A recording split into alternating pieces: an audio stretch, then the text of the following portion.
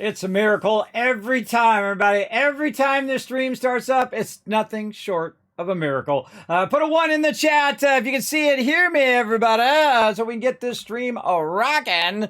Let's get to it. Of course, we got some Fallout 4. We are doing a mega run of Fallout 4, my ultimate run. If you missed it yesterday on YouTube, oh man, were we knocking it out of the park left and right. I'll give you the quick tour of what we were working on. And then today we're going to take on Corvega. That's right. We're going to get all of our stuff set up and we're going to set it and forget it. And then we're going to run over to Corvega and we're going to annihilate them because we got all the gear, everybody. We got all the gear. We got all the perks we need. And normally I go to Corvega and I get owned at Corvega or early game because you don't have enough weapons. You don't have enough armor. But this time we're gearing up. We're building up our industrial might in the game and just making so many caps right now. Level 15 right now, making 20,000+ caps every few days in game. Gonna absolutely dominate it. Just having the greatest time, everybody. Can you tell? I can always tell because I got a smile on my face every time I load up Fallout 4. All right? That tells you that you really love that game, everybody. We've been playing a lot of really awesome games here on the stream as well. And we got a special event coming up tomorrow. We got a stream takeover coming up tomorrow, everybody, right here. I'm going to pop it up. Boom, right there. We've been invited, thanks to all of you, everybody, have been invited to the Season 1 tournament of Nitro Stream Racing, in which you guys can earn epic loot. Plus, you can earn the stream epic loot as well. Right down there. So I'm going to need all of you to come and join me tomorrow, starting at 1 p.m. Eastern Standard Time. We're going to get warmed up. We're going to have a Nitro takeover. Now, we're going to try to work in some 76 there where we can, between races. But we're going to get all warmed up for that Season 1 tournament. I need every single person in my stream. I need everyone to come join us because the more people that participate, the more chance we have of being in those top 3 positions and basically outdoing those bots because it's us versus those bots, everybody. They got a bunch of killer stuff coming out from Season 2. We'll talk about that as well. But remember, this is open to everyone. Don't have to have any special softwares. Don't need to sign up for anything or do anything other than simply go to my chat, type !play, boom, you're in, easy boat. Now, if you do get the #1 position, you're getting this awesome red-eyed froggy car. I want that car. I want that car myself. Right over there. So again, if you do get that #1 position, they only have about 210 of them to give out and then no more. So that'll be an exclusive just for the tournament. So make sure to be in my stream. You're going to get that. Plus, you're going to get a bunch of Twitch drops and other cool stuff just by being in my stream as well, right down there. So an epic, epic night. Now, of course, also, again, I will be starting at 1 p.m., but the actual tournament goes from 4 to 6:30, right? And I've got a bunch of stuff lined up after that, too, because we got a bunch of stuff lined up all week. But I'm going to be posting my schedule after Tuesday, because you guys know I'm playing Fallout 4 today. We're on the Love-a-thon. And then tomorrow, we're going to be doing Season 1 tournament. We're going to be doing Hogwarts Legacy at night. Maybe. I have another event that we might do instead. We'll see how it goes. But I will post my actual schedule on Wednesday for the whole week because we're going to be doing this instead. Now, if it should happen where you guys place in the top 3. Now, I have terrible RNG, so I'm so glad it's not on my RNG. That's what's awesome. It's your guys' RNG, and you guys have great RNG, which is great. So all you got to do is be in the top 3 versus the bots. If you are in the top 3, you earn the stream a point. So say there's one person in the top 3. We get 1 point for that particular race. And we're going to race 7 different races. And then basically based on that total score is who places in first, second, or third. So that's why we need everybody, every single person in the chat. It's super easy. You just simply use your phone just like this, type !play right there in the chat tomorrow starting at 1, but especially at 4 p.m. to 6 p.m. or 6:30 p.m. Eastern Standard Time. All right, so I'm calling everybody up to come and help out. And again, this is so you guys can get more loot. That's what I want. I want you guys to get more loot. Now, if we happen to place in the top 3, there are some epic, epic prizes. First, in third place, we'll be able to put our own skin, be the very first one to put our own skin on the rocket car. We'll also, in second place, we'll get our own character right there, which is awesome. Hopefully I can put my yellow fedora on him and do that, which would be amazing. And then, of course, we actually actually, if we get first place, we get our own special head, and I'll let you guys decide. We'll do a community vote on it, on whose head should be on there. Should it be the tycoon head? Should it be the female tycoon head? Should it be Sparkle Dog? Should it be, who should it be? I think Sparkle Dog would be awesome. Sparkle Dog with the yellow fedora. Forget about it. Forget about it, everybody. Or we can put Saltbot in there, or whoever, one of my characters that you guys think most deserves their own little 3D head in there. And then if we do win that, we'll also be featured. And I even get a billboard in the game when we have to come out first. But again, it'll be all up to you guys. This is all about you, all right? This is about you guys getting tons of loot. I consider it a huge honor that they invited me to be part of Season 1, everybody. Again, everybody, I'm just a small little streamer, everybody. I'm no Ludwig. He's got, millions and millions of people watching him. But I do appreciate them inviting me and all of you, of course. Remember, by extension, you guys are invited as well, because you guys are the ones who are going to be racing and hopefully getting that exclusive drop, getting those drops for sure if you just lurk in the channel down there, but get that exclusive skin there, and of course maybe earn us some fun stuff here in stream. All right, so remember, tune in 1 p.m. tomorrow. Be here especially at 4 p.m. to 6:30 p.m. because we're gonna need everybody to help for that tournament. All right, if you want to see more about that or see that larger, you can check it out on my social media. I got it pinned to the top of my Twitter, as well as I posted it on my Discord and all my other social media as well. Feel free to check it out. Join us tomorrow. Oh, man, it's going to be fun. Gonna be super fun for sure. Boom. All right. We'll come back to that. Now, remember, everybody, since I wasn't able to stream on Saturday, I was exhausted, everybody. I was working on a whole bunch of stuff. I was trying to get out all of my giveaways, and I found my HTC Vive, and I think I'm going to give it away, everybody. I'm going to give it away based on our Love-a-thon. We hit that 1,000 right up there. Toward our travel goal. I'm going to give away my HTC Vive. And I'm still trying to decide whether it would be too expensive to send it international, or, should it be just U.S. or international. Normally, I don't like to exclude people and go international, but that box is pretty heavy. So if I send it international, it might cost you guys, because there's tariffs on stuff when you send it international. It might cost you guys more than the thing is worth. So I don't want to do that. I don't want to cost you more, and then, of course, cost me, too, to ship it international.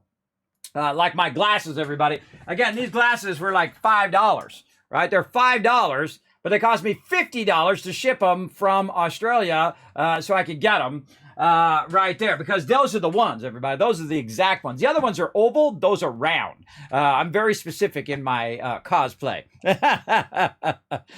So you guys can win my HTC Vive. Now, I spent like $900 on it. I got the advanced version of it with the audio and all of that. It's got all the sensors, which you got to hang up and do all of that. Now, because of my dizziness, I can't do that while standing up, and I can only do it while seated, and it takes a really long time for me to set it up, and I don't feel like it's that great of a stream thing, but I feel bad that it's been sitting in a box for years and not being used, and I'm probably not going to use it at this point, so best that we give it away here on stream and give away a whole bunch of other epic prizes as well.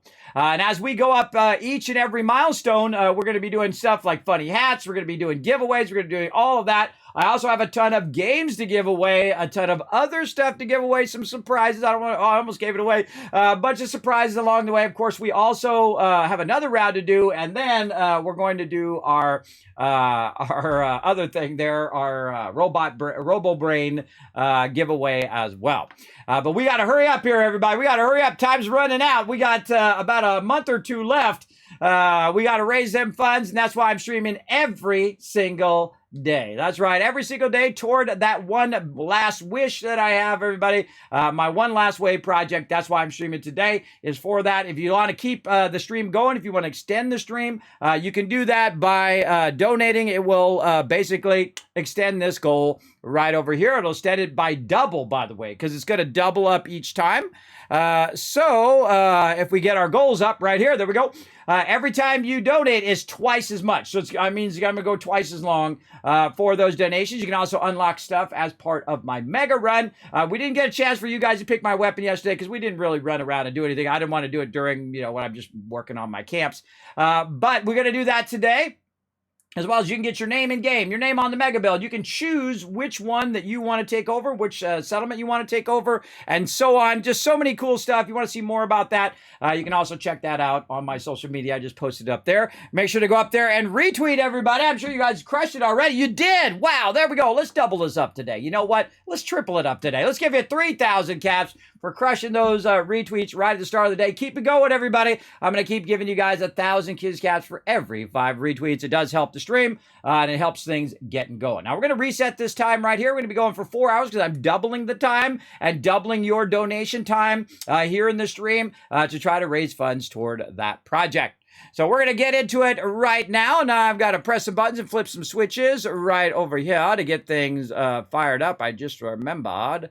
We got to go over here to the thing and the stuff in the thing. All right. Let me make sure I don't have my bots going off for race mode here. Sometimes I forget to turn those timers off. Yeah, I did. I forgot. There's a lot of things for me to do, everybody. That's a lot of things for me to do.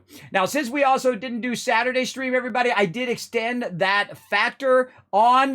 They were nice enough to let me extend it on for a while. Again, everybody, if you don't know what factor is, it is chef-made meals that are cheap right now, because if you've never done it before, you can go over there, you get 50% off. They do all the work for you. You don't have to do any cooking. You don't have to do nothing. It's not like HelloFresh where you have to, cut it and slice and do all of that.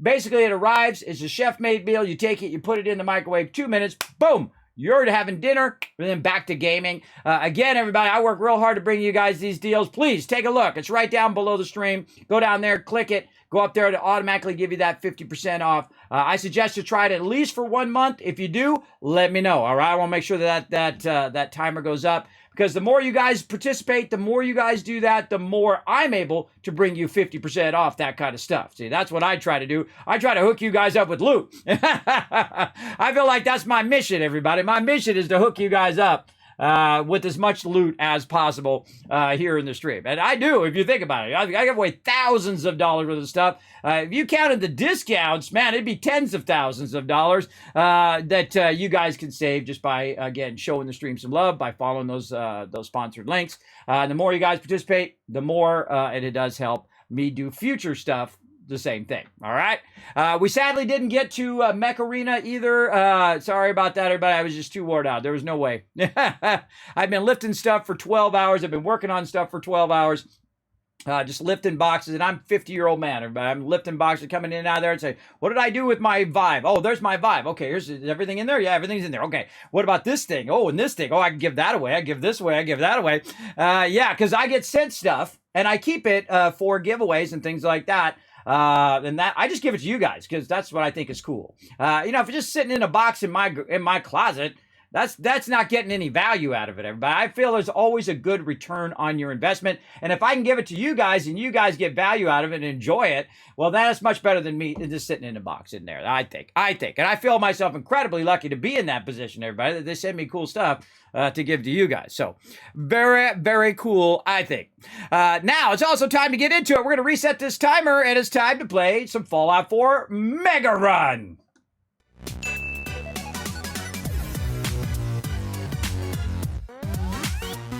All right, there we go. One last boop pop right here again. Season 1 tournament tomorrow starting 1 p.m. Eastern Standard Time, Tuesday, April 25th. And, of course, the tournament starts at 4 p.m. We're going to be queuing people up. We're going to run races every 15 minutes. And, again, you can score points for the stream simply by going !play in the chat. I'll let you know all about it, so be here tomorrow. But I need everybody to be here tomorrow to help out with that race. All right? Boom. We'll get that going. There we go. Old Mortem coming in, showing the love, everybody. Come on, let's blow up the chat. Show Old Mortem some love right there in the chat. Now, I want you to go ahead and do me a huge favor real quick as well. Thank you so much for that love, Old Mortem. I'm going to replay that here in just a second. First, let me go ahead and give you a shout out over here. Go show him some love, everybody. Old friend of the stream right there. Played some WoW. Wow. Are you playing the classic hard mode? I've been watching Swifty play that classic hard mode, man. That's why I don't play permadeath modes, everybody. It's Heartbreaker. Heartbreaker, but looks fun. Let me know in the chat, Old Mortem. I've been seeing people do that, and I'd actually probably play it because it looks super fun. The only thing that I wouldn't like is there's probably a bunch of gankers in there that gank you and make you reset and that kind of stuff. I feel like sometimes that just brings the worst out in people. It's the worst versions of themselves. They ruin other people's fun.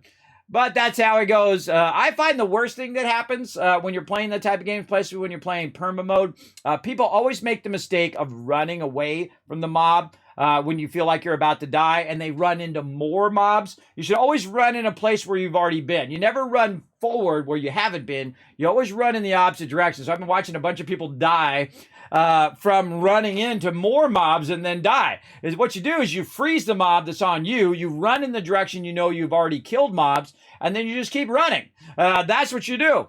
That's how you get away. Retail farming chill mode. For a free Diablo 4. Oh, yes.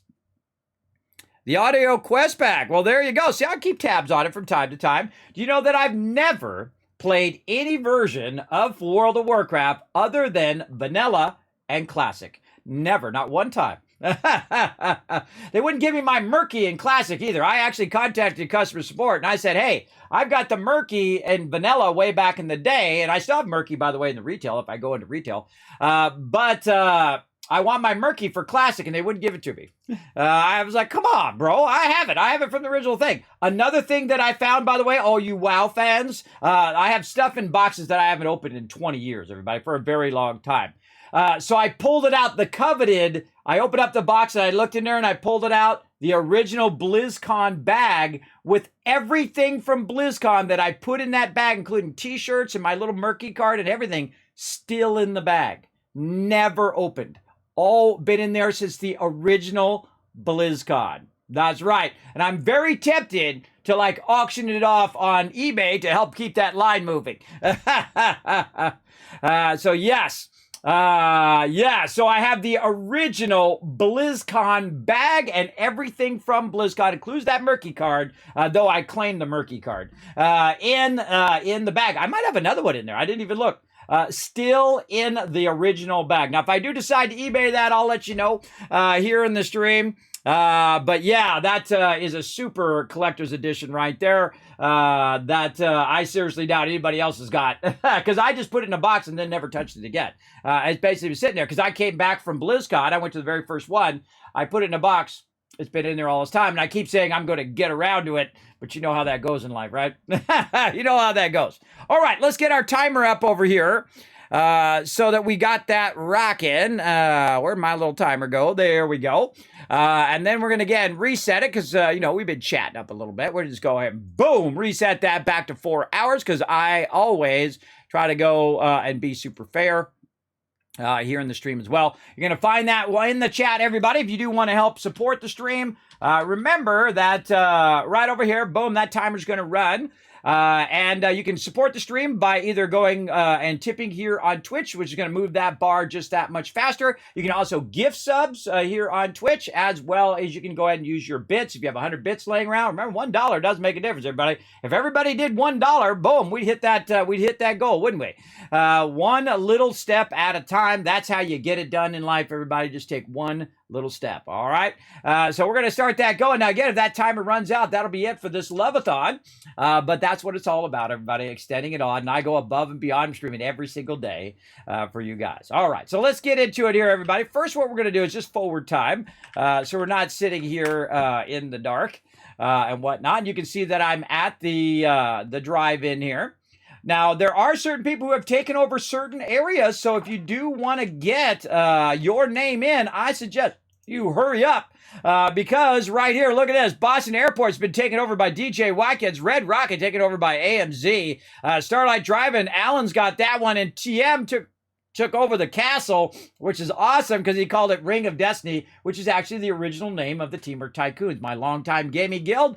Kismet Ring of Destiny, part of the One Ring Alliance of over hundreds and hundreds of players. We alone have 2,000 members, I think now. I don't know. It's so many, everybody. It is a thing. Of course, you can, if I counted the 25,000 followers down here, that'd be even more crazy. But I usually say about 1,000 because I stopped counting at 800. I actually have a list of everyone and when they started and whatnot, up to about 800 members. And at some point, I actually lost my spreadsheet because my hard drive died.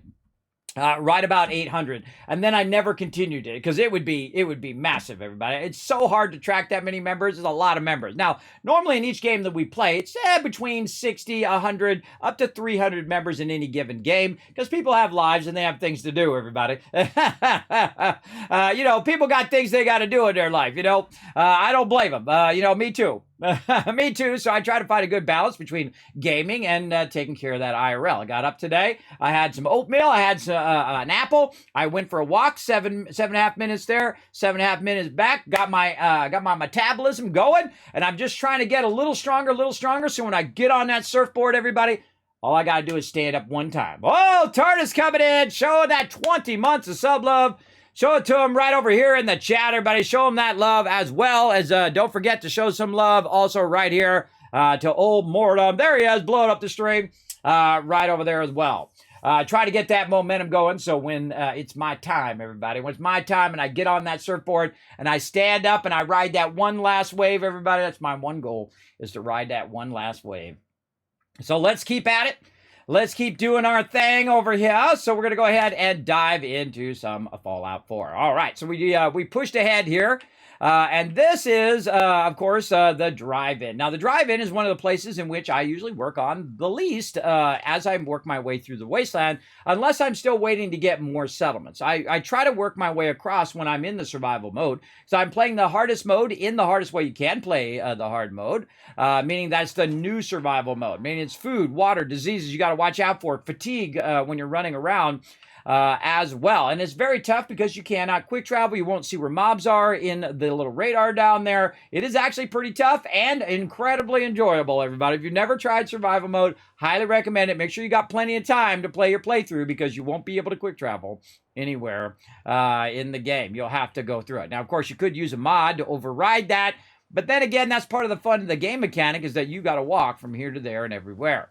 And that's what we're doing right now. We got ourselves a moo-moo over here, a crazy moo-moo going on. You can see I have 0 people here. And you're like, well, Kismet, how come you got 0 people here? You've got a radio beacon. Why you got 0 people? That's because I take all my peeps and I send them to Sanctuary. And then I send them to Abernathy Farm. And those are the 2 powerhouses of the wasteland, everybody. And I'm going to show you why right now because we're going to run over there. So I was sending some people over to Abernathy Farm. And I'll show you why they're so powerful and why at level 15 I am earning 20,000 caps every few days in the game. Uh-oh, I got an infection. I'm going to take some damage.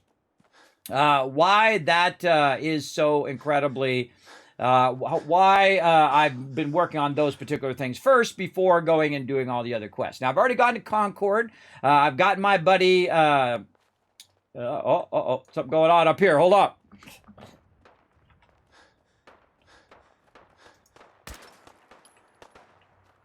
Super muties.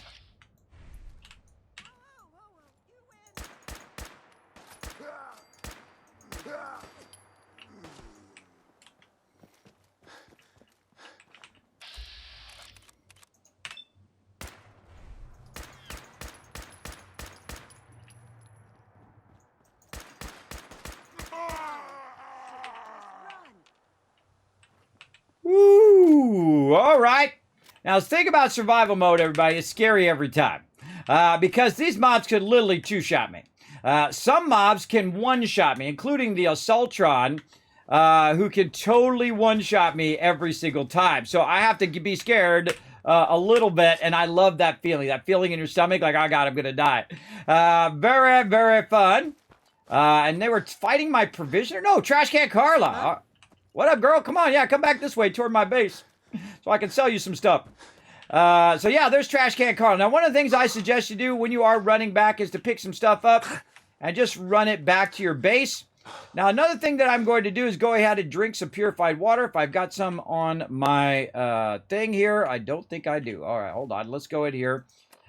See if we've got some purified water. I'm surprised if I don't. No, I don't have any. Okay. Well, what else can we have? Let's have a few melons and see if that helps us. No, that's not healing us. Uh-oh, we had trouble. We had trouble.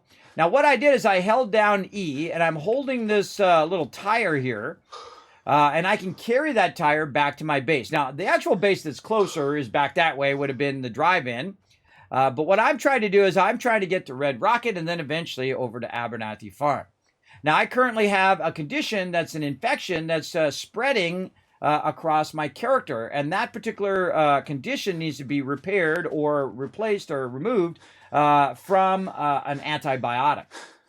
The problem is I'm not high enough level to unlock that antibiotic, and I had to switch around my perks to unlock that along the way. Now you can see I brought this all the way back. Then I go into the workshop mode, and now I can scrap it. And I just got 4 rubber from just some random thing laying around on the ground, which I absolutely love about the game.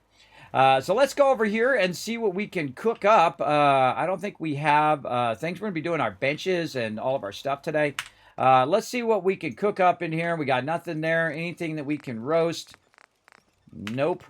Any soup? Oh man, we gotta get some dirty water is what we need. We need some dirty water up in here. But we can go ahead and keep on rocking. Let's go ahead and run our way up here to this, and hopefully we get there before we die. Now, one of the things that I do to counter that infection, because that infection only lasts for so long, you can see right here we got require more food because we got parasites, and then infection, which is periodic damage. We have to have some way of countering that, of healing ourselves. Now, of course, we could use a stem pack as well. Oh, that's right. It's pulling it out of there. We could use a stem pack, but also what we could use is purified water. Now, purified water has many uses, everybody. One, I use it as currency instead of caps most of the time. As well as I use it to make food, as well as I use it to save my life, like in this situation right here. Where I need to go in and have something healing me while I wait for this infection to run out. So I'm going to go ahead and favorite that. And I usually have it in 4. You know what? I'm going to favor something else in here just to get my Radaway on there so I don't accidentally hit my Radaway again. There we go. And then we're going to go ahead and use water. Now notice down there that we've got this kind of darker green line. That means that it is running that up. You can see we've got some water in there. And we've got a triple extractor this time. This is the first time I've ever tried that. It's a triple extractor, and it does work. Where it'll actually pull all the purified water out of there. Now, sometimes you're going to get this weirdness like this, where you got the purified water on the top, or it's underneath, or whatever. I've got nothing else I need right now. I think Preston may want to chat, though. And so we're basically extracting massive sums of purified water. If you want to know how much purified water at level 15 that I'm extracting right now, 756 right up there. I have 79% happiness. 80% happiness is about the average that you can get maximum in each and every one of your settlements before you have to take more extreme measures to make them happy. So I've actually got 80% happiness with having 21 people here at Sanctuary. So let's go ahead and ring the bell and get everybody over here. Now, the thing that I really need is to level up one more time, and that is because I have changed my perk order, and I had to add a point of intelligence in there so that I could go in and get this going. So, what we're going to do is try to make this stuff down here. Oh, robot repair kit. Oh, yeah, I forgot. I got to make one of those. I got to have that for Cogsworth. Oh, I thought we left him in that camp back there. How did he make it over here?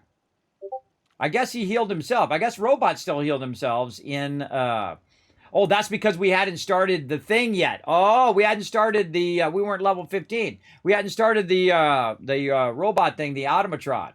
That's why. Awesome. Yeah, that's why he came back up. Because normally they do not come back up in survival mode. You have to go back to them and then heal them and bring them back up again. Especially you tell them to stay, they will stay there forever. They will never follow you. You have to go back and find them. That's why I leave notes as to where I left my companions. Otherwise, they're really hard to find. Now, again, what I need to do is get this other stuff going on in here, glowing fungus and whatnot. What I really need is one of these chemistry stations over at the at Red Rocket for us to use. But let's figure out why I've spent so much time here at Sanctuary at the beginning of the game because now it's a massive powerhouse. Look at all those people working, everybody. They're also one of the safest settlements in the wasteland because Sanctuary actually doesn't get attacked all that much. And so I'm going to hit the bell again, and then I'm going to go look at each and every person, and we're going to see if all 21 people here are doing something. That lady, not doing something. So she needs to do something. How can we get her doing more stuff? Well, here's what we do. We go ahead and get our scavenging stations, and I like to keep some extras laying around like this. We find the lady who's not doing anything. Oh, she wandered off somewhere. Oh, there. Nope. Well, where's he? Not that one. Come on, I know you're in there. This person. No. That lady. That lady. All right, lady. Get over there working that scavenging station. Now, because I have such high charisma, everybody, I have the ability to have a lot of settlers. And again, this is your powerhouse right here. Oh, there's somebody else who isn't working, that guy. Let's get that guy going here. And you're like, well, Kismet, that doesn't stack. It absolutely does stack. It absolutely does. I know I've tested it to the nth degree. In fact, I've tested it with 50 robots on it. Yeah, because you can have an infinite amount of robots, by the way. You can't have an infinite amount of settlers unless you use a mod. But you can have an infinite amount of robots in the vanilla version on PS4, Xbox, and on PC. Now, everything that I'm doing, you could do as well, because I'm not doing anything that's non-standard that you can't do in any platform that you play in. And there we go. And so now I've got all 21 people working on something. Most of them are collecting. Look, I got more of them in here. Most of them are collecting the loot, right? They're out there getting me more resources so I could build it up faster than I'll be able to collect the resources, by the way, eventually. At this point, they're actually collecting it faster than if I went and collected it and then walked it all the way back, because I do have to walk between the two areas, right? I have to walk from wherever I'm going. So if I go the other side of the wasteland, well, guess what? I got to walk all the way back with all that loot, right? So that's going to be tough. That's going to be tough to do in the long run. But you can also see that we're doing a bunch of plants in here as well. Last time I had clean fingernails. You don't need it. There's Mama Murphy there. Now we've got some growing well. potatoes in here that we're going to grab right over there. And we got some more potatoes here. Now what we're trying to do is build a backlog of food here so that we can go ahead and extend that food. We can extend that food over to other settlements, right? Now, their job is to collect resources. That's the primary job of Sanctuary. Collect resources, and then the next thing that's going to be their job is to be my trader. Trouble, I hope. I'm always getting in trouble. That's what I'm all about. Is to be my traders. Now, I've been saving up caps for this purpose right now. Now, Trash Can Carla loves to stand right about here, right? So what I'm going to do this time is I'm going to actually build an area for them to go to as my traders, and basically be right next to Trash Can Carla and right next to where I'm producing my purified water. Because that's the other purpose of this particular location, is to produce me massive sums of purified water. So I'm just going to start with super basics here, just some platforms over there. I think that's probably good enough to start. And we'll build out something more elaborate. We'll do some mega builds later on. Don't worry about mega building in the early stages because you just don't have enough resources and it does take a lot of time. So you want to build up all your stuff first. Now, we did unlock stores. How do we do that? Well, as we were working our way up the perks, and again, you guys can check it out on my Overseer spreadsheet right here. That's this thing right here. You guys can check it out. You can copy, paste it, and put it in your own. You can't modify mine. But you can see we've got our perk order right here. And you can see that as I was going down the perk order here, I have gotten to local leader right here, level, down a little bit further, there we go, level 14. It's giving me stores and workstations. So now I went in and I went right here, and that's maxed that out now. That's done, everybody. I don't have to put any more points into local leader right there.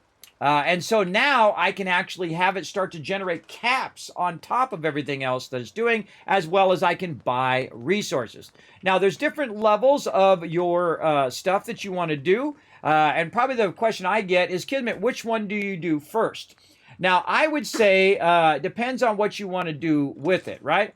And I'm just going to outlast that infection. what do you want to do with it, right? So do you want to get more caps? Well, the one that has the most caps is the clinic. That's the one that has the most caps in the beginning.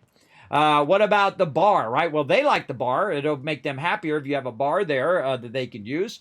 But the one I want to use is I want to have more resources, right? That's going to be the number one thing for me.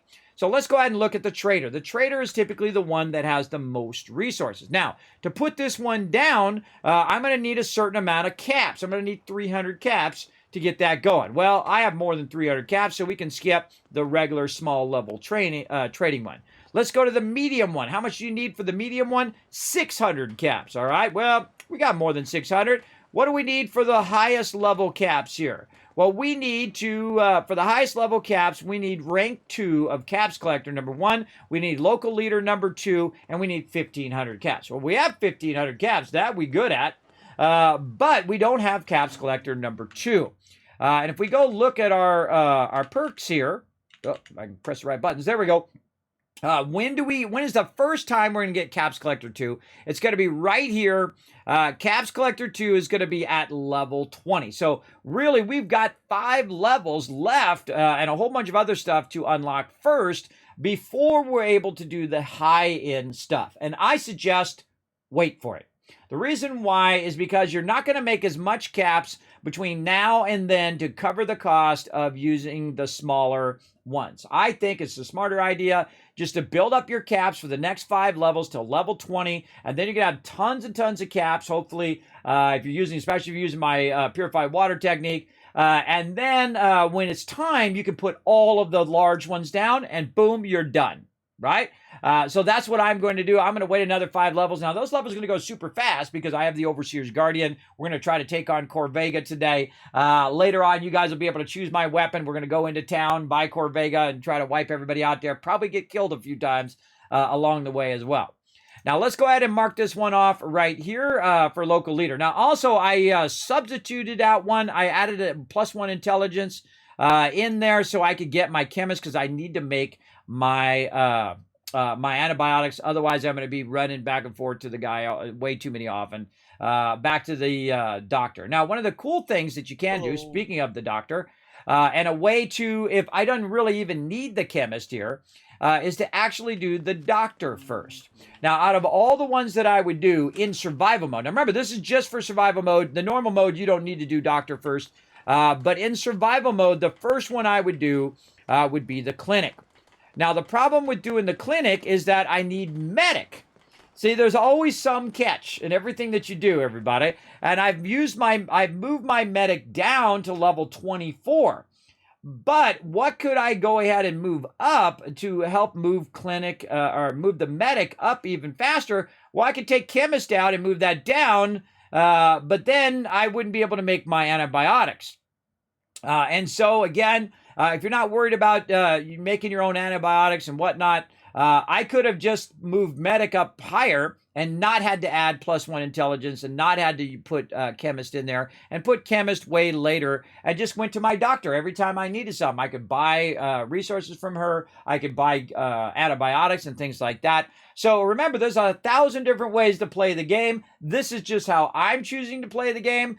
This is more of a short term, so I don't have to go to the medic all the time and don't have to go to her to it, but it's definitely a valid way. You could put it much earlier in your playthrough and just put your doctor down. And I have done that in the past, but in this playthrough, we're going to try to get chemist early on and see how that affects the rest of our gameplay down the road. And again, I could drink purified water all day long, everybody. I could drink it all day long because I'm producing literally 800 of it right over here. And you can see that it's also producing resources. You can see it pulled some of the fiberglass and copper out of there. We got some fiberglass over here that's been pulled out of the workbench. And as they collect resources, it'll just keep doing that nonstop. Everything hurts. So eventually, though, I will build out a nice little area here for those. But I would wait till level 20 so you have that level 2 and you're using your max size traders. Because I'm not hurting for resources right now. In fact, these guys are going to collect me massive resources. So again, wait till later on before you do that. There we go. Hey, what's up, Dr. J? What up, Brando? Thanks for coming in, hanging out. This place is OG Kismet, you know it. Hey, Foggy, what up? There we go. Challenge myself to 1.9 million gold before release to see if I can make it. Well, look at you go, old Martin. You let me know if you make it. You let me know. All right, so again, we're going to run over this way. And we're going to show you what's going on with Abernathy Farms. So you've seen the powerhouse that is Sanctuary there. Very early game. It is absolutely generating me mass. Oh, there's Trash Can Carter. We'll come back to her in a minute. It is absolutely a giant powerhouse of producing purified water so I can trade and get resources. And then also producing a little bit of food and a giant amount of resources. Oh, look out. 5 biddies. Thank you very much, Flux. I appreciate those biddies in the stream. Show some love in the chat. A little step closer to that goal down there. Appreciate that big time. Yeah, I gave you a little tip of the hat. I love that little animation. Now, if you missed it yesterday on YouTube, everybody, this is my first kind of real build, what I call a super build. There's basic builds, super builds, and then mega builds, which are way up the big ones, the big boys, which we're going to do later on. But right here, this is what I call a super build. Now, a super build builds it up to a level in which it is really producing a massive amount of stuff. And I would actually consider Sanctuary to start getting to that super build level where it's just generating just a massive amount of resources for me. And you can see they're generating a massive amount of resources over here, including so many potatoes for days, everybody. And then over here, the one I want to get the most is the mute fruit. And the reason why mute fruit is super easy to help you expand your empire and feed everybody from here, there, and everywhere. And I'm just going to grab a little bit of this other stuff while I'm at it over here as well. So again, these potatoes are great for feeding everybody. Mute fruit is great. And so now I can take that loot and I can just place it right into the workbench. Right over here. And you can see we've already got stuff in there, including 380 purified water is still in there. But now we can put some carrots in there. We can put some gourds, some melons, some mute fruit in there like so. And then some razor grain. Now, again, you can manually pick this stuff up, put it in the workbench, and then that will be available in every connected workshop around the wasteland. Again, I can just not worry about that thing because I got my purified water. And you can see also I've got some doors here. Now, these are automatic doors. If you missed out on some logic gates yesterday, sorry, you go watch it back on my YouTube. But right here, if we flip this siren, and actually the settlers will flip the siren. If someone attacks, they'll flip the siren, and the doors automatically close. Not just that door, by the way, the one over here as well, and then also the interior ones, which are guarding our food supply right under there. Is that cool or what? Now, of course, also what happens is everyone's going to run toward the siren. You see them all come in and go, what the heck's going on? What the heck's going on? So if they're attacking from up here, they'll then come up to the top side. You can see the shadow of the guy right there. And then, of course, shoot down at the mobs from the top side up here. Look at them all coming up here. Now, again, I can turn it off when it's all clear, and then, of course, it does the opens the doors back up again. Now, don't worry, we're going to be talking more about logic gates and how to utilize those to their best degree, as well as your ability to turn and lock those things yourself just by flipping certain switches. We'll also do manufacturing on how to manufacture your own weapons and armor and all of that stuff, and, of course, the Kismet Mega Sorter as well in this Mega Run. So we're going to do everything, everybody. We're going to do it all, and the one run to rule them all. And if you like that, if you want to help support the stream, remember you can donate right down there. You can hit that tip button right down below the stream. You're also going to find that link pop up from time to time in the chat. You want to know more about it, I also created a GoFundMe up there. Just put some more information in there about why I'm doing this project. It's a culmination of all my years here on Twitch and all of my health struggles that I've gone through. I'm going to do this one last big thing in my life, and that's it. And that's it. And after that, we're just going to play some games and have a good time. But again, these projects are giant undertakings, and they are exhausting, everybody. They are very exhausting, worrying about how it's all going to happen, right? Usually it works out. We'll see if it works out this time. But in life, you just got to go for it, everybody. You got to go for it. If it works out, it works out. If it doesn't, it doesn't. Sometimes you will fail. I fail all the time. But I learn from my failures, and I go forward from there. That's the important part. So we've got 19 people here, and we want to see if anybody over here is slacking off, because we don't want nobody slacking off over here. So I'm going to hit that bell, and while they're working their way over there, I'm going to add some more mute fruit because mute fruit's the number one thing that I want to get going because I can very easily put that down in any settlement very, very easily. So I'm going to use this garden plot right here. Garden plots are one of the best things in the game. And the reason why they're so great is the fact that you can put them down and then move them around. So I'm also going to start some carrots over here. So we can double up those carrots. We've also got a little bit more corn here. I think we had some corn going. Again, I'll just let them stand there. I could have sworn we put corn somewhere, maybe back here in the corner. What do we do with it? Good question. Good questione. We got some Seems to be growing well. Yeah. Oh, there it is right there. Oh, not grown yet. Not grown yet, but there we go. We can try to get that going. Something? Now, my goal, everybody, is to make one of something and then make two, and then make four, and then make 8, 16, 32, 64, 128. You get the idea. Very, very quickly, that stuff scales up. The same thing here with mute fruit. We're going to do that a little bit in a bit, but we're going to kind of just mix and match a little bit here with this particular one. That razor grade way too big. What else can we fit in there? Can we slide in some melons and whatnot? Not really. Not really. All right, let's try to get these carrots closer together so we get more of those in there. We've got one of those, and this one right here is going to be worth, I try to make it even. That has an even number. Oh, look out, there's 200 bits.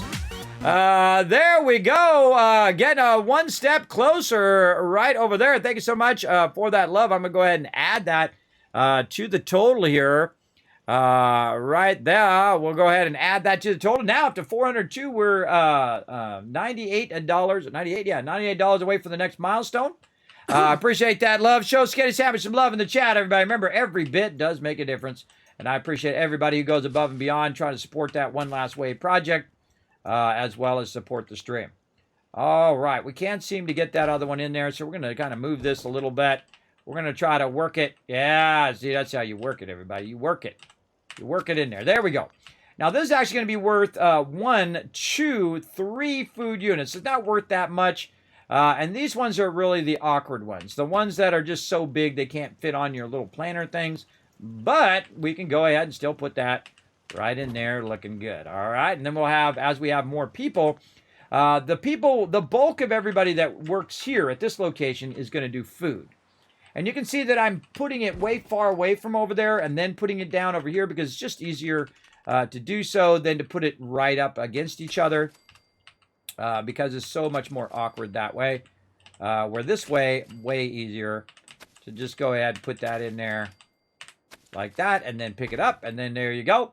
Move it right into place. Now, it's a little awkward when you first put it in there.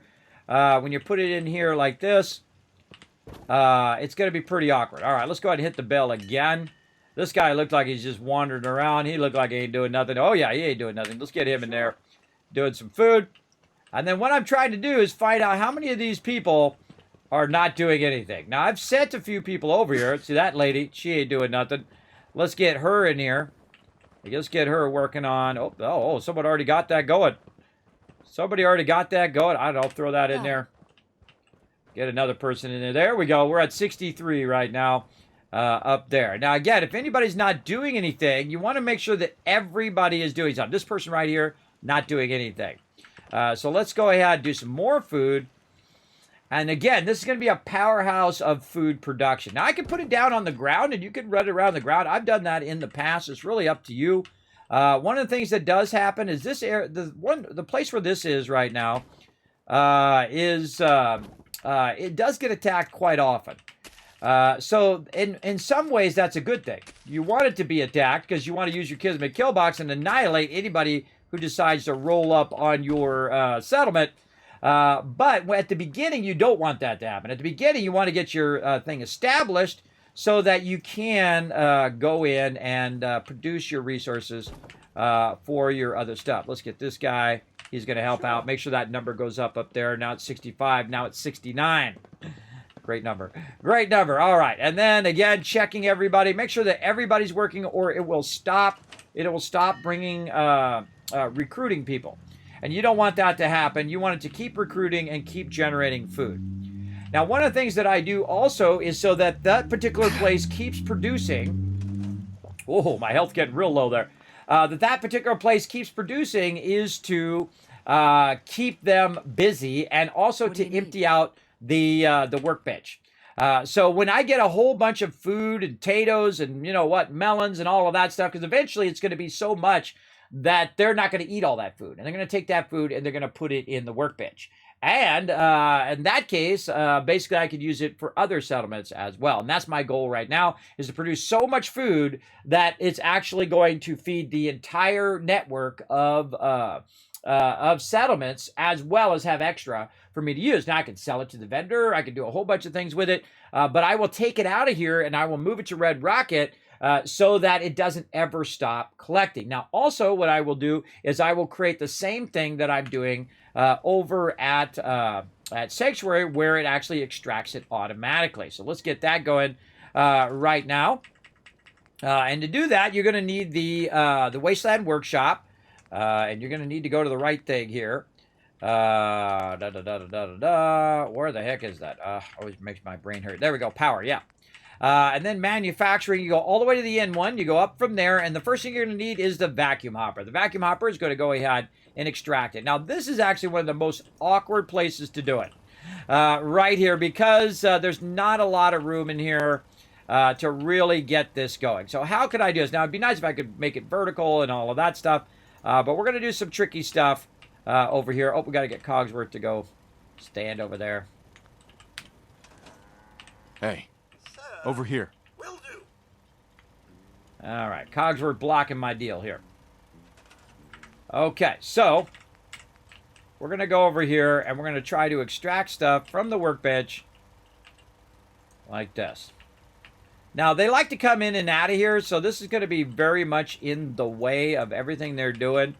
So you have to really tinker with this to try to get this to do what you want it to do. Yeah, let's try that. One of the things I find, too, is to put stuff down and then move it after you put it down. Right? So put it down and then... cat's in my way. Again, try to work it in such a way that you can get it going. Now, there's going to be the cat in the way. I think I just put that down on the cat. There's going to be the cat in the way. There's going to be people in the way. Whatever you're trying to do this stuff. But the whole point is you're trying to aim it toward the top part of the workbench. And then what it's going to do is start to extract some of those resources. That cat's right in my way. I got to get it out of the way. I was going to move it just a little bit so I could angle it. But what we can do is we can go ahead and also add another machine to the back of this, which is our storage. I don't think it's going to let me. Oh, it did let me. Okay. Now, see, that's a little awkward. Now we're being blocked over here by that thing, right? So you really want to work it. Now, I'd like to be able to take these panels out and take the whole building down. You can do that with mods. Sadly, you cannot do it on your own in the vanilla game. But we're going to go ahead and run this power down. Oh, didn't quite reach there. Let's go ahead and see if we can run it from over here. Now, this is constant power. Nope, not going to make it there either. All right, do we have any relay power that we're using just straight power from? Yes, right here. All right, let's try that. Nope, that's not going to make it either. This right here is a relay from my siren, so I don't want to use that because that's power's off. So we're going to have to find some way of extending that power. And we'll come back and make this all pretty later on, everybody, when we do mega building. I wouldn't worry about how it looks in the beginning, everybody. Just make sure that it is... what was that? Oh, that's a radio recruitment beacon. Oh, not the thing I'm looking for. We are looking for this one. There we go. Again, don't worry about how pretty it is in the beginning. Make sure it's just functional. That's the most important part to get started. Can't jump while you're doing run lines, which is a little annoying, but such is the way it goes. Okay, so there we go. Consistent power. Now here. Now this is, see how the power just went off because it lost power? It now blocked everything because it doesn't have enough power to run. So what we need is we need additional 6 power to run it all. Now, I like to keep my power up nice and high, out of the way, hard for people to see or to get to or to shoot from long distances. Usually I put it up on top of my base. In this case, we already got this location, so we might as well just do it over here. Boom. You see my power's gone green. The extractor should start working down here. There it goes. It's extracting that purified water. It's got the doors open, so we know it does have enough power. Another great indicator whether you have enough power or not. All right, so that is working. Now, another thing that we want to do is have complete control over our thing here. So we definitely want to have the ability to turn that on and off. So let's actually take this one back out, and let's use the tall one that has an actual switch on it. So we don't need a separate switch for it. We can just do it right on the tall one. And so down to this one. And then let's see if we can go ahead and adjust this just a little bit. We'll move this out over there. I just want to adjust this if I can. Ugh, why do they always have to get in my way? Get out of my way. I always got to stand right in the way. Very annoying. Very annoying. Very annoying settlers. It's actually easier if your settlers are not around or if they're asleep. Aha! I did it before you could block me. See, and they'd love to just stand right there where you're working and make it super annoying and awkward. And that's why you'll see me do this, too. I'll hit the bell. And these two people are probably not doing anything. By the way, 99% chance that these guys are doing diddly squat right now. They're like on break, wandering around. I don't know where that lady went. But they're on break, wandering around. Now, I always have a backup plan as well. Always have some extra of your scavenging stations laying around for them to utilize. Like I'm going to add a couple more here in case I get more settlers. What do you need? Boom, boom, boom. There we go. So I hit the bell to get them out of my way. And that can be really annoying when they're in your way. Now, again, this also can be blocking because they like to go inside that building. I really should block this building off, but that lady's in there. There's no reason for them to go in this building over here. But another thing that I need to do is I need to take these people, my standard peeps, who are the Abernathy peeps, and actually reassign them. I just remembered that I didn't assign them to a new bed. So let me go ahead and grab Lucy here and assign her to a bed that's not currently being assigned right here. Boom. Okay. So now, if I look back at the bed, we can see that that one has been assigned. Why am I assigning there? So I can get rid of that other bed that's inside the house because they keep going in that house doing that thing. So now I'm going to take Blake here. Not only can you assign him to tasks, but you can actually assign him specific beds as well. And let's see, any other beds that are free? That one. Boom. I feel like we're going to need another couple more beds here, too. So let's go ahead and add a couple more beds. Let's say right there. And right over there.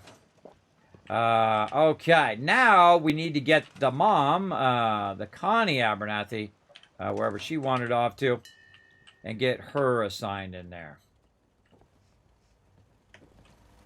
And most likely, she wandered in here. And that's because there's these beds in here that I want to get rid of. See, this one right here, no one's assigned, but somebody's assigned to that one. Now, in this particular playthrough, you can't actually scrap it. You can get a mod that scraps it. But what I want to do is I want to be able to get rid of these beds naturally, or get them to stop coming to these beds, probably a better way of saying it. And actually go to the beds up above so people stop coming in here. All right, so there they all are. They all wandered off that way. We got a lot of peeps in here. There's Blake. I still don't see Connie. I don't know where they are. They're not up in bed.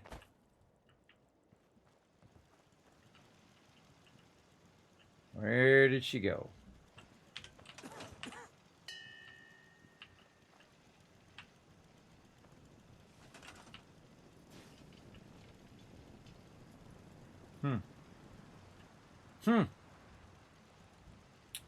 All right, fine. You made me do the chair thing. Now what I do is I hit the bell and then I forward time and then boom, all the mobs appear out of nowhere. See that? So if they were stuck somewhere, they will find their way to you. I suggest to hit the bell right away. Like that. And then I can go ahead and grab Connie here. and then put her on a bed up here. Okay. And now she's assigned right there. So that's where her bed is. Now these guys go wandering around. Whenever I see them wander outside the thing, that tells me that that's probably where there's some sort of chair or something that they want to go sit in. I highly recommend giving them a little area for them to sit. I like to give them the big couch way down here at the end, like these couches. There's also some that are not like wrecked, like nice looking couches like this. And then just give them some couches for them to sit and chill out in the wasteland over there. And we'll give them like a whole big thing later on. But again, try to make it where obviously it's not blocking their ability to go from A to Z. That looks like it'd be blocking. So yeah, there we go. A little bit of couch there. And that's a place for them to hang out. And of course, it actually raises their happiness as well. Now, is there anybody else over here who is not doing anything? Let's go ahead and swipe them all. That person right there, not doing anything. Again, remember, everybody needs to be doing something for them to continue to recruit new people. So again, you want to keep everybody busy, working on stuff. I don't see anybody. And I usually just kind of swipe everybody. At this point, it's way too many people to micromanage. But again, just get them assigned. Good to go. All right, we did a lot of stuff there. Yeah. We better save because the only way I can save is to sleep in the bed. So we're going to go ahead and do that, and we're going to go ahead and forward time. We're going to go forward about 8 hours so that it'll be daytime, so you guys don't have to watch me do stuff in the dark. What up, Flux? Hey, Kez, there's some 76 updates on the PTS you're really going to love. Yes, I actually was watching, a thing about the update. I don't want to know too much, but I like a little bit. So I just kind of skip past the parts where I feel like it's spoilers and just talk about some of that there's an update and that there is, new cryptids and things of that nature. That's cool. And then the fact that they've added really deep perk points and things of that nature is pretty cool. So, yeah, a lot of great stuff. I love the fact that they give you the deep detail. If you want to, you can turn it on. You can see how much this does and how much this weapon has. This much resistance and this much bonuses and all of that kind of cool stuff. Love that. All right, so we need to get back to getting our thing running here. So we're going to go ahead and run this down to there. And this now is going to extract that. Now, it's got a bunch of purified water in there that I'm actually going to make a separate container for. Right over here. And I usually like to put something that has to do with food down. I don't know. What do we feel like doing today? Usually I use the little blue container. Yeah, I just use the blue container. And you can actually set the blue container right on top of the workbench, which I think is hilarious. Like that. And then I can go ahead and take the purified water out, because that purified water is going to take forever, just so you know. It's going to take a very, very long time for that to run out of there. So we're going to go ahead and take that. And we'll keep 10 on ourselves. And we'll put that in there. So it's no longer going to take out the purified water. What it's going to do is start taking out concrete, wood, and then eventually, right there, cloth, fertilizer, food, all of that stuff, and take it out. And the reason why it's going to do that is so that it continuously collects resources. If it gets full of resources in here, too much water, too much food, it will stop collecting those resources. The same thing with your resources that have to do with your, concrete and wood and steel and all of that stuff. That will stop collecting that as well when it feels like they've collected enough. So you don't want to ever stop collecting. You want to constantly be collecting for you because then that's less work that you got to do, right? Set it and forget it, everybody. So we're going to set it and forget that sucker. Let it run. We're going to walk these resources over to the other side. Now, speaking of Connie there, I need to find Connie again. So I'm going to hit this button. And I'm going to see if Connie has reset. Now, she's way in the back here. On? There she is. What do you need? Looking to make a deal? Absolutely. Sounds good. So I'm going to go ahead and barter with her. Now, the first thing I'm going to look at is, does she have her caps? If she does have her caps, that means she's reset. And if she's reset, that means that I can buy her stuff. And so the first thing I'm going to do is look and see what outfit I have on right now. I'm like, Kismet, why do you have to worry about your outfit? Because I have an outfit Even though I have 10 charisma, everybody, I can max my trade value by getting up to 14 charisma. So I'm going to do black glasses, clean striped suit, and then also my trilby hat. And so now I'm a sharp-dressed man. And what's going to happen is she's going to trade with me at a much better trade rate. Now, she already does trade at a much better trade rate with me, but we're going to go ahead and grab our purified water. I'm just going to grab it all. You only really need about 100. And then I'm going to go find wherever she's standing over here. What's going on? And then we'll talk to Connie. Excuse me. I take it you want to trade? Absolutely. All right. Now, every time I come through here, everybody, what I'm going to do to Connie is I'm just going to go in here like this into the junk and buy every single thing that she's got. And you're like, Kevin, that's like 1,500 caps. You're like only level 15. Yes, watch this. That is 5,600 caps worth of money right there, everybody. And that's nothing. That's nothing. Yesterday, we traded 26,000 caps worth of stuff. I'm not kidding. Not kidding. And today, we'll probably do more. Because what we're doing is we're multiplying. We're compounding. It's like compound interest, right? Where it doubles up and doubles up again. And then at some point, which you guys have seen me do if you've been watching the whole playthrough, it starts to 5 times. And you'll see me start to 10 times it because that momentum builds up over time. Just like in life, just like working out, everybody, that momentum builds up over time. In the short run, it doesn't build. It doesn't feel like anything's happening, but over time, it does build up a little at a time. Over there. If you put 5 pennies in your account every single day for 50 years, you'd have lots of pennies in your account, everybody. That's the way, that's our mentality here. We're trying to win by the economic style, the Wasteland Tycoon style, right over here. So she has 1,400, but she also has a bunch of caps over there as well. Now, she might also have some loot that I want, so I'm going to go ahead and back out of there. Let's go ahead and get this 308 ammo. Does she have anything else that I'm looking for in here? Maybe some thistle. Maybe I might want that. I don't know. Any weapons. Unchuck a hat is great. That's an intelligence hat. If you need that to boost your intelligence, you get bonus XP for that. But pretty much that's all she's got. She ain't got much, but she does have lots of concrete and other resources like that. As you can see, concrete, fertilizer, leather is a good one, and especially cloth. Cloth is one of those ones where you're going to need a lot of that because you're going to want to put down a bunch of beds every single place. And if you got 20 plus people like me, you're going to have a lot of beds. You're going to need a lot of cloth. So you want to start backlogging that as quickly as possible.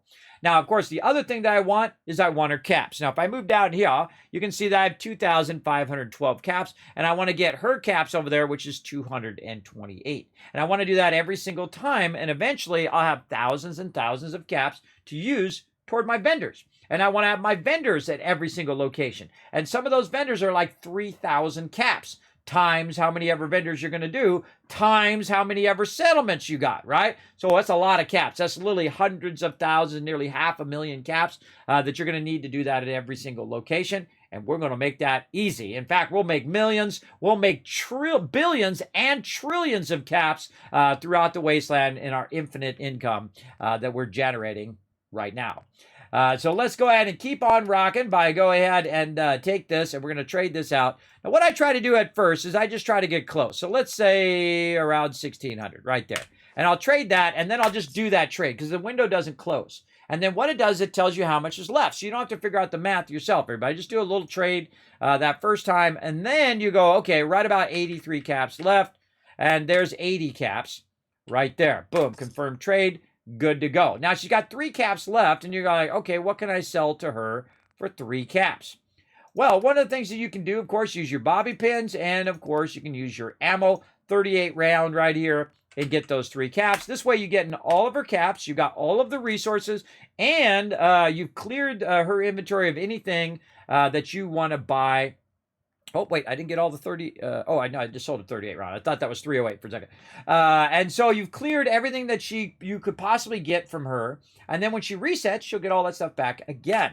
And this is how I build up a huge backlog of resources for all of my mega builds later on. So we've got that going. Now, of course, my character is overburdened. As you can see, he's walking super slow. So what we want to do is stop our extraction over here for a minute. So we need to get, actually we should put this on the other side so I can reach it. Let's do this. Let's go back in our workbench. Let's grab this and put this on the... This is what I mean by putting it on the other side. So I can just go right here and turn that off. There we go. Now, also, I take damage while overburdened in the survival mode. So what I'm going to do is walk right over here, and I'm going to take anything that I've got on me right now, especially all this purified water, and we'll put that back in the bank, and we're going to grab all the other stuff, the mute fruit, the potatoes, all of the resources that we just got, all the stuff that's in here. We're going to grab all of that out of there, and we're going to go ahead, and you see I'm not even overburdened, and I'm going to run that to Red Rocket. This way, I will still have access to all of those resources and all of that stuff throughout the rest of the wasteland, because Red Rocket is not extracting stuff from the workbench. It's keeping all the stuff in the workbench. Mother Nature never ceases to amaze. There you go. All the post-war devastation, the sunrise is still quite impressive. True that. Now, I've also got what I call a quick bench, a bench that's closest to that settlement as possible because, again, I can't quick travel. So, again, I'm going to have any extra weapons, and we'll come back and we'll, clear all this stuff out later on.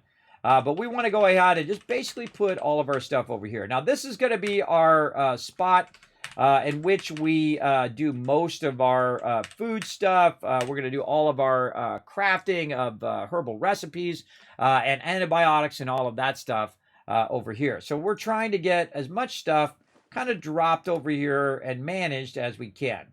Now, also, do I need fusion cells? No. Do I need shotgun cells? No. Do I need all these fusion cores? Not really. So I can go ahead and take some of these fusion cores, especially the low-level ones here, and we'll drop those off and just keep a couple on us, and that reduces our overall weight. Now, one of the cool things about this particular location is there's no power armor here. So they're not going to grab the fusion core out of the workbench and try to use it in my my power armor. My power armor is off at Sanctuary for now to keep those things separated because I don't want them getting in my power armor and moving my power armor around, which they did, by the way. They got attacked over there at some point, which I didn't even notice, and did that stuff. So let's go ahead and move anything else that we don't need off of us here. And now we're down about 111. So that's kind of our base level that we want to be a lot of the time. More purified water there. Let's get that off of me for now. You can see just kind of the basics that I keep on me. Some food, some Radaways, some Radexes, some stem packs. You get the general idea. And right now we've broken below 100 weight. But all of those resources are available now at every single camp. So I can build stuff. I can place down food. I can do all of that stuff right there. And so we're going to go ahead and run back. We're going to use some of our purified water to keep our health up because we're taking damage down there from that infection. Now, I'm showing you how to not have to worry about the infection. Again, if you have a giant production like I do going, you got Sanctuary just absolutely crushing it. Remember, this lasts us the rest of the whole entire game. Yeah. Whatever you set up now in the early game just runs and runs and runs forever. It'll run as long as you're playing the game. It'll just keep running. Now, over here on this side, we've got, of course, that purified water still in there. So we're going to take that out of there. We're going to put it up here. And I'm just keeping this purified water here so that when I talk to Connie there, I can keep grabbing her resources and whatnot. Now, over here in the workbench itself, there's nothing else in there. But eventually, they'll put more resources in there. So we'll go ahead and turn that on, and we're good to go. Now, one of the things you might be worried about is Kismet, now they don't got any food or they don't got any water. Well, because I put the food and water in Red Rocket, they can actually, because it's connected, they can actually take the food and water from there. So they'll be just fine. Just so you know. Seems to be growing well. That mute fruit is in an awkward spot. So it gets you the general idea.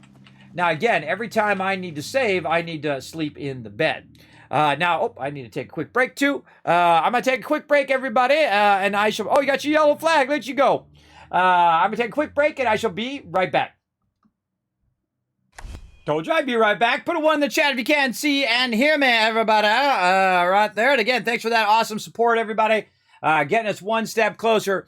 Now, whenever I take a break, everybody, I'm going to go ahead and add some time back in there. I'm also going to add some time in there for the biddies that you guys dropped on the stream. So we're just going to go boom, boom, boom, boom, boom, boom, boom, boom, boom, and add an extra 10 minutes in there for that biddy love and also for that quick break. Thanks to everybody. in the chat. Again, help support that stream. Remember, 100 bits makes a difference, everybody. That moves that meter just a little bit more. So if you got some extra bits laying around, or if you can watch some ads to drop some bits on the stream, that helps. If you can't afford to support the stream, remember, you can also help support the stream by going out and retweeting right now. How are we doing on the retweets?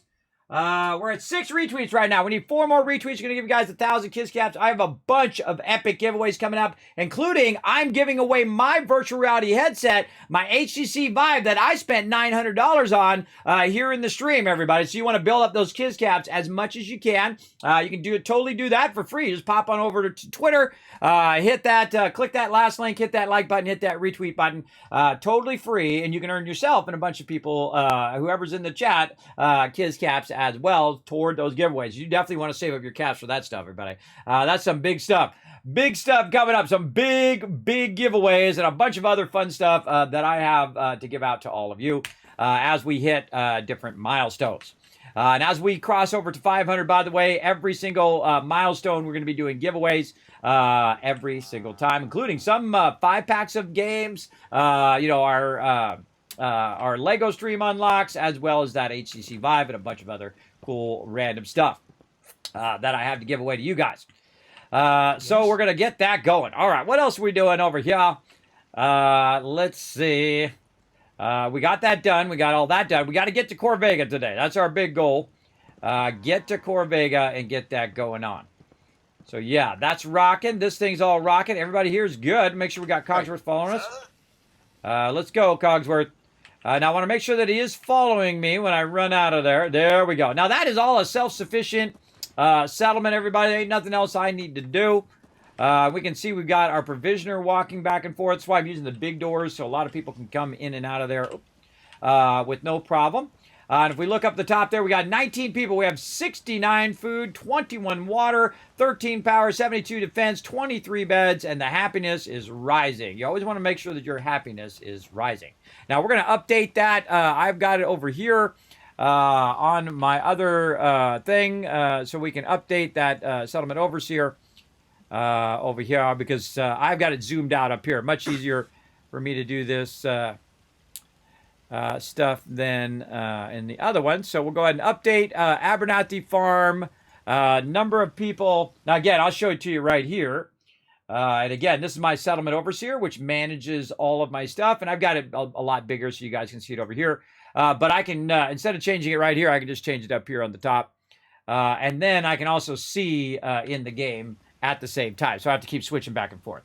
All right, 19, 69, 21, 13, 72, 23, 67, right there. Very nice. Now, our minimum defense of this particular location should be 90. How do I know? Because when I put all this stuff in, it auto-calculates how much your minimum defense is for you. You're welcome.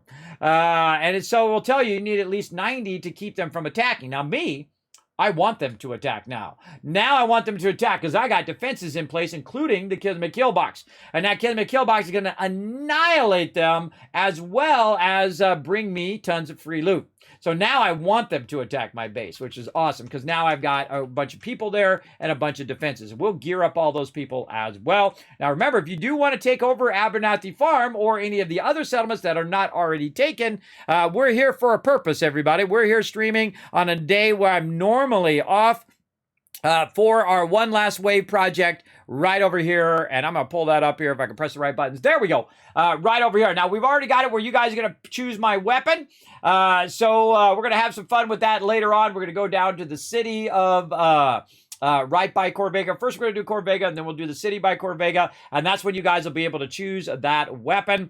As well as we get to the next milestone, we're going to go full Kismet Rampage mode. That's where I run around and just annihilate as many things as I can in the shortest amount of time. And then you guys will count how many kills I get in the chat. I think that would be pretty fun. How many kills I get within 30 minutes. I better write that down. How many kills in 30 minutes, just to remind myself. There we go. Now, again, if say you donate $35, everybody, or say you donate $20. Let's go to $20. If you donate $20, well, guess what? You're going to get that first level. You're going to get love from the chat. Then you're going to get your name on my mega build, one of my best mega builds I think I've designed in all of my time playing Fallout. Amazing. It's going to be awesome, everybody. I think it's going to be my best build ever. And then, of course, you get your name on a robot. Now, remember, if you donate $20, you get everything below that. Now, you can also come back later and say, Kismet, you know what? I want to found a settlement. I'm going to donate another $15. And guess what? It will actually move you up to that next tier. So you get everything below that and also found a settlement. Now, if you choose found a settlement, what it's going to do is it's going to go right here on my list, just like DJ Watkins here. And you can say, Kismet, I want to have the Gray Garden, right? Or Abernathy Farm, whichever. I want to be the founder. So that means you're automatically on the mega build.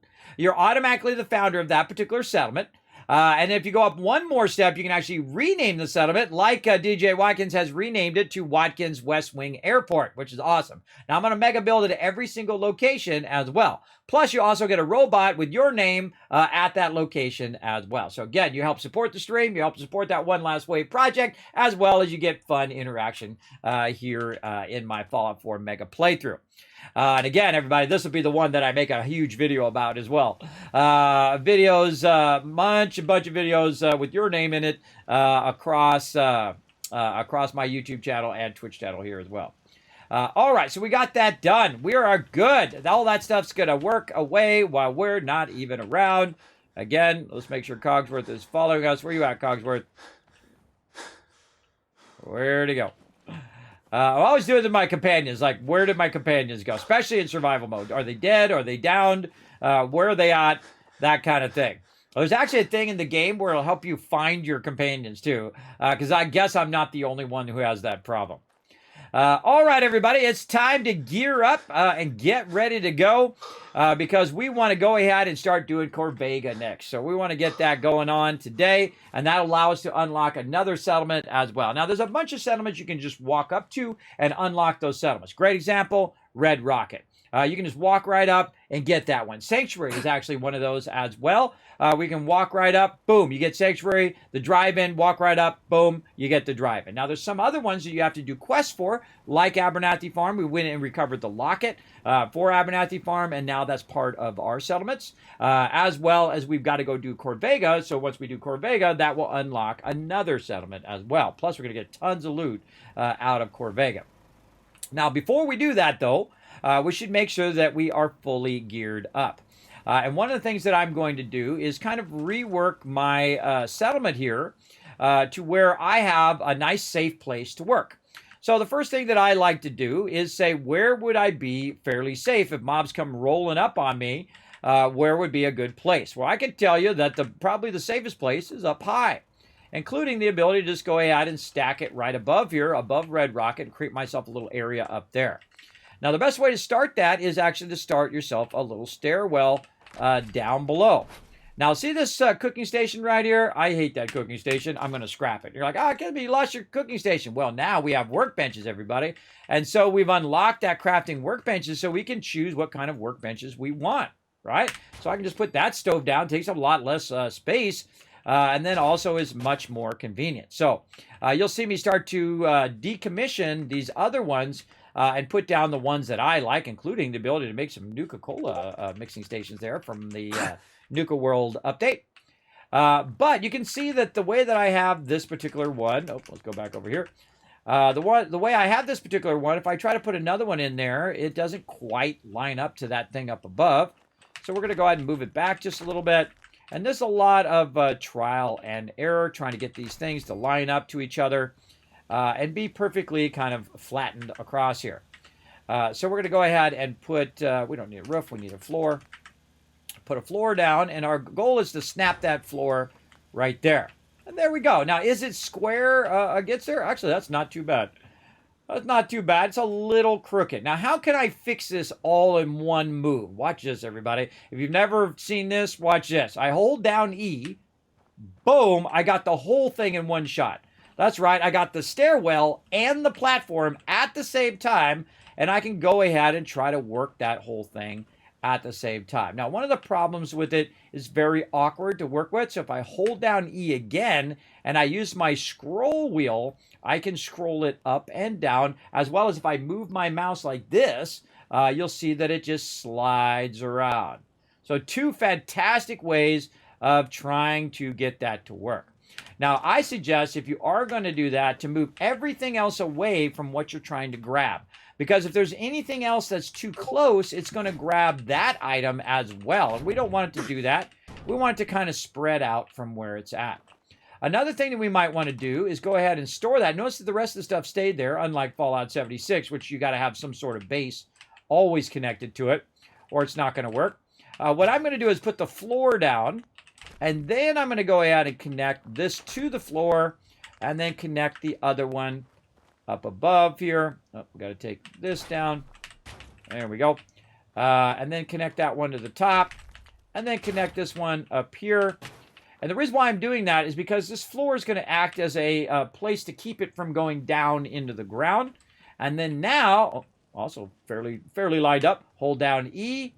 I can use my scroll wheel. I can try to get that to flatten out down there. Now, it's really awkward when you're doing this. You want to try to aim as low as you can so that you can go ahead and utilize that angle that you're trying to get.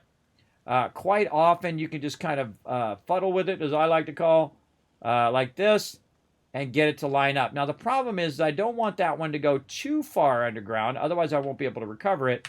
But let's say like that. And there we go. We've now got ourselves a little bit of something going. But it's kind of a little crooked, right? So we want to rotate it. So again, aim low. Aim toward the lower stairs here. And we know that we're going to use our scroll wheel.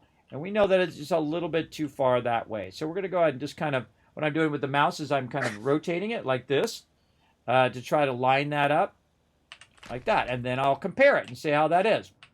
That's actually not too bad. A little bit more, though. Now, one of the annoying things that it does is it does that, where it picks it up and it goes straight up. And you, again, hold down E, and that'll allow you to scroll it back down as best as you can. And again, one of the things it'll do is it'll pop up like that, too. And this is all of the pain and suffering you have to go through to make this work, everybody. Because it's going to be real annoying depending on where you grab it. Now, another thing that we can do instead of working it from the top side is we can go to the bottom side and grab the bottom one. And that bottom one is going to allow us to kind of steer it a little bit easier. Or we can grab the middle here and try to grab it by the middle. Of course, the person's going to get in my way while I'm working. Very annoying. Look how annoying that is. So they literally just like creepily walk in front of you. And you can see that again, I'm just trying to get it in a spot. Maybe something like that. That's looking okay. How are we doing? That looks pretty good. Pretty good. Now, what I'm going to do is reverse engineer what I just did and basically make it so it aligns better on the outside. So what I did is I basically kind of lined it up a little bit. Actually, it needs to be a little bit turned. I lined it up so that I could run it behind this sign. If you didn't notice that I was doing that, that's actually why I was doing that rotation, is so I can run it behind there. And you can see that it doesn't quite line up, right? It's just a little bit off. I got to make sure that I'm drinking my purified water and healing up. So again, tinker, tinker, tinker with it as much as you can. Now down here at the bottom, I know I'm going to have to remove this thing at the bottom because it's going to be a pain. Also, Cogsworth is going to be a pain. So I'm going to tell him Can I be of service? to go over there. Presently, sir. And then once he goes over there, I'm going to tell him to Wait stay there. there. So he's not in my way. Now, another thing that I can do is just remove this bottom part. So I'm just going to store that, hold down E. And what I wanted to do is I wanted to turn like that, a little bit toward away from me. So I'm going to hold down E. It's going to jump it way up like that. Hold down E again. Oh, and scroll wheel that down. Jeez. Scroll wheel that down. Move it forward. Scroll wheel. And then now I can more easily visualize what's going to get me right next to that sign, but not so much that it blocks my ability to run it. And you got to do a lot of this, everybody. A lot of tinkering, tinkering, tinkering, tinkering. A lot of fuddling with it until you get it. It's somewhat close. That's getting closer. But I feel like we could do even better, right? We could do better. Come on, we got it. Now, again, I know that I need to turn it. I need to move my mouse inward so that the end piece is going to turn toward me. So again, holding down E, that's going to get real awkward. Oh, look what happened. It actually grabbed this thing over here. We don't want that to happen, right? We want to grab the guard tower too. So let's move that guard tower out of the way. Hold down E. And again, really obnoxious that it makes it move like that. If you grab it higher, up, it has a tendency not to move as much. So say we hold down E way up here. Sometimes it will not move. In this case, it does. And again, we'll go ahead and try to keep grabbing it in such a way that's going to let us not make it move. Hold down E. And then hold down E again to move it down. And then move it forward a little bit. And so on. But you can see it's much more awkward to do that. Now I could move it out like this. Try to do it like that. Again, escape to get out of there. I find doing the bottom part, even though it does move it, a little bit easier to control because of the way that I'm standing. So we'll bring this back down, holding down E. We'll nudge it a little left, a little forward, and then back down. We'll bring it way down. See, when I let go of E, it does that. It jumps back up again. So annoying. So annoying sometimes.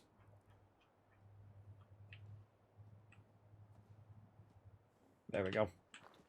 And now we have to, like, guess again. But that's okay, because what we did is we're steadily making the platforms longer and longer so that the red, when it turns red like this, is telling us what we can basically get away with, right? And that's what I'm doing right now. How much can I get away with by rotating that a little bit, getting that right up against the edge, hit that, and that's probably pretty good.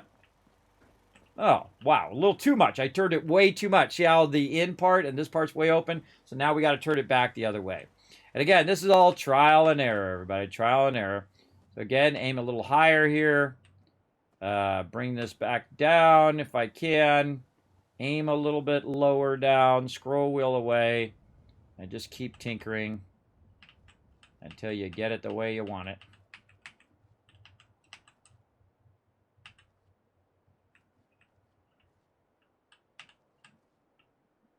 Let's try that.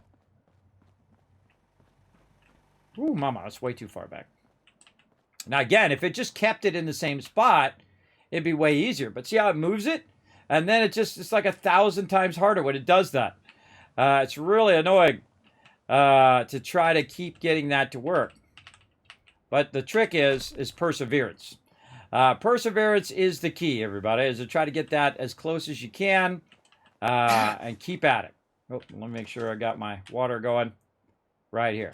Now, what's another way we could do to try to fix this problem? Well, we could put stuff over here that's going to help us better align these objects. So I'm going to put this concrete wall right there, and I'm going to put this right here. And then when I go to hold down E, boom, notice how it didn't move.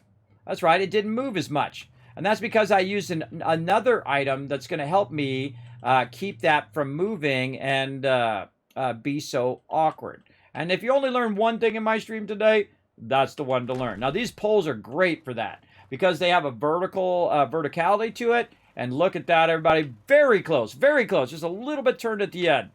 So you definitely want to use your poles there to get that going. Again, you're going to see I'm going to grab the pole up on the top. It's going to be pretty close. It's not going to move as much. Rotate just a little bit. Nudge it forward, maybe a little bit up. Oh, man, we're getting so close. So close on that. All right, let's cancel. Let's get the one at the bottom. And then nudge left, forward, a little right. Oh, I think we're golden. I think we're golden on it now. Oh, ha ha! You didn't think it was going to happen, did you? You didn't think it was going to happen, but look at that. Beautiful. That is perfection right there. Now, one of the great things about Fallout 4, everybody, is once you do all of this stuff, you can just go ahead and store that right back in the workbench like this, and then make it even more perfect by taking that same thing and then go ahead and make it so it's perfectly aligned like that. Isn't that nice? Oh, come on. Let's see some GGs in the chat for me showing you some of my best tricks right here in the chat. You see it's not that awkward jumping around thing anymore because we use the 2 poles. You're welcome. It took me a long time to figure that out, everybody. A massive amount of time, literally thousands of hours to figure out how to stabilize it to make it way easier to micromanage. So let's go ahead here and build ourselves a little location over here at Red Rocket. We're not going to build anything too fancy, but we are going to build ourselves a little lab here. Now, we're going to have trouble on that side. What we can do is go ahead and use the smaller ones, if we so desire, across here, like so. There we go, just to kind of line those out. I'm not sure if I can put a stairwell on this side, but we'll go ahead and try to take a look. I think it's a little too close. Yeah, there we go. But no worries, we can always go and do this. By the way, we could also fix this later and try to center it a little bit more. But I like to have stairwells on both sides, like that. So if I come in from this side, I can go up here, or if I come in from the other side, I can go there. I can even put it on the back side as well, which I like to do. And we'll come back and we'll, of course, mega build all of this. And, of course, put founder names in there and do all of that fun stuff as well. Now, see, I've got this nice platform. I'm up at the top, so if it does get attacked, I'll be just fine. Now, time for workbenches. Let's go ahead and get our cooking stove and actually move it over here. You're like, well, Kismet, why are you not going to move it to the top? Well, that's because my cooking stoves are normally what I call a quick bench. A quick bench means that it's between Sanctuary and this. It's the closest distance between those two. So I'm going to go ahead and put that as close as I can to the edge. So when I'm walking those resources back and forth, I can just walk up, hit that cooking stove, good to go. Now, chemistry bench is what we really need. That's the thing we need for all of our stuff. Now, this particular location right now, we don't have any defenses, even though we do have somebody probably doing food right now, which we can see up there, doing food 6. But eventually, we're going to need some defenses over here. We'll work on that real quick as well. But what we really want is the chemistry station. Now, the chemistry station is a little awkward because sometimes you don't know which is the front. I suggest just to try it and see what it is. In this case, we're coming from this side where we just came up. And it takes a minute for it to exit.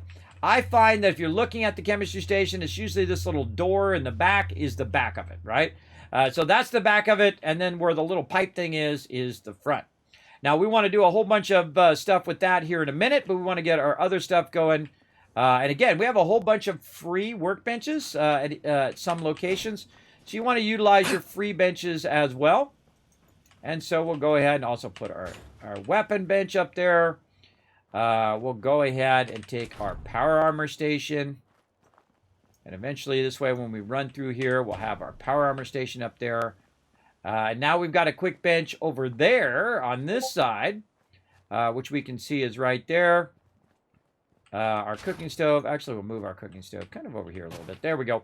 And then we've got a cooking stove over here that we can use. And probably move that. Try to keep it out of the bushes so I can see it, but move that over just a little bit. Let's see. Now, let's put this over there for right now. And there we go. I think we're looking pretty good here. Now what we need is we need a Kismet kill box. Now at this point, I have 904 concrete. Why? Because I've been buying concrete from her, from Trash Can Card, and all of that. So I'm already to the point in which I can start using concrete to great effect. Now what I can do is build myself a standard Kismet kill box like this with some stairs, and then go in and build this. Now we're going to build some fancier ones later. But the great thing about this is when you put these platforms down, you can put your turrets right on there. But one of the problems with the wood one is that it has that platform at the end, and that platform at the end, you cannot put turrets on it. So this is the mighty Kismet kill box. It is the ultimate protection in the wasteland. It's all that you need. You don't need people standing around guarding a place. You just go ahead, put yourself a Kismet kill box down like this, and you got it going, baby. Right over there. Kismet kill box throwing down. Now look at that defense, everybody. We have 24 defense. Now we no longer need these things. Right over here, the guard towers, those things are out of there. They just block our ability to do stuff anyway, and we take those out. Now, what happens if they attack from a different side? Well, these turrets will turn and fire in 360 degrees. So if anything attacks from this side at all, it attacks from over there normally. Sometimes they come running from up here. down toward the base. You can see that it's going to get there. Normally I have 4 turrets. We're just going to do 3 for this time. But also on the other side, we have the ability to build a little kill box out here as well. So what we can do is go in, use our concrete floor, which is my favorite kit in the game, by the way, other than the vault-tec kit, is the concrete kit. And we can just go ahead and maybe just kind of pop out a little bit out here, like this. And then also have the ability here. Now, anything underneath here is going to have trouble being attacked, everybody. So if you build it out like that, you're going to have some issues trying to kill the stuff that's under your turrets. But for right now, we're just going to go ahead and put some turrets also on this side. Notice that I'm only using the heavy turrets and not the light turrets, because the light turrets suck and they get destroyed pretty easily. So you don't want to waste your resources on that smaller stuff. Just work your way up to the bigger ones here by getting gun nut number 1. And you can see I'm trying to put it right at the edge. And then again, simulate, oh, about to die. Simulate you attacking the thing. Now remember, this is the bad guys. Here they come. Oh, all 3 turrets hitting them right there. Dead. All right, so now I'm going to attack from this side. I'm going to come from over here. Coming up here. Coming around the edge here. As I peek my head right here, guess what? I've now got 6 turrets on me, because all of these turrets over here and all those turrets over there are going to come to bear. And that's it, everybody. They dead. I don't care if they're a squad of Deathclaws. They're toast. And remember, that's infinite ammo. You never run out of ammo with that. And we'll just say we bolted this to the ground, and that's why that's held up like that. Very, very cool, by the way. And again, we'll get to some more fancier kill boxes later on. But that's all you need for defenses. But we need to also, before we leave this location, we need to go ahead and assume that this eventually is going to have 20 plus people here. I usually aim for 21. So what I'm going to do is go to the back here, where it doesn't get attacked as much. Really kind of back here on this edge. And I've removed the stuff that was here. And I'm going to try to see if I can work this in. Sideways, full way, it doesn't matter how.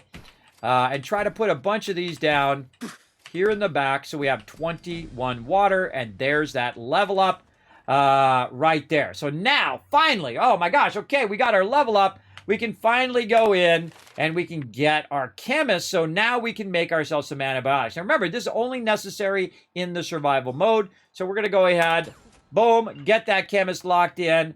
We're going to mark it off in our perk order right over here at 16. Now we have the ability to save ourselves from being attacked this whole time. And that's why I've been building everybody, is to get that XP. I actually get 80 to 90% of my XP from building, because I love building. Work that pole. Exactly. That's how you work it, baby. Kismet knows how to work that pole.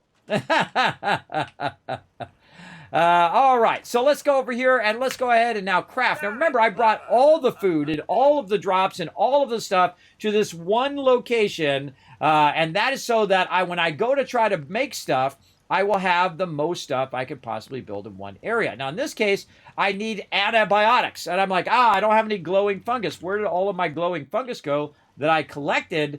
Well, we know it's not at Abernathy Farm. We know it's not at Sanctuary because we removed all the stuff from there. We know it's not at the drive-in. So where did it go? Well, I most likely sold it to the vendor to get caps at the beginning of the game. But it just conveniently, right down the road, right in the back here, that there happens to be some that is growing back here. That's right. So you can get it right behind here, and this will actually refresh over time, as well as you've got the mole rat den. So we'll go into the mole rat den here, even though I don't have my armor on right now. We'll go in the mole rat den, and we'll see if any of this stuff has respawned, or maybe I might have missed some of it, which would be awesome right now. And we can go ahead and look. I'm pretty thorough. Nope, there we go. Yeah, I missed some. I thought I might have. And now we're getting radiated. We're getting our glowing fungus going on here. We're checking this brain fungus on the side as well. And so you basically have a garden of fungus underneath your base that you can go ahead and grab. And again, sometimes I miss it. Sometimes it has respawned by the time I'm back down in here. But there we go. We got a little bit of that fungus. So basically, oh, and we missed that teddy bear. No, I don't want to drink the water. I want to get that teddy bear. Little teddy bear. Knock him around a little bit. Oh, no, I locked him into the thing. Can I get him now? Sometimes you knock them around a little bit. They'll get dislodged from where they are, and then you can go ahead and pick it up. All right, I think we got everything else from in here. And again, you could try to carry these tires, say, out of here, but you can't walk out of here with the tire. So I'm going to throw it down. Oh, there's a bucket I didn't grab. Again, you might see some loot you didn't grab the first time. Any loot in there? Nope. But again, it's like basically a fungus garden down here for you to use for your antibiotics. You're welcome by hooking you guys up yet again. So now we're going to go out into the Commonwealth. And again, over time, come back, grab that fungus from there. And of course, you're going to see a lot of it elsewhere. But I would start to save this stuff at this point in survival mode, because you're going to constantly have this constant issue of food and water and antibiotics that you're going to need. Eventually, I will just start buying antibiotics from every single vendor so I don't have to collect all the resources. But I have more than enough resources that I could use to do all this stuff as well. Now, also, when you're loading from place to place, that's also probably one of the most dangerous times of you crashing in the game. Speaking of, Kismet kill box.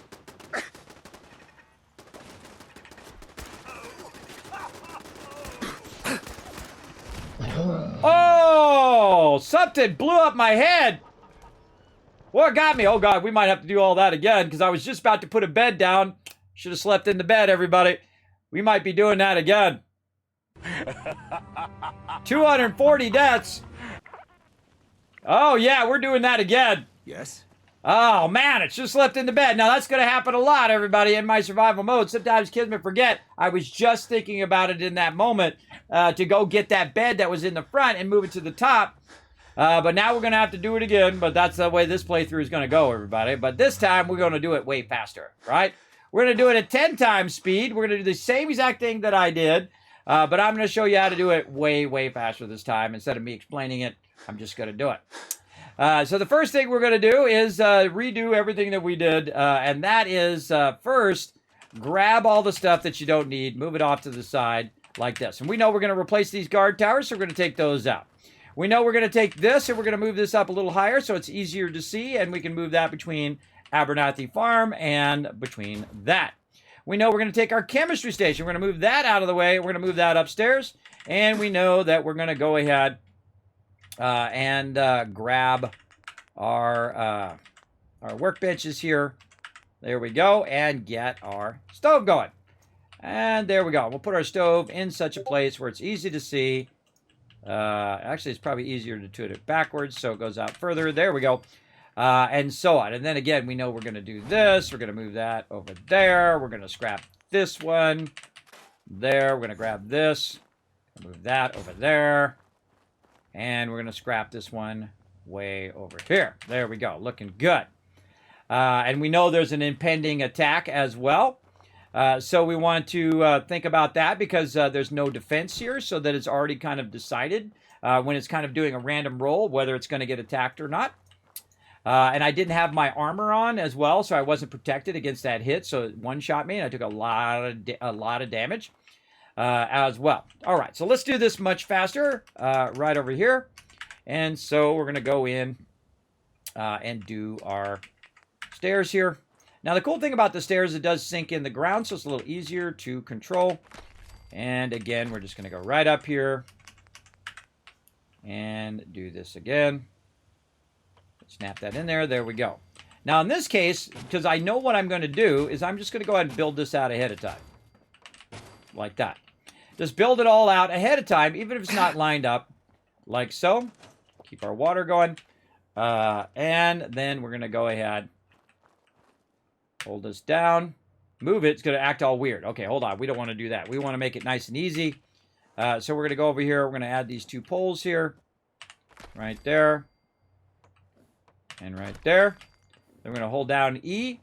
And it's not going to be as awkward. See that? Yeah, sweet, isn't it? And then maybe we want to go above Red Rocket. Let's see. Now, I find when you have to do something twice, everybody, that might be your opportunity to make it better than what you did before. I feel. Hold down E, and that's going to allow us to go up and down a little bit. And a little further down. Feels pretty good. Again, you also will get a feel for it, too, whether it feels like it's straight, whether it's close. Woo! I was pretty close on the first try. All right. And then I've got to go just a little bit this way. Just ever so slightly and closer. Let's say like that. Ooh, I kind of like that better. It's up over the sign. I like that a little better. See, sometimes you improve upon your design from before. And I like that a little better over the top of the Red Rocket sign. Try to get that as aligned as possible. Oh, yeah. Now we can put the kill box up here on the corner. So you can just corner it out right there, put the kill box there. See, better than it was before, faster than it was before, and that's it. Done. Boom. Next thing. Next thing. Okay, let's go ahead and store this back in the workbench. And over there, we'll grab this. And up to this. All right, there we go. And then we'll snap that in. Right there and right there. By the way, notice that that's floating off the ground. That makes it harder for mobs that are going to try to get to you. And then over here. Now, again, remember, I'm going to tear all this down and do a bunch of mega builds here later. But this is also going to make it where a little easier to get to the other side as well. See, a little higher. Now, I didn't die on purpose, everybody, but since I did die, I might as well show you a way of making it better than it was before by kind of centering it a bit better, like this. Then we can also move our recruitment beacon up. So again, don't take it as a loss. Sometimes take it as an opportunity to improve upon your design for next time, like that. Very nice. All right, so now again, we need to do all of our things. Including getting that bed and moving up on top so we could save in case we get one shot again over here. Oh, I already grabbed it. And moved it over here. And there we go. All right, get that bed. Run it up here to the top, and I'm just going to lay it there in the back. Now, from up here, I can see this stuff, and I can just move it up. So I don't have to run down there every time. Like that. I might even move my moo-moo up here. Always funny to see the cow up on top of your base. This is your Brahmin feeder. Eventually, Brahmin will show up and generate fertilizer. There. All right, so there we go. Now, we can go ahead and save, so we don't have to do all that again. And that's now locked in, hopefully. There we go. Yeah, good. We're good. Okay, now, Kismet Kill Box, right? But now we can improve upon that design of our Kismet Kill Box without having to put it on the bottom. We can do what I call edge lining, where you line the edge of the top of your base right over here with the Kismet Kill Box. We're going to throw a bunch of them down now, too. So on that side, and then, of course, same thing over here. Now, again, if they try to come up to this platform, they're going to get annihilated. Now, of course, the more turrets you have, the more defenses you'll have as well. So now we know we've got some there. But since we also made this pretty close to this edge, we could also add some to the back. Now, just because we got attacked by super mutants before doesn't mean that we're going to get attacked by them again. We could have a totally different attack in this particular round. So again, we'll go ahead and put our chemistry station over here and all of our other stuff that we're going to use. This one we'll probably use much later right over there. Keep our hit points going up. And that's looking pretty good right over there. Now, let's look at our stuff here. We've got 4 people. We've got 6 food, 9 water, 3 power, and our happiness is on the rise. So always good to keep that rocking. Now, we're getting to nighttime here, and I feel like we're going to get attacked. I actually did have my armor on. Wow, that really owned me. The reason why it owned me is because I have that condition on me where I'm taking damage from that, plus I'm taking damage from them. So, again, need to have that Kismet Kill Box in place to defend myself and then also the thing. So, let's go ahead and save again. There we go. Then we're going to go try to hunt down that fungus. We know there's some down there. Yeah, drinking that purified water. And back down in here. Into the mole rat den. Now, we also were getting radiated from the mole rat den as well. At every location, I suggest to have your radiation arch so that you can get that going on. I think it was along this edge here. Yeah, that edge. And you can't scrap anything in here. Oh, there's some bottles I missed out on. Wow, look at all these bottles. You can't scrap stuff in here, so it's not like I can go in here and scrap all these, you know, nuclear barrels and stuff.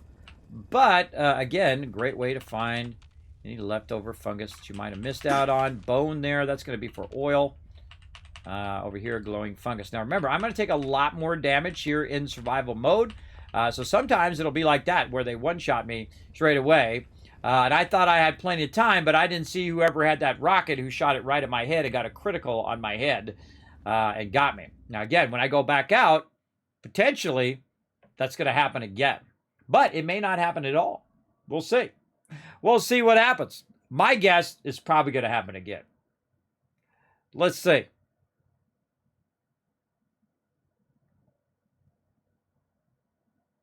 And whenever it loads really long like that, that usually means that you're going to get attacked, by the way. All right. Weapon out. Any mobs attacking? No. Okay.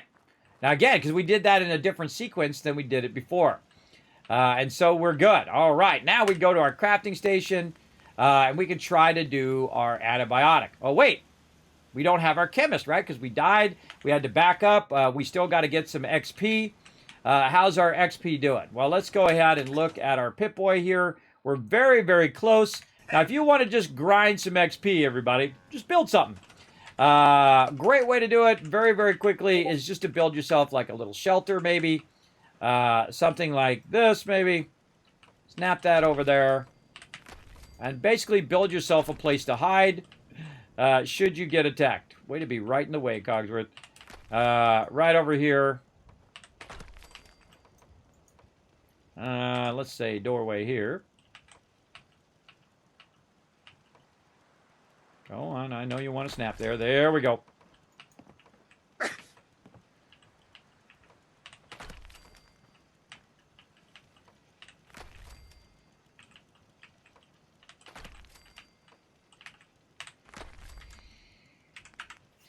Make myself a roof.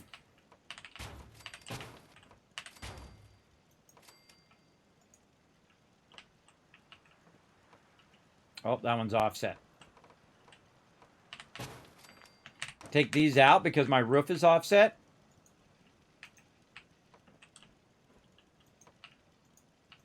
Meaning that the walls were blocking. Get over on this side. See how it sticks out? So there's like an offset there, that this stuff's all offset from each other. It's probably the outside walls here. So we want to move this forward. And just basically have the walls on one side to get started. There we go. And then we'll want to fix all of this offset problem. You can fix it one way or the other way. One direction or the other direction. But now when we put it in, it'll properly align to the outside edge. And there we go. Now, if we do get attacked again, we'll have a bed here. And this bed will be our ability to just go in the bed and just sleep in the bed and rest and save the game. Because I'm in survival mode, I can't just save the game. Also, it'll be a nice place for me to go ahead and do all my workbenches. As well, right there. This one I'll leave outside because you need a lot of room for your power armor. And then another thing we need in here is we need ourselves a cooking stove. Right here. We'll put that over there. And there's that level up. And then again, we'll redo our chemist down here. There we go. Very nice. And now that we did all of that stuff, let's save again. Because now we're going to be, whenever you die, everybody, believe me, you all of a sudden now you're like, okay, I'm going to save, right?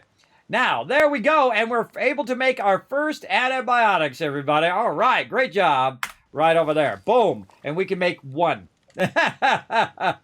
And that's because for antibiotics, you need a lot of glowing fungus. We have enough acid. We have stem packs, but we need the glowing fungus. So we need to be looking for glowing fungus. We need to look for stem packs and things as we're going along so that we can help ourselves in survival mode. Plus, we just want to buy it as well. So it's probably a good idea to write down this kind of stuff here or tag it for search. I'm going to go ahead and write it down up here in my thing up here. Antibiotics. It's going to be acid, glowing fungus, pure water, and then stim pack, so I don't have to look it up every single time. And there we go. And we're going to try to make a bunch of those as well. But for right now, we can finally make our own antibiotics, and we can stop this infection from making it super irritating. Boom. And there we go. We got rid of it finally. You can see down there in the bottom right corner, we no longer are going to be taking that damage, which sucks. It sucks to take that damage over and over again because it can cause you to die, which is actually one of the contributing factors of why I died to that thing, because my health was already low in there. So we've got to go miscellaneous way to the end here. There we go. And make one of these. And we'll just put it right there. We'll run it from here since we have... I find that the radio recruitment beacon and the decontamination arch are great things to pair because this is producing 3 power. That uses 1. This uses 2. That's perfect power-wise. And then we'll just turn that on. And anytime we need, we just go through there. Don't need any rataways. Just use that instead. All right, looking good. Now, what's another cool way that we could make it easier on ourselves when we come by this base and we need to make stuff at this base? Well, one of the things we could do is we could put a garden plot down. And in that garden plot, we could go ahead and actually put down our water, because the garden plot will allow you to put water down on there like this. So instead of putting it in the back of the base like I did before, I'm just going to go ahead and put it right here on the garden plot like that. And then when I need my water, I can just go ahead and drink right out of that. And you'll see that my water's going up, and then up here, we're no longer parched. And there we go. All right, we got our water taken care of. Now, take care of our food, right? So over here in the crafting station, we need some lights in here. We need some lights in this place. It's dark. It's dark and spooky. Let's throw a light right there where that's coming together. And we'll throw one over there. Now, the great thing about lights is they take power, but they don't take power. Meaning that if I take a one of these connectors, one of my power conduits, and just stick it on the side here and then run that also into here, it's going to produce some wireless power, which means it's going to go ahead and light that up. Now, notice that that one isn't lit up. That's because this has to be within a certain distance of that. And so what I can do is go ahead and just move it to this side and just kind of put it in the center, and now both of them will be lit up. Right? Watch as I move it, and that one in the back, oops, not that, there we go. That one in the back will go off. There we go. Move it closer, on, off, you get the idea.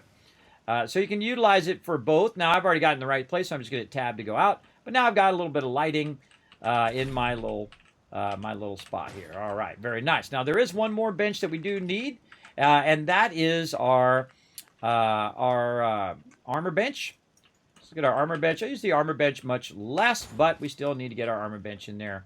And we're good yet again. So again, save. Boom. Got it. Locked in. Don't have to do it again. All right. Nice. And now we want to cook some food. Very clever. Now, what is the easiest food to make? Well, I find that soup actually is the easiest food. And the thing that we need to get that food is our dirty water. Like right now, we've got some razor grain, and we could be making noodle soup. And noodle soup, I feel, is among the easiest to make. But you got to make a lot of razor grain to keep that going. Another thing that we need to do is to go into our workshop, and I wish they'd put them in a separate category, but we'll just do what we got to do. And look through the junk here and look for any bottles. If you see something that says bottle on it, then that's what we need. So we're going to go ahead and get 31 beer bottles. What else we got? We got a burgundy bottle. I don't think bowls work, if I remember correctly. Again, anything that says bottle on it, I'm going to just grab it right here. Empty milk bottles. Fiberglass. We've got glass in there. There's a pale ale bottle. Liquor bottle.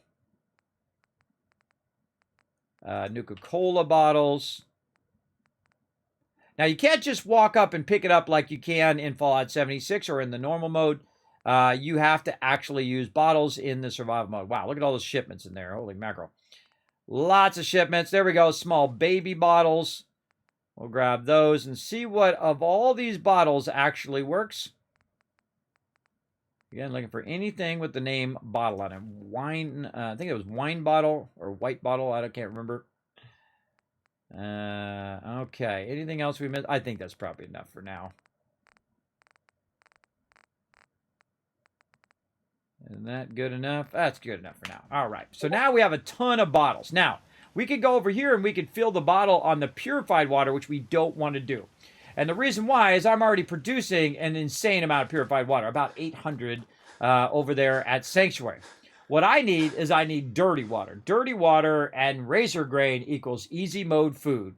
So that's what we're going to do. So we're going to go down here, and we're going to go ahead and go to this kind of radiated water, and we're going to say fill bottle.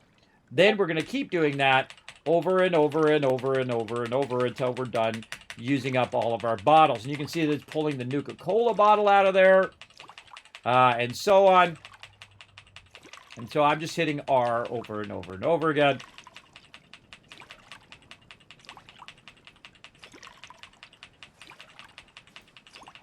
And this is going to take a minute. Cogsworth made me pull my weapon out.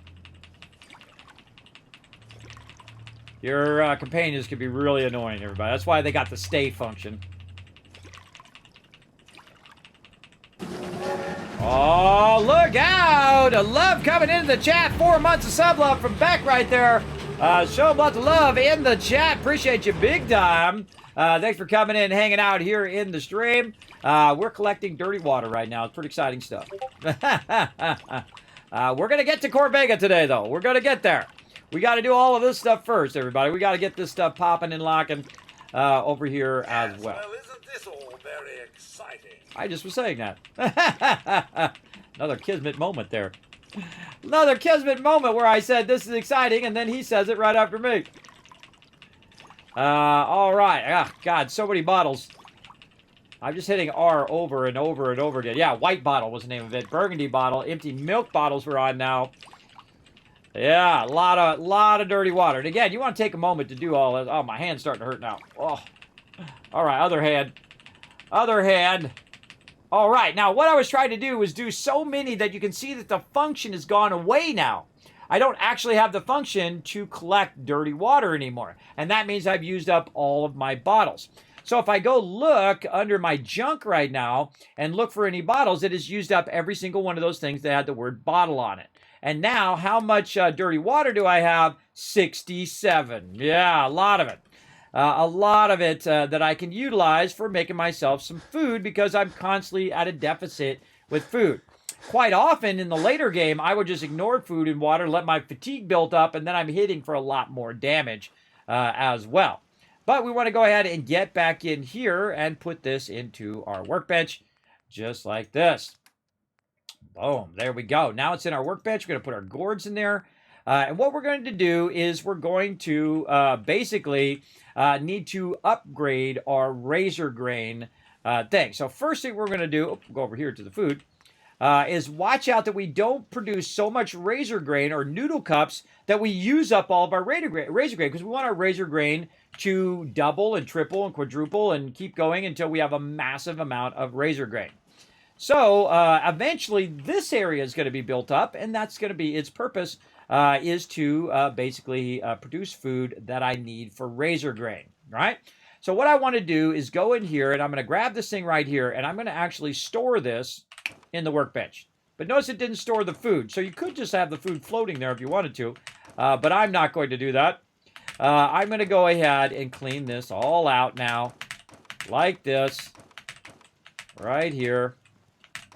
There we go. We're also going to take our beds and we're going to actually put them outside, even though you can't see that I put them outside. I know that I did. Put them right out there. See, there we go. And then this bed outside, this bed outside, and so on, right over here. Now, they don't have any food. They have 0 food right now. Now, razor grain is among the hardest of all of the foods to do because it is so large and quite annoying. So what we're going to try to do is put this stuff back in here. I'm going to take Cogsworth. I'm going to tell him to go stand out there for a minute. Hey, over here. I forgot. I got to get out of the workbench. When he's actually your ally, you have to get out of the workbench. And then I'm going to tell him to stay. Wait there. Okay, now he's going to stay there, and I'm going to try to work this in to the maximum degree, right? So we're going to try to really work that in like this and put as many of these down as we can. Now, before you do that, though, you want to walk this out here and put the razor grain down out here first. And so we have 4 razor grain right now. Now, there's the big version, which sucks, and then there's a semi-smaller version, which is still kind of sucky, but we're going to try to get all 4 of those right here into this one thing right there. So that's good. And then we'll take our razor grain, if we can grab the bottom. There we go. And then we'll go ahead and move it in here where it's nice and safe. Now, this is not enough food for them, everybody. This is not going to be enough food for them to survive. Again, sometimes it's really hard to get that. There we go. Sometimes you want to reposition yourself so that you can grab it in a better way. And there we go. Razor grain off and running. Now, another thing that I need to do them a solid so they have enough food, because I'm really only going to have 6 people here maximum for right now. But they do need food. Now, I can go ahead and put down a bunch of mute fruit right here. Nice and easy. Maybe move this. See, it's grabbing that razor grain. Put it way over here. It still thinks that razor grain is there until I leave and come back, and then it'll be fine. A little awkward. There we go. So again, razor grains, mute fruit, super easy to put down so that we have just the base food. Now I'm going to put this one in the back so it's not in my way and try to nudge it over here. Let's say something like that. And then this lady who's sitting over here doing a diddly squat now, because I basically fired her from her job, I'm going to go ahead and first put her on the razor grain. Right there.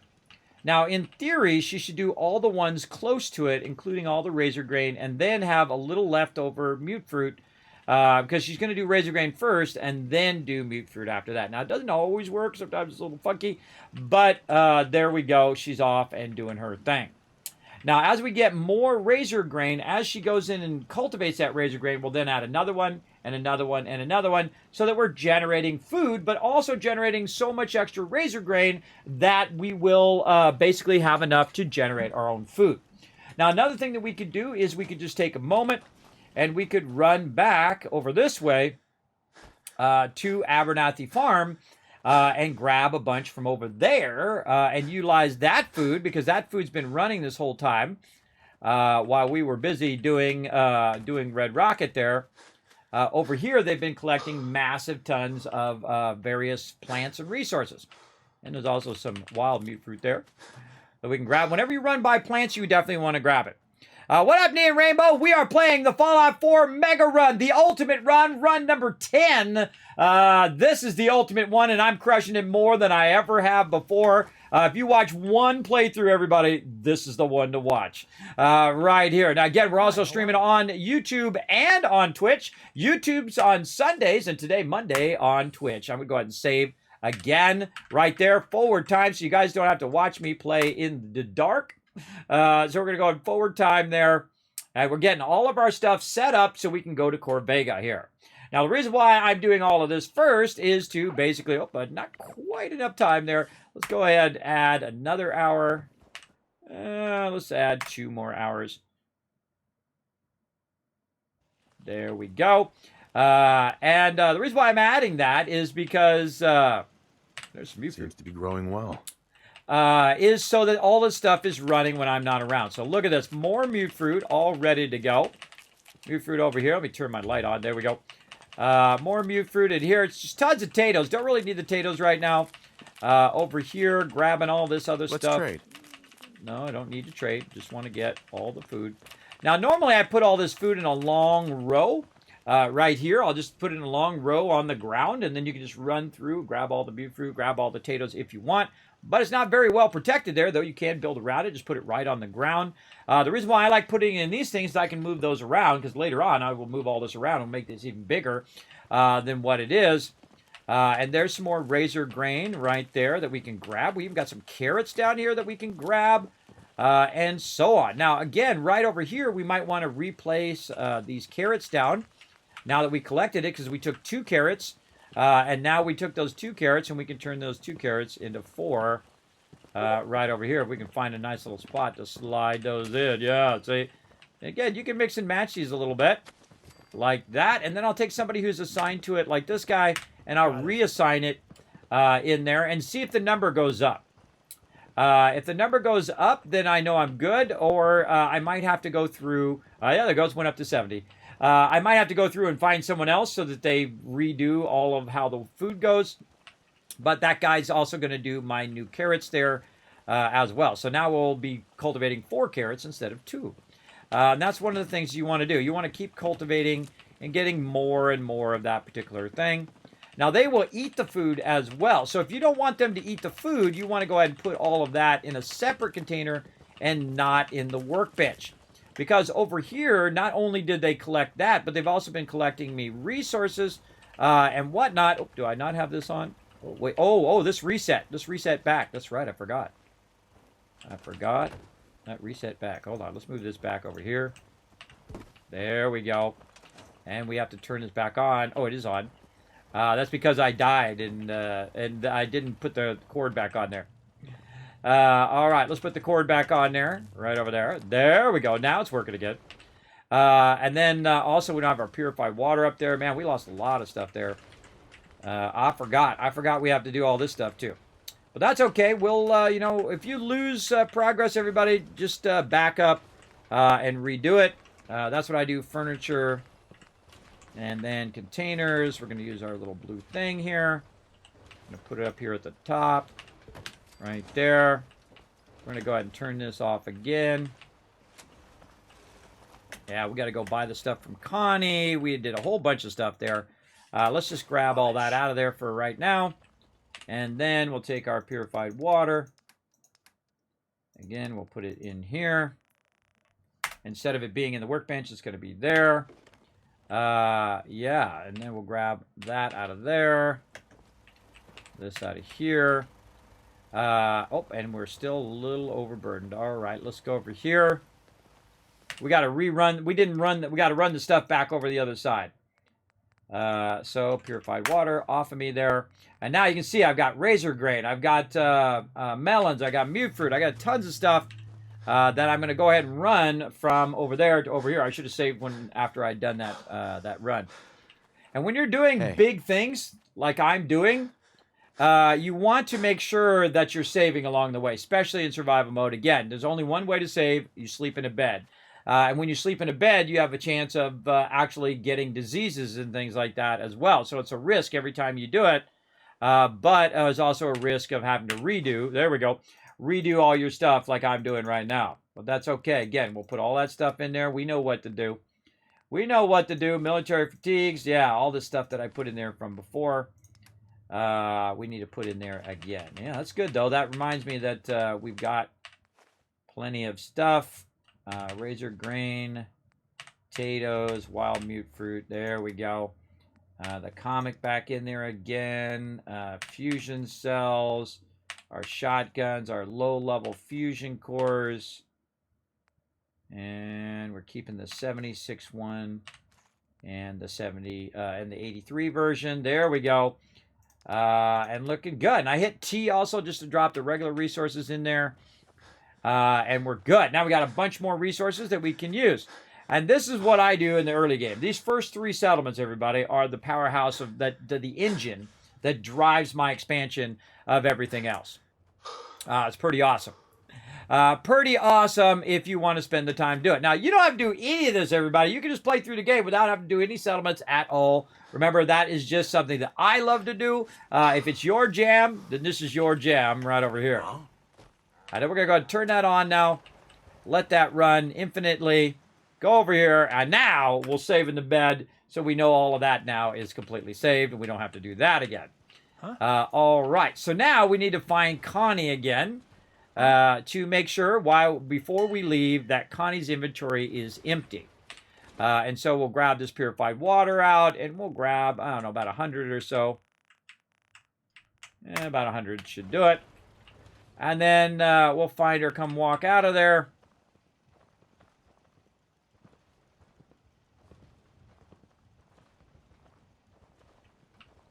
I try to move out of their way so that I don't run into them, and then they want to talk to me. Now I've got a lot of peeps over here. Eventually I'll put Connie in such a place where she's right by where I'm going to trade with her. What's going on? Excuse me. Looking to make a deal? Yeah, all right. And there we go. Now, again, if you missed it earlier, everybody, I just buy everything out. That's because I'm the Wasteland Tycoon, and that's what I do. 45 round this time. What else she got? She got some buff out. Leather right arm. Don't need it. Don't need it. Thistle. We'll get that. Don't need any of that other stuff. So I just look and see if she has anything that I might need. And right now I owe her 2,000 caps. Well, guess what? Boom. 1166. You're like, Kismet, that's not enough. Well, if I look at it, I can see that the value of my purified water is only 11. So actually, I want to cancel this trade right here. I want to go ahead and go back into my apparel here, put on my glasses, my suit, put on my trilby hat, and now I've got 14, approximately 14 charisma. But I still need to look at my stats here and say, okay, my charisma is 11. Why is my charisma 11? That's because I have not ate enough food. So what I need is I need some food. So I'm going to go ahead and eat my squirrel on a stick here. And then we're going to look at our stats again. We're still at 11, so still starving. From there, maybe we can go ahead and grab some of these potatoes. Growing well. Right over here, we'll grab some potatoes. We'll eat those, even though we're going to get radiated from them. Right there. There we go. So again, some way of surviving right here. And now I'm properly fed. There we go. And then I'm going to go over here again, look at my thing again. Now I'm at 14 charisma. Now I'm going to talk to her again. Looking to make a deal? That'd be great. Now I'm going to trade the same exact amount that I did before. And guess what, everybody? Oh, not my Radix. Boom. That just went to 1,696 caps. So basically, I just got 600 extra caps just by taking a moment working on my food, getting my charisma up by using my outfits, and I'm at max charisma right now. How do I know? Because it's at the max value of this item, which is 16. Oh, Special Cajun! Unlocking that new sub badge. Look, you got the little thing on your head there. 9 months of sub love. Show them lots of love in the chat, everybody. Thank you, Special Cajun. Always great to see you. Thanks for joining me here in this love-a-thon, everybody. So what I'm going to do is go ahead and trade all of that purified water over there. Now, what's going to happen, everybody, is when I do put that over there, I'm going to still need to make sure that I want to get all of her junk here. And what it is, I owe her some caps, right? So I'm going to go ahead, or no, let's go ahead and just do that simple trade. No, she owes me caps. There we go. She owes me some caps, but I'm going to try to get this 45 ammo as well. Now, I still owe her a little bit of caps. So let's just go ahead and trade those caps. And now, see, she has more caps, right? But I want to get that thistle from her as well. So I'm going to trade those caps. Now, what's happening is my caps are going down, right? I don't want that to happen. I want to get all of her caps every single time. So how can I fix that? Well, I know I've got some more purified water right up here, or I could collect all that food and just sell it right back to her again, which is funny.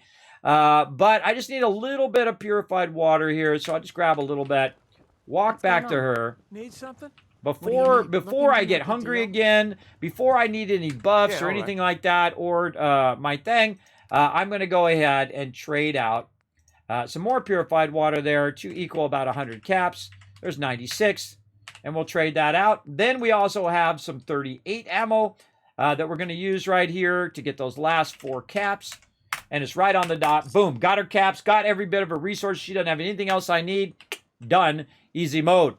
Right there. And then again, I brought this purified water from Sanctuary, and I just keep it up here for each time I kind of roll through here so I can get her resources. And you also notice that I could just eat the potatoes, or I could just eat the thing, and I don't have to necessarily make the food. I can just go over here. I've got myself going there. There we go. And now what I need after I ate all that food and I got that radiation removed is I can just go ahead and drink out of the pump right over here. Oh, kind of awkward. I'm underneath the thing. And now I'm properly hydrated. There we go. Because you get behind it. I always forget that you get behind that thing. Let me turn it around. So it's the other way. There we go. There we go. Now I'm properly fed, properly hydrated. Everything's styling right now. But I'm not really getting any buffs on top of my things that I'm doing, right? If you go in and look at your status, I'm getting a little bit of HP plus from Tato's. Tato's is healing me up right now. But, of course, when you cook your own food, you're going to get bonus XP. You're going to get other effects like radiation resist and things like that of that nature. Now, that's done, everybody. That's done. Well, we're ready to go over here. Get this going on again. Just hope we don't get attacked and one-shotted, so we don't have to do all that again. Sometimes what I'll also do is just throw a bed down at the bottom just to save. So I'm going to take one of these beds that I have here, just throw it here in the back, and then I can just run down here without having to run up above every time and save. Much more exciting. Now, see, I've got an illness, I've got weakness. So every time I sleep, everybody, especially the early game, you're going to have all of these conditions that keep happening to you all the time. It's really tough. You're going to get frustrated at some point as well, especially with the no quick travel. But I suggest hang in there because it's actually my favorite mode. In fact, it's my favorite mode in any kind of hard mode game. It's very, very well done, where they add tougher mechanics, not just make everything a bullet sponge where you got to, shoot the mob 500 times. I mean, there's still some mobs you got to shoot a lot. But there's not that kind of tedious deal all the time. All right, there we go. We got some beds lined up there for my peeps so they can come up here. We've got water now down for them. And so on. Now, they can't actually reach up here because I don't have the bottom stairs here. So I'm going to actually make it where they can get up there by adding the little bottom stairs right there. There they go. And then on the other side, same thing. We're going to go ahead and make it where I can go up and down. And then we'll go ahead and add the bottom stairs. Make it a little easier. And then the back side. Now, of course, mobs can get up here too, so that's a little dangerous. But you want to make it where you can get up and down up here as well. And we got that done. And then we're going to save that. There we go. All right, we're styling and profiling. Now, chemistry station. Here we go again. We're going to craft. Well done. Can we craft some healing? No, because again, don't have that glowing fungus. I suggest to have little spots where you can get that glowing fungus.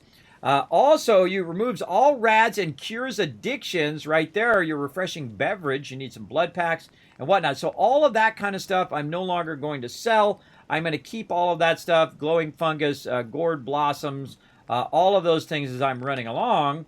And then put them here at Red Rocket for me to utilize.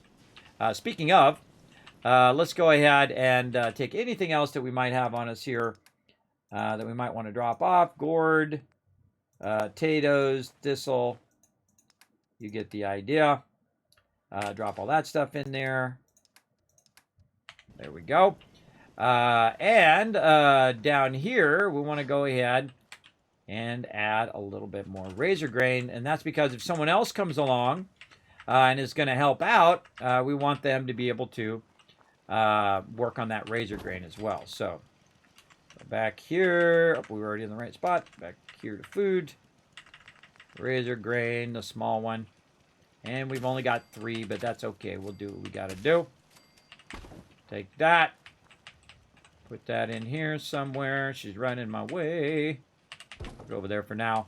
Close this down, and now you got food that's protected in there.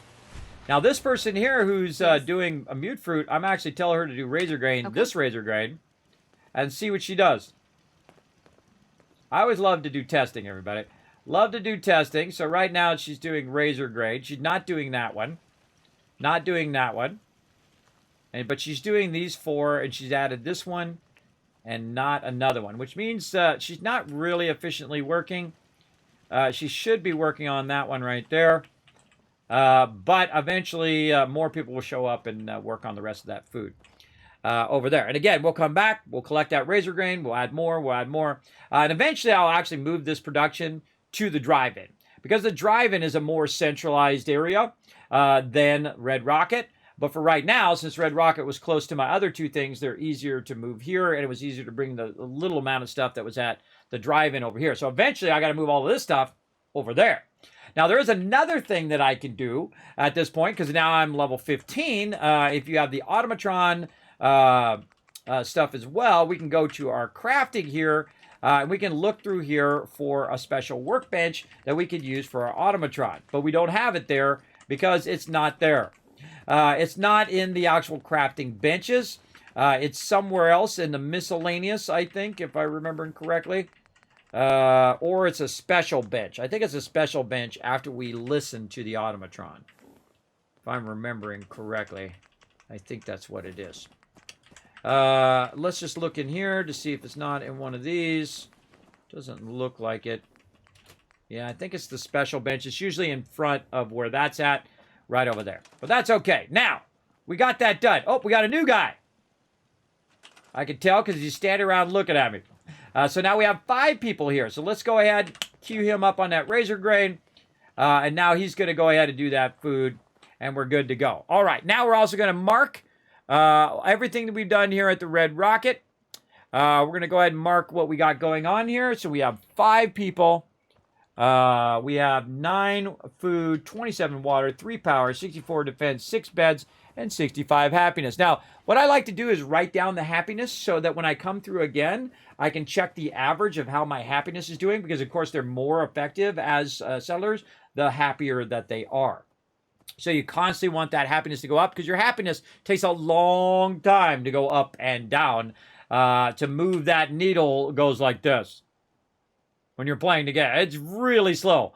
So it's not like if you screw up and you take everything out, they're suddenly going to be mad at you. But you don't want to leave it too long. You don't want to see that arrow pointing down, basically. You want to keep that pointing up as much as you can. So we had the kill box. We've got more food going here, more razor grain. It is styling and profiling. Again, we will save. Hold on. Before we save here, let's get prepped to go to Corvega by swapping out of my gear. Over here, into this gear. Oh, this is this other chest thing. And now we need to modify our gear before we leave. So we're going to go over here and modify our right leg. Now, it's got reinforced combat armor already built in there, even though some of this stuff, I don't have anything higher, right? I got strengthened. What I really need is deep pocketed. But do I want strengthened or do I want pocketed? Well, in this case, I want pocketed. Because, oh, Cogsworth idolizes me. Hold on, we gotta go talk to Cogsworth. All right, Cogsworth. Where you at, brother? Where you at, my brother? I don't think I've ever done Cogsworth first. Usually I do, oh, I forgot him. I parked him somewhere. Where did I park Cogsworth at? I parked him back over at Abernathy Farm. I usually do Preston early, get his thing to max. But that's usually because I go and get Corvega much earlier than I'm doing now. Usually I try to wipe out Corvega early, then I'm getting my other settlements, thus I get Preston. But in this case, I have left Cogsworth over here at Abernathy Farm, so I need to run over there and get him to follow me. Because in survival mode, he will stay there forever. Actually, in any mode that you tell him to stay, they will stay there forever. But I need to track him down and find out where the heck he is. There's my buddy over here. Yeah. Where did he go? Where'd he go? What's going on? What do you need? I'm looking for my buddy Cogsworth. Didn't I put him at... I could have sworn I put him at Red Rocket.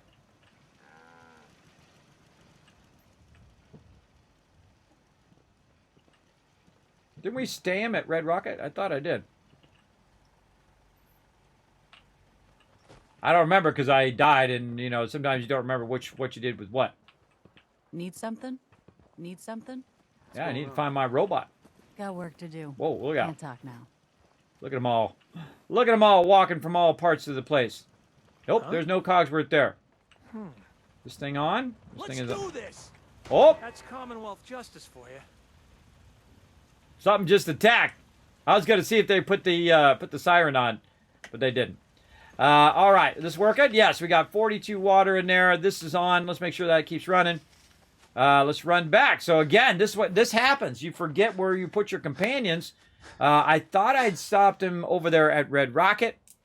Let's run back over and see if we can find him over here. Now again, that bell does help a lot. So you can call all your people over and look for your companions. They will, if you do dismiss them, you can tell them where to go as well, where to dismiss to. I could have sworn I had stopped him right over here and told him to stay right here. But let's go ahead and hit the bell. See if we can find him.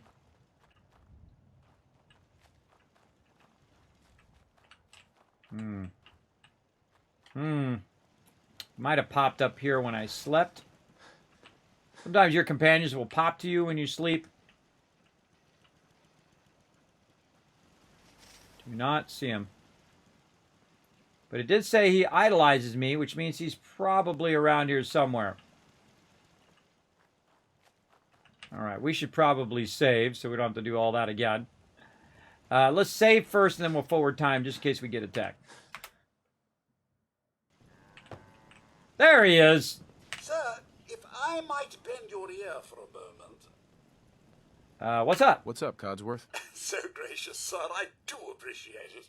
I've always had such admiration for you and your family, ever since the day my visual sensors were first switched on.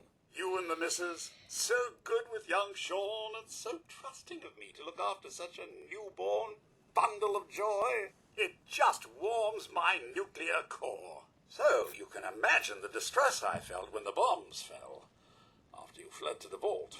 I searched but found no evidence of your death. I could only hope you all made it in time. And when you returned, I was overjoyed.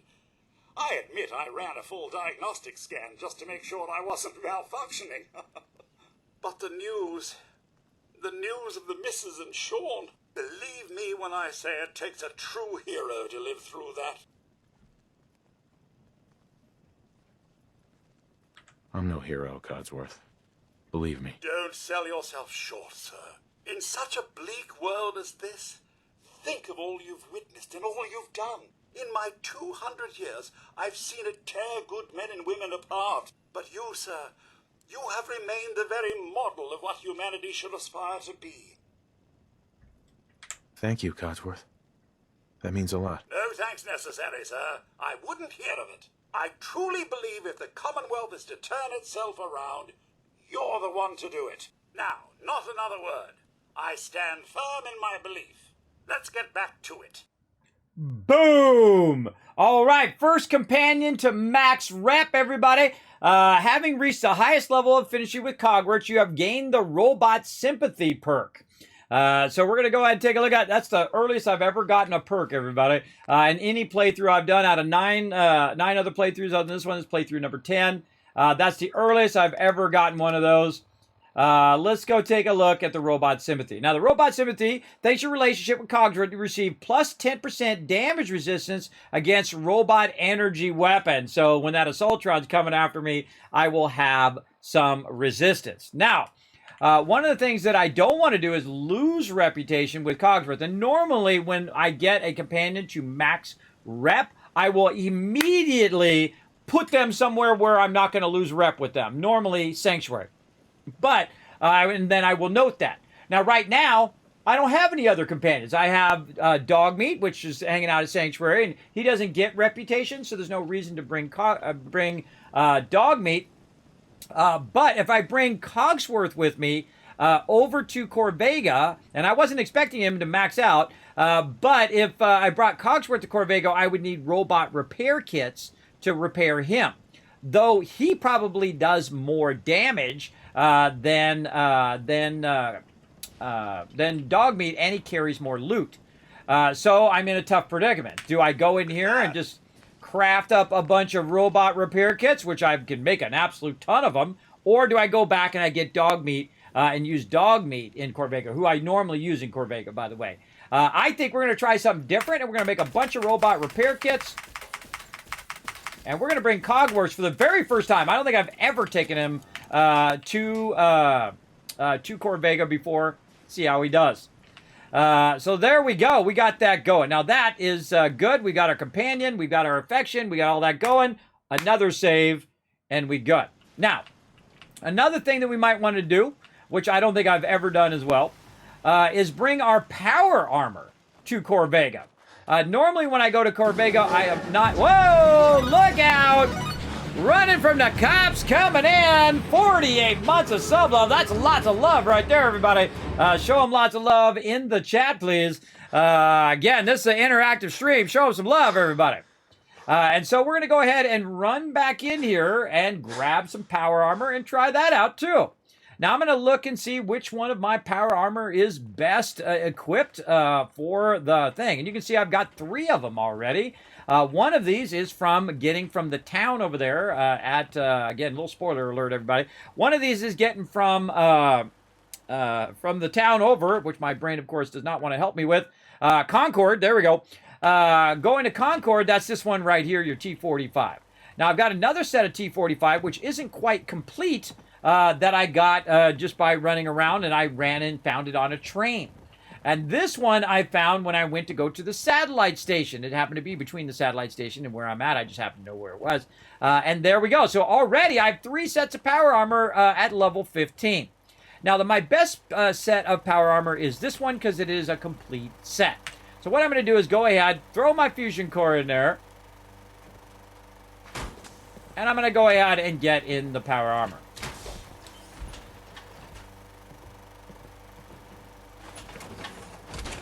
Now, you don't want to leave your fusion cores in your power armor, and that's because if you do, they're going to jump in them. I've seen Trash Can Carla jump in my power armor, because that's because I got out of my power armor right next to her, and I was trading with her, and it got attacked, and she got right in my power armor. So I couldn't get in my own power armor, everybody. She was in it.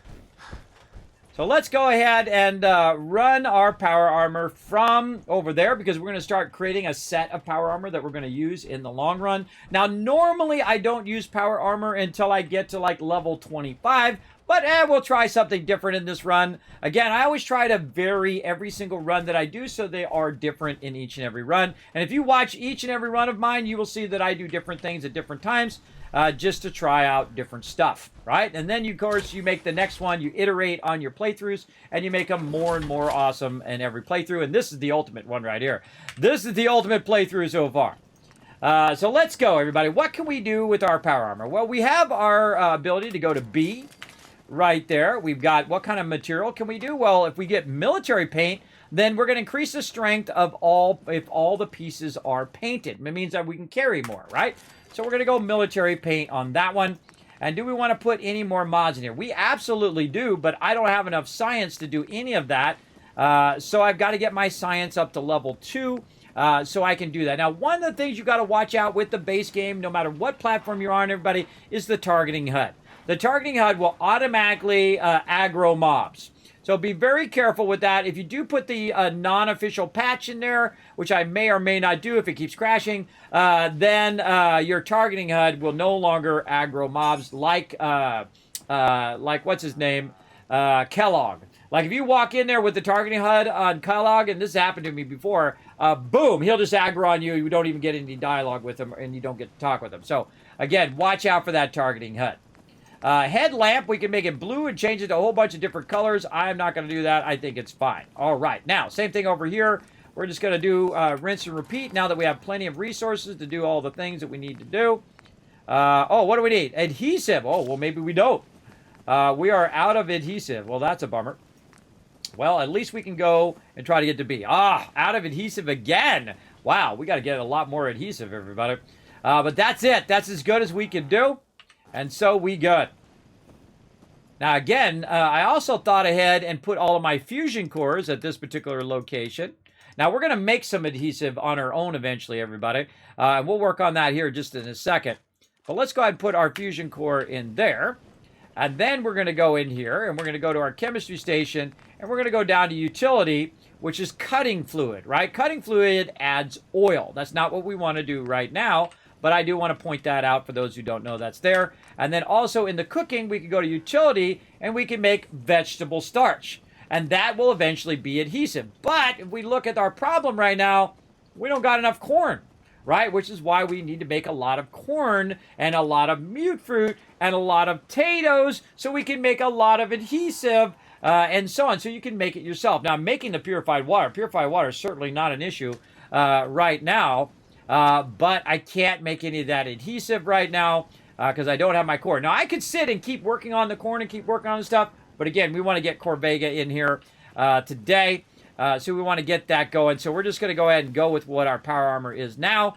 Let's go ahead and save one more time. And let's go ahead and forward time here. This is going to be 11 hours. And that's going to work on our fatigue as well. So we're going to be really well rested. We're going to drink some water. And I suggest to eat food first, then drink water. Right? So there we go. So we got a little fatigue there. We're well rested. We're going to get the bonus XP. We got a provisioner cow up here for some reason. And we want to go ahead and eat some of this food out of the workbench. So we're just going to go in here and say, okay, what do we have? Well, we've got probably a ton of potatoes. So we'll go ahead and just pull those out temporarily and eat our potatoes until we're properly fed. There we go. And I don't want to carry these potatoes around because they're just going to weigh me down. So we'll put those in there. 12 repair kits, tons of rataways. Got 10 stem packs. Kind of iffy on the stem packs there. Limb mod, we'll take that off. Anything else in here? No, I think we're all good. Okay, now also what we want to do is modify our armor. And we modified that armor there, but we want to modify this. Now, the first thing that I like to do with my stuff is I like to go ahead and put a Z on it. And I'm using lowercase z this time. So I put a Z on it, and then I put a space. Now, if it's doing this right here, which kind of sucks, I want to go ahead and take a lot of this stuff out of here because it's unnecessary. You know what I need to do? Z dash, and then what it is. Is it leg? Is it chest piece? Is it arm? This is a leg. So this is leg. And then this is, I believe, right. Yes. And then, and it's destroyers. And I'm just going to write the word destroy. And then, boom, I've renamed it. Now, that's a legendary item that I bought from the vendor that I'm using, which actually allows me to increase my movement speed by 10%, which is awesome. Very, very awesome in there. Now, I've also got a new chest piece, so we're going to rename that one. Oh, not scrap. Modify. There we go. Rename. Z-chest, and this is leather. Right? I don't need anything else in there. That's what I need. Now, I've got another one here I want to rename. I'm going to call this trash to get rid of it. Now, we also got some metal arms. So we're going to rename that arm. This is a left arm, and it's metal. Boom. Over here, rename Z. This is leg, and this is left leg, metal. Z dash arm dash right. Dash right. There we go. And then metal again. Now it goes Raiders, leather, and metal. So the metals are actually better.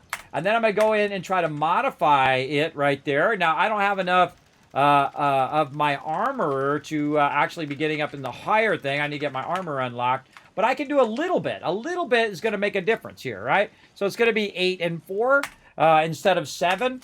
And so a little bit does make a difference in the long run. And then over here, if we had more adhesive, we could do that stuff. But again, we're just going to try to do what we can. And there we go. We're totally out of adhesive. Can't really do anything else. And that's probably the best we can do for now. Until we basically make a lot more corn. That's our main thing we need to work on. And we'll work on that next time. But again, we want to try to get Corvega in. So what am I doing? Going to my apparel. That's where I'm going. And then I'm going to take this one off of me right there. Now, I also carry around my other stuff. And before I leave, I also want to check Cogsworth and see if he's got anything on him. Look at all that stuff he's got on him. Holy mackerel. I gave him a bunch of resources that I could be using for stuff. I'm going to go ahead and take all his resources. Boom. Walk right over here and drop. Oh, nope. Nope. I hate how long it takes to get back out of it, but you do what you got to do. All right, 2. Hit T, drop all that in the resources, and maybe now we have some more adhesive. Let's go look. Do we got more adhesive? No. So we don't have any more adhesive there. So again, we'll have to come back, build some adhesive, and get that going. So again, that's a lot of stuff we did there. Let's go ahead and save yet again. Uh-oh. Uh-oh. Cursor was a little froze there. Talk to Cogsworth. Can I be of service? Now, it says stay at the bottom, which tells me that he's going, if I just leave, he'll probably follow me. So let's get on the power armor. It's a beautiful day in the wasteland to go smoke some people with the power armor at Corvega. All right, let's go, Cogsworth. We out of here. Now, if you have the power armor, you can just jump down. Now, I grabbed a bunch of extra fusion cores as well. I've got 5 fusion cores right now, and we are on our way to Corvega. Now, Corvega is way down here, and we actually have that on our radar already because it's part of one of our quests. And I have a tendency to run fast, everybody. If you want to save yourself a lot of fusion core power, you'll want to just go like this and not fast run and burn up your fusion cores just that much faster.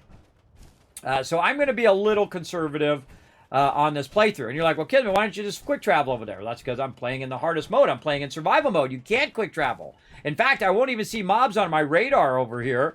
Let me move myself back up here as well so that you guys can see my health and all that other fun stuff that's going to be getting wailed on very soon.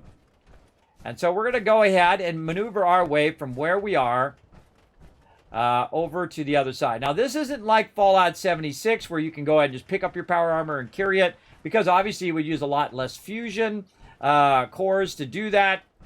And I find in the beginning your fusion cores are very, very valuable, everybody. They're gonna be very few and far between.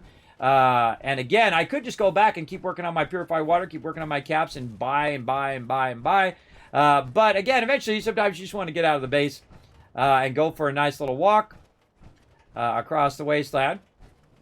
And you really get to you should really start to learn the roads too, like where the roads go. Like if I go straight here, of course, it's going to take me to the diner, and I've actually got the other mob, which I normally just kill. But I'm going to go ahead and hang a left here because I'm in the survival mode. What I need to do is save my way across the wasteland, not just to walk across. I need to save my way. So our launching position eventually is going to be the drive-in. Again, because the drive-in's a great kind of central area. Also, people use it for sending their provisioners all over the place and stuff like that. Also, over here, you've got some bloodleaf growing, which bloodleaf does help you with your XP food as well. Surely you meant to leave that rubbish where you found it. Not at all. Not at all. And again, you can jump off high places. There we go. Also, by the way, if you notice that because I have my power armor on, I'm now up to 260 weight that I can carry. So let's keep going. And we're just going to kind of mellowly go over here, because we only have 5 fusion cores, and who knows what's going to happen when we get over there. Now, we got a dude over here working on that food. Good job, brother. And we're just going to leave him there for now. But if I see somebody not doing anything like this person, I'm going to move them. Where can I move them to? Abernathy Farm. That's right. Off you go, brother. Bye-bye. Now, this guy over here, what's he doing? He's doing some food. Let's move him. Oh, wait. I can't move him to Sanctuary, and I can't move him to Abernathy Farm. You know what that tells me? Those 2 settlements are done. They're full. That's it. Good. Game over. Let's move this guy to Red Rocket Trop Stop, because we're going to do those 3 first, and then we're going to start getting our other settlements as well. So there we go. We'll move those guys. And then we're going to go ahead and park our power armor right here. Now, our power armor actually needs to be repaired, I just noticed. But we'll go with what we got. Because we don't have much adhesive, we'll go ahead and sleep some more. There we go, just to save. And now we did a stopping point. Again, in survival mode, good to stop and save as you wander the wasteland. And let's go ahead and see if anybody else is showing up. I see somebody walking up right now. That looks like my provisioner. Yep, provisioner. Okay, just checking. All right, now I've got this automatic, so if people do show up, they will automatically go to collecting food. Okay, so again, I'm going to hit X. See, I did it even without thinking about it. I did fast run. I hit that shift key. So let's just go ahead and go for a little walk. Now, here's a great trick, everybody. When you're coming out of the drive-in here, just follow the train tracks, right? Instead of going straight into town, which is going to be pretty hardcore in survival mode at the beginning, Just follow these train tracks, and they're going to lead you to a spot in which you can save, and also maybe find yourself something sweet along the way, like we did earlier when we ran over here and we went to Vault 81 so I could get the Overseer's Guardian. Now remember, I'm going to take a lot of damage because I'm in survival mode. I may die. I may have to do this again, over and over again, as many times as it takes to do it. And normally, when I do this earlier in the game, level 5, 6, 8, I get killed a lot because they can one-shot me in survival mode, especially when I'm low health. I don't think I've ever done it with my power armor. Maybe my first playthrough, maybe. I don't remember ever doing it in my power armor, but that doesn't mean I didn't. When you're walking by this train, take a little peek right over there too, everybody. Take a little peek. Again, we're just walking along, utilizing... Oh, and here comes the rain. That's good. It'll distract them while we're going through. And you're like, well, Kismet, you're going to Corvega. Where are you going? Well, if I look over there, I can see that Corvega is off to my left, right? And I'm just following these train tracks. And when I get past this kind of fence area here, I go ahead and hang a left toward that billboard. And it just so happens that out here beyond Corvega, there is a little location that we can find. There it is. A little location that we can find over here, which is basically like a junkyard. And that junkyard just happens to have a place in which we can save. So we're going to go ahead and run over here. And this is what you want to look for in survival mode, everybody. Places where you can save. So I'm going to get out of my power armor for a minute. And so I don't have to do that whole walk again. You can see I've killed a bunch of peeps in here before. I'm going to go to this mattress right here. Take a little radiation damage. I think it's this one. This one here, yep. You got to get away from the radiation damage or you can't save. There we go. We saved and we didn't get a condition. Because we already got weakness as our condition right now. And now we've saved. And so if I die, I will appear here and not all the way back at, Red Rocket. Which would be a long, long run back.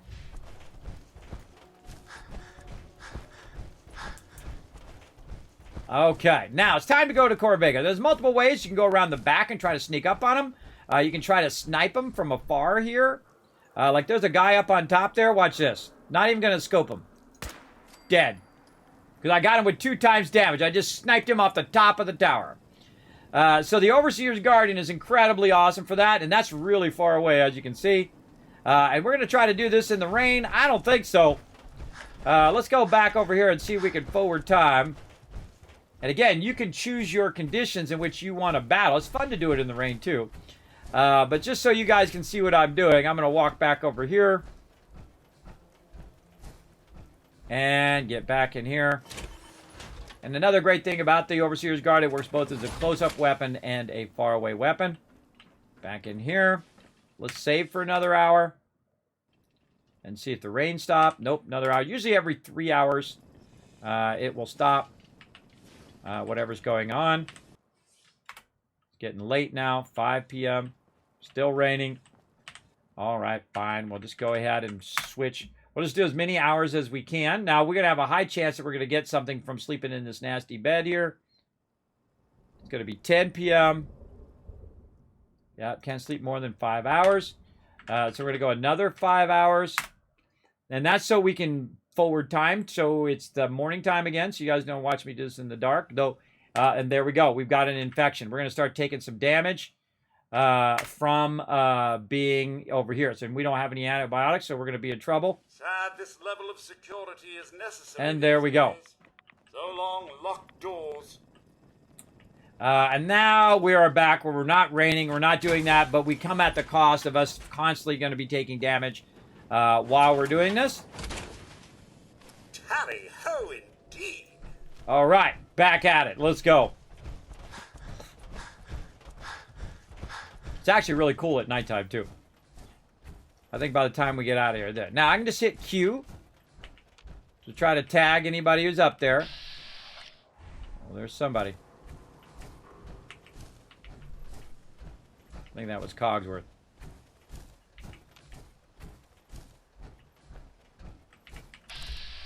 Right there.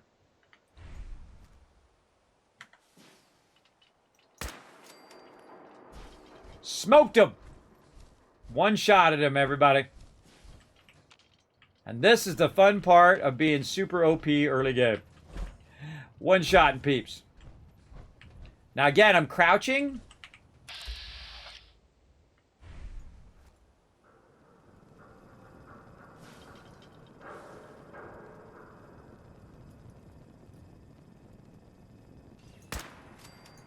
Shot him through the thing, everybody, which is pretty cool.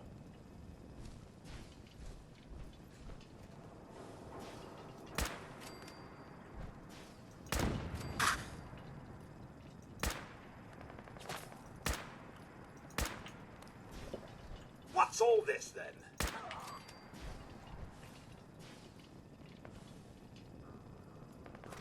Come out and face us, scallywags, if you dare.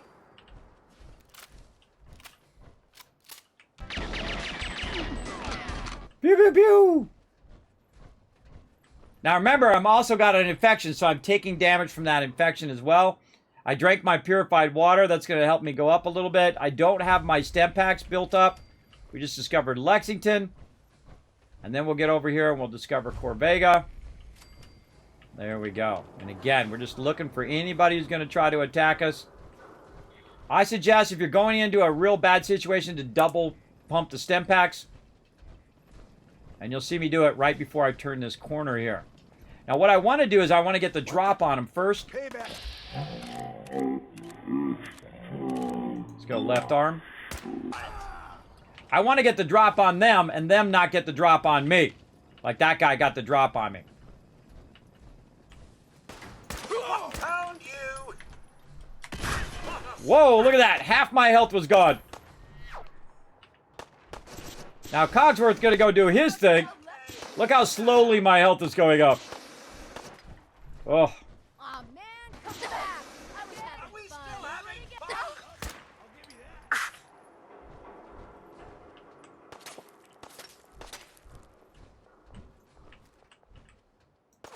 Not this time.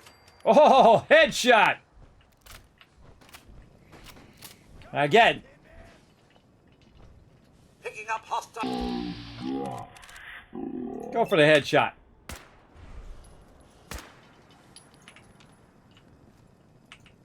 Yeah, he's going to run out of there now. Again, we don't want him to get the drop on us. He already broke my power armor. Right here. See my legs broken. And again, that grenade did half damage to me. Took half my health out.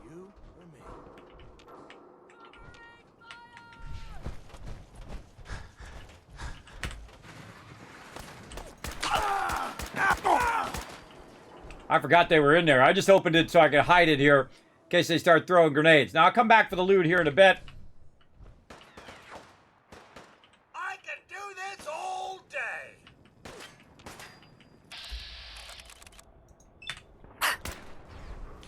You having fun? Matter of fact, I am.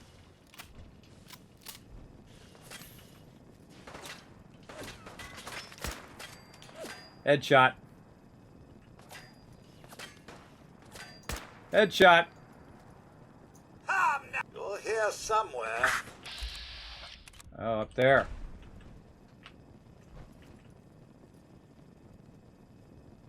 And that's how it's done. Am I right, sir? That is right. All right, used another stem pack. Now, these are just the people who are outside. We've got a whole bunch of people on the inside that we need to kill, too. And hopefully we find some antibiotics while we're at this. Because this infection thing is going to get old fast.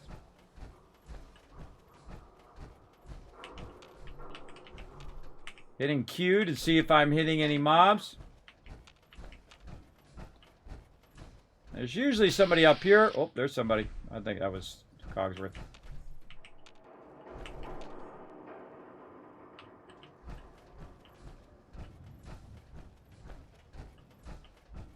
Okay, that might have hurt. Ah, Cogsworth fell off and died. That's funny. All right, let's have some herbal iodine. That's not going to help our infection problem. But we're going to go ahead and start getting this loot. All right, so we start from the top and we work our way down. It's really fun when you get a jetpack, by the way, because you can jump between the rooftops and all the different freeways and stuff. And we're going to do all of this, including blowing stuff up.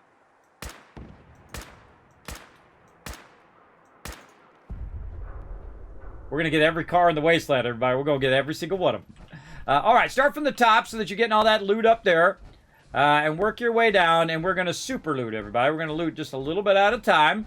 And we're going to take all that loot with us as we go.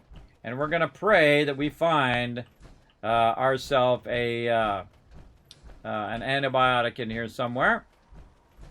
Because that would really help right now. Turn our light on. All right, let's go ahead and see what we got hiding in here. What do we got? Mentats, herbal antibacterial. Right over there.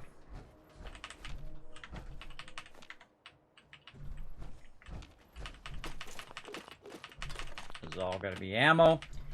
Different type of containers have different types of items, so you know you're not going to have, ammo in a food one and so on and so forth. You get the idea. Again, just making sure I'm not missing anything on the ground. Reload our weapon while we're doing this. Anything on the walls? No, looking pretty good. All right, now we got a problem. Cogsworth is down here, and we got to go back and we got to find him before we progress across. Or we can just go to low side and progress. But I'm going to go down here and find out where he fell to and where he's at. There he is. And now I've got my robot repair kit, so I can go ahead and repair them. I can tell already you're going to be a huge pain, Cogsworth. All right, and again, since we cleared... Now, normally I come through this little fence edge right here, and I snag the people up at the top. Let's have some more of our purified water. Or are we out of purified water? Oh, we are out of purified water. All right, step back. And there we go. Every time we use a stem pack. Mentats and Psycho. Lots of Mentats. Not helping us right now. Big time.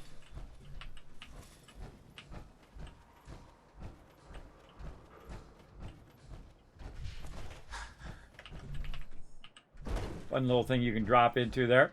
Now the peeps that got hit up there, they dropped a little bits of themselves down here.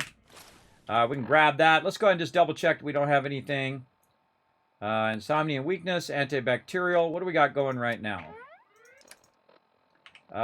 We have herbal iodine. So let's go ahead and get antimicrobial going.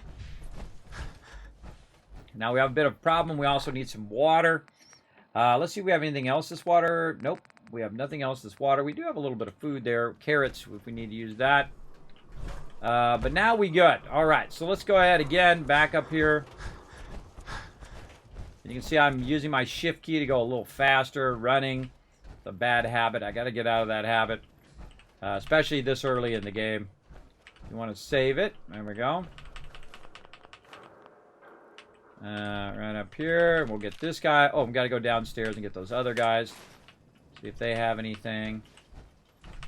Little helmet. Just taking my time. Looking for anything that's going to save my booty from this infection right now. Again, every playthrough is different because, you know, in another playthrough, I might not have this infection, right? Picking up hostile life signs. I only got to hit her once. Takes care of that. Only got to hit her once with the Overseer's Guardian and she's toast. So that's why I just pick whatever's the highest and then wipe her out. Okay, now we got to take a minute to stop here, and we got to jump off the side here. Let's go up here. Right here. Now, why am I going back down? Well, because there's loot down here as well. I could go inside Corvega there, but we're going to do the exterior first. Highly recommend doing the exterior first. Like this. Because you're going to get a massive ton of loot from the exterior. Get rid of that.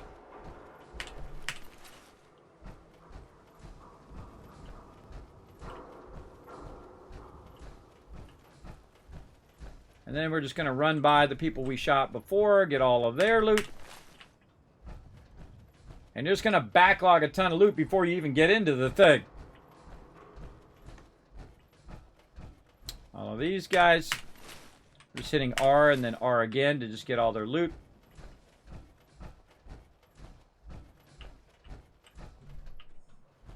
So far, so good. And let's get all of this. Right away. Little beer bottles. Nothing that's really helping us here. We got some bourbon. I don't think bourbon counts as water. No. Some mac and cheese. What is some of that? Again, if it doesn't give you food, there's no point in eating it. Deviled eggs. You know, we eat those. And tarberry as well. All right, and that'll help us a little bit food-wise, but not so much water-wise as well. I think this door over here is locked in the beginning. I don't think I've ever gone in this door. Yeah, that door is chained, so you have to go the whole other way first. Okay, so let's go ahead and keep finishing this out. Now, remember, if I die, I do all this again. I got to do the whole thing again. So I'm going to go ahead and, again, try to use my stem pack, keep my health up. Every time I use a stem pack, one, it goes super slow. But also, it's dehydrating me, which is why I like to have a lot of purified water, typically on my character, while I'm doing these things. And I'll even break off, too. If I feel like I'm just going to die over and over again, I'll just break off and come back later. Oh, and there we go. Finally overburdened. All right, Cogsworth, get over here. Heads up. Something you need? And then now's a good time to get some of this stuff off of me. I always go for weapons first. I always go for weapons first because those are the things that I know I'm not going to need. All I really need is the Overseer's Guardian. And then all of this other stuff here, which I don't think we do any dialogue in here, so I don't really need all my stuff on me right now. And there we go. So I've maxed Cogsworth out with stuff over there as well. You don't want to give them your stem packs and things like that. You want to give them stuff that, you know, if you lost it, you wouldn't be too heartbroken over. Because you don't want to have to run to him to get your stem packs and stuff. All right.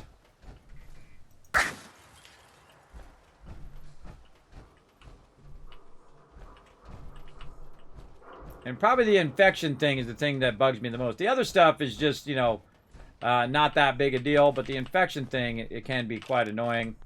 And your antibiotics, for some reason, whenever you need it, that's when it doesn't work. Let's just keep collecting loot here.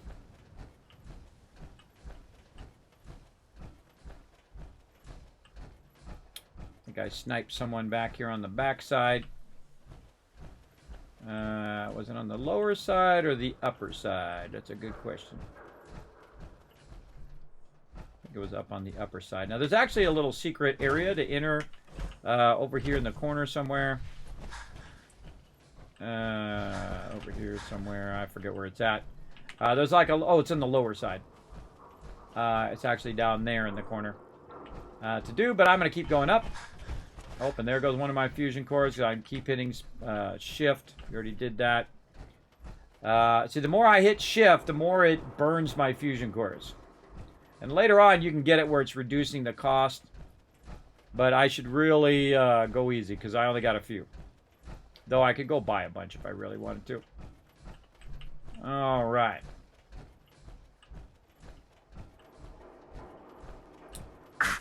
Can't remember what we get over here. Corvega is going to be the repair bobblehead. All right. I'm going to make a note of where all these bobbleheads are where we go. So that when we do our perk points next time, we can remember where it is. So where did I write? Concord is that one. And let's add a row above that. Corvega is repair bobblehead. And it's at the top area. Outside. Now, I can look all that up, everybody, but I kind of know where they're at anyway, because I've played through the game many times. Fusion cores last permanently longer, which is one of the things I was talking about. So there we go. So that's going to last longer as well. All right, looking good so far. And we're just kind of clearing the exterior of Corvega first. And then it's really going to get going on the interior. Now, again, if you are playing in survival, I suggest you do it in sections. Because if you do the whole thing, you get almost all the way to the end, and then you die, guess what? You're doing it all over again. Maybe you want to do that. I don't know. It's your game. You play it however you want.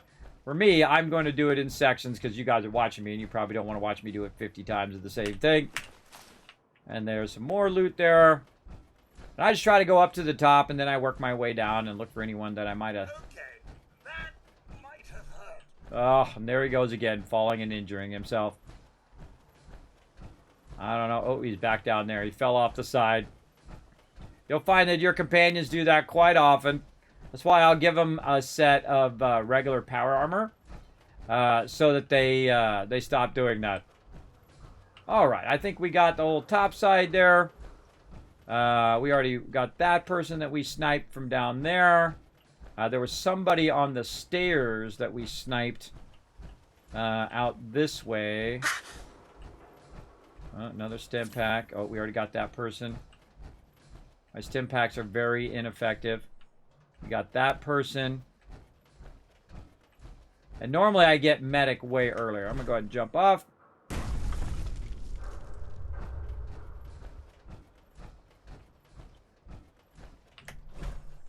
Now, there's actually a little secret.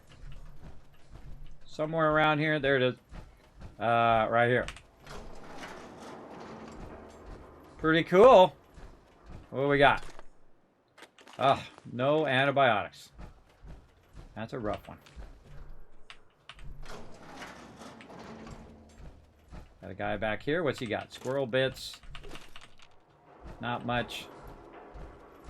I love finding secret stuff, everybody. Secret stuff is fun. There we go. Very fun.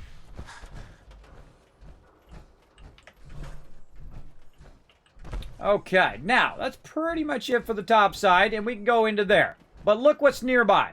We've got a building nearby there, and then off here in the distance, right over here, in this area right here, there it is right there, is the in the place in which we saved before. So we're going to go ahead and just jump down from here. Now, if we found some glowing fungus and a whole bunch of other stuff that we could use, we could, in theory... go and make our own, which is good to carry that stuff around in case you do run across it. But in this case, we're going to wander over here. And I think we already looted this before. No, we didn't. Okay. We're going to wander over here and see what we can find in this location. Yeah, a little hat, little thing there. Not much. Red rocket, 5 mil. Wipe that rad roach out before he kills me. You're like, kill me, you're gonna die from a rad roach? Oh yeah. This is survival mode, baby. Too many of those rad roaches, I will certainly die. Well, speaking of.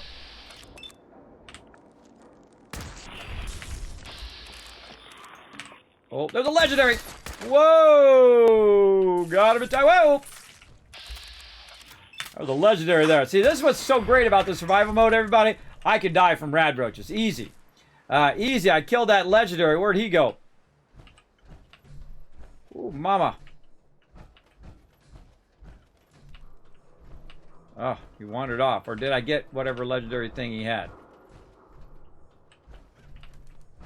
I don't know. I don't know. Let's see if we got any legendary drops. Nope.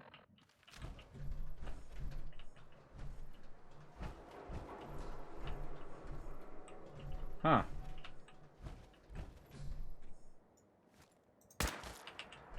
Creepy birds. Huh. There was a legendary there, and he vanished. I hit him, but I don't know where my drops are. This happens quite often in this game, everybody. You hit the mob will go flying, and he's hard to track down. There he is, right there. Quick draw combat knife.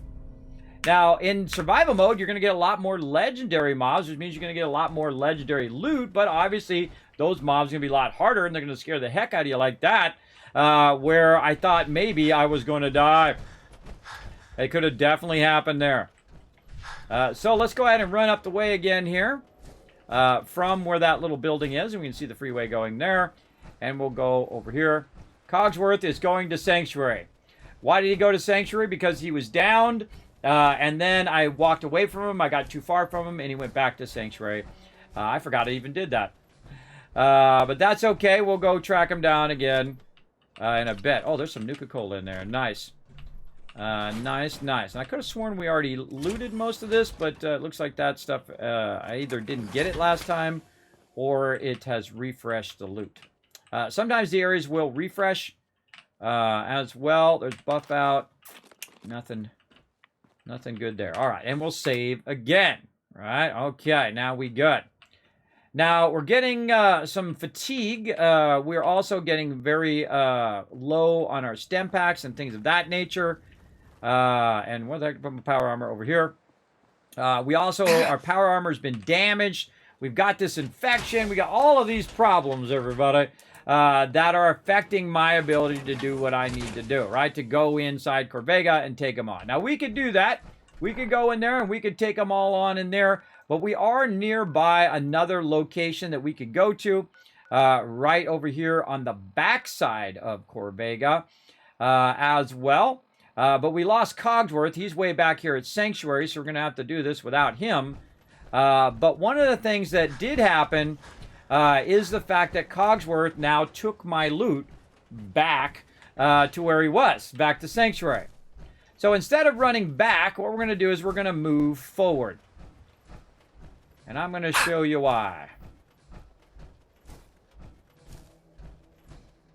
And oh, I'm severely dehydrated too. Let's fix that problem, because we did get some Nuka-Cola. So we can boost that, and that's going to boost our overall action regen too. So we can go ahead and just run across the wasteland. Now again, I'm being very what do you call it? Reserved with my fusion core. Now again, where we want to go is not up here. We want to go over here. So I can go ahead and double click and move my marker to Corvega. And then now I can see my marker is this way. Now there's all sorts of things that could happen between where I'm at and where I'm going. But let's see how it works out. And if this way is, if I can't make it this way, then hold on. Already something going on over there. Now I want to just go ahead and try to avoid as much of that as possible. Because again, I got an infection. I'm taking damage. All sorts of stuff are going on. Oh, and there's some real deadly things this early. Use my another stem pack.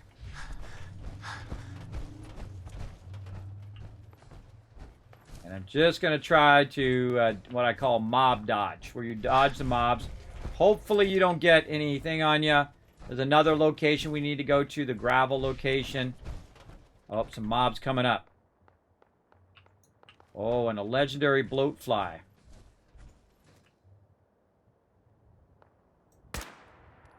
Dang it. Missed him. Nice.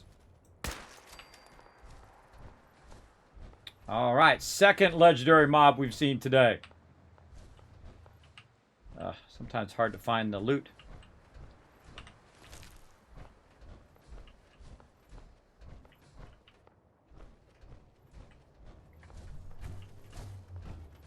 That's why sometimes I kill them closer so I can find the loot. The second legendary mob that just like wandered off. And we want to find them because those are our legendaries.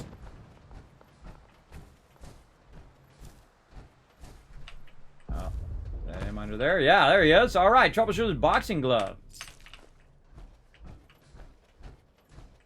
Okay, and we're going this way. Ooh, there's something over there too. Just had a flashback of what's over there.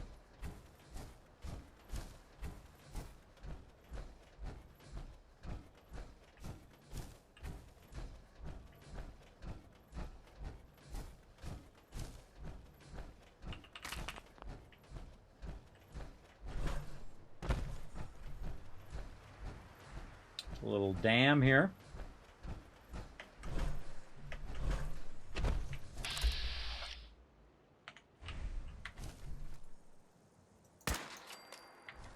Get it before it gets us. Oh, another one there.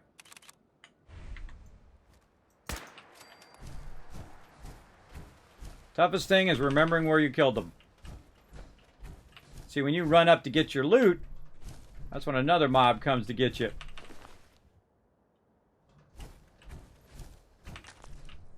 Blood leaf. Getting closer.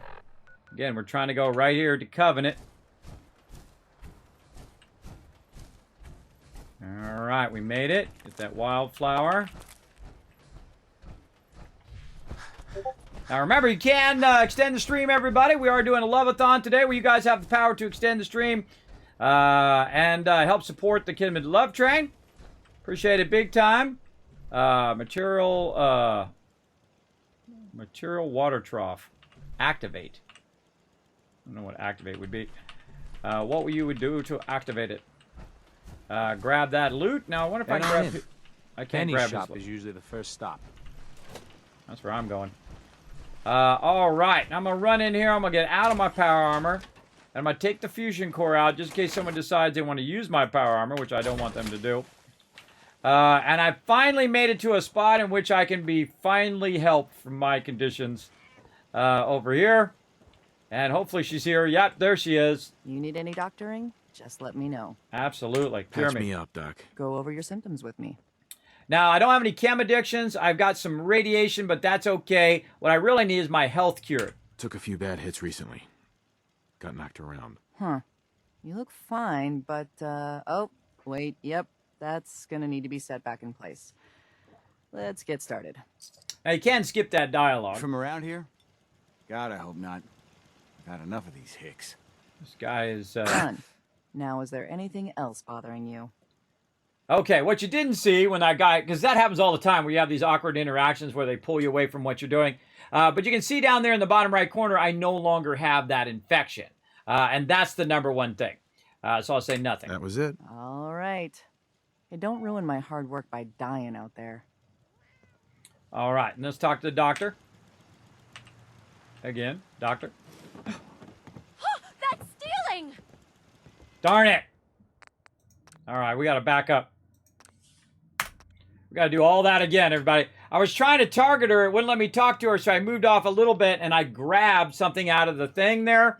And now I got to do all that again. And that's survival mode. All right. Oh, and there's a hot plate here, too. Oh, man, I didn't even see that hot plate. All right. Now, something different could happen, by the way, on this journey when we go back.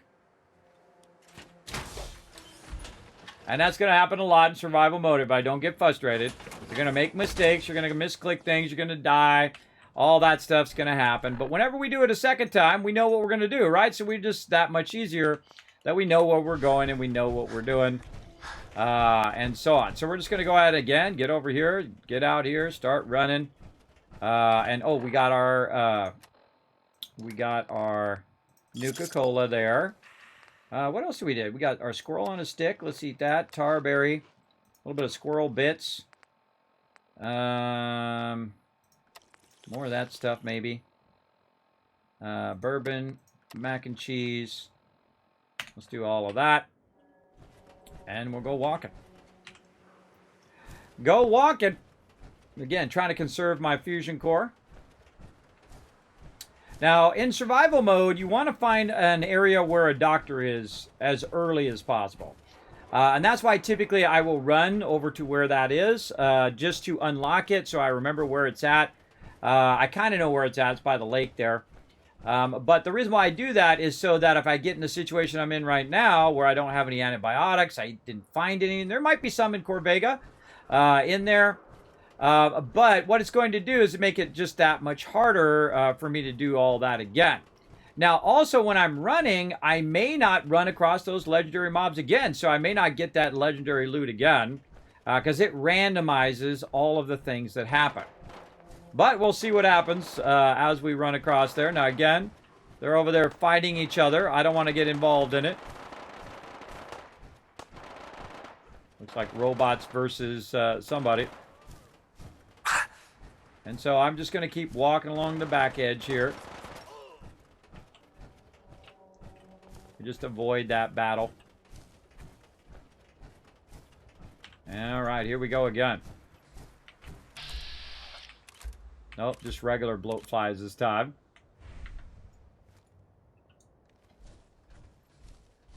And sometimes you just go, ah, screw it. I try to wait for him to fly and then stop.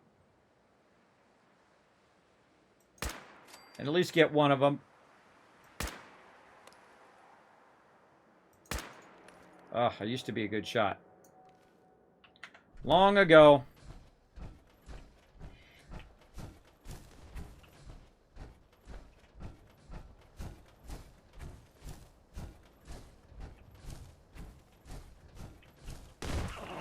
Whoop! Oh, speaking of legendary.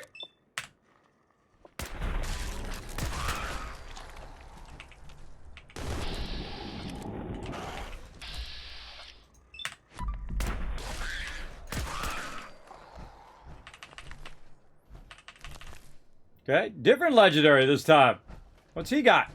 Assassin's Tire Iron. 50% more damage against humans. That blowfly flew off over there. Oh, there's a mole rat over there. Blowfly went over there and he triggered these mobs, and the mobs came after me instead of that mob.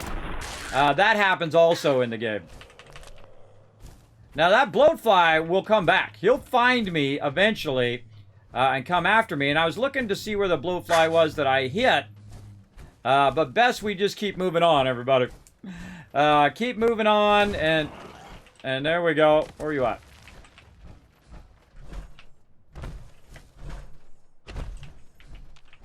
I heard him.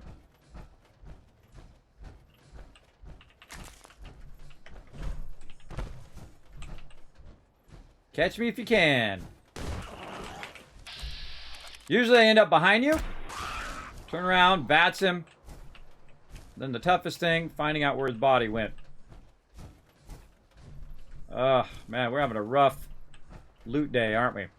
One of the things I like in Outer Worlds is they highlight it.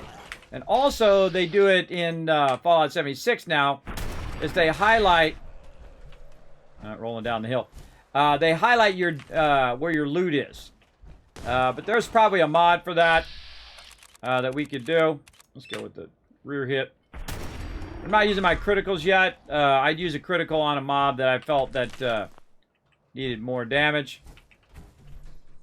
But again, you can see we're seeing a lot more action. Even though we're going pretty much the same way. A little different here. A little wider on the left. But we're going toward this bridge. I saw this flipped off the top too. That was funny. There we go. Yeah, area looting would be awesome.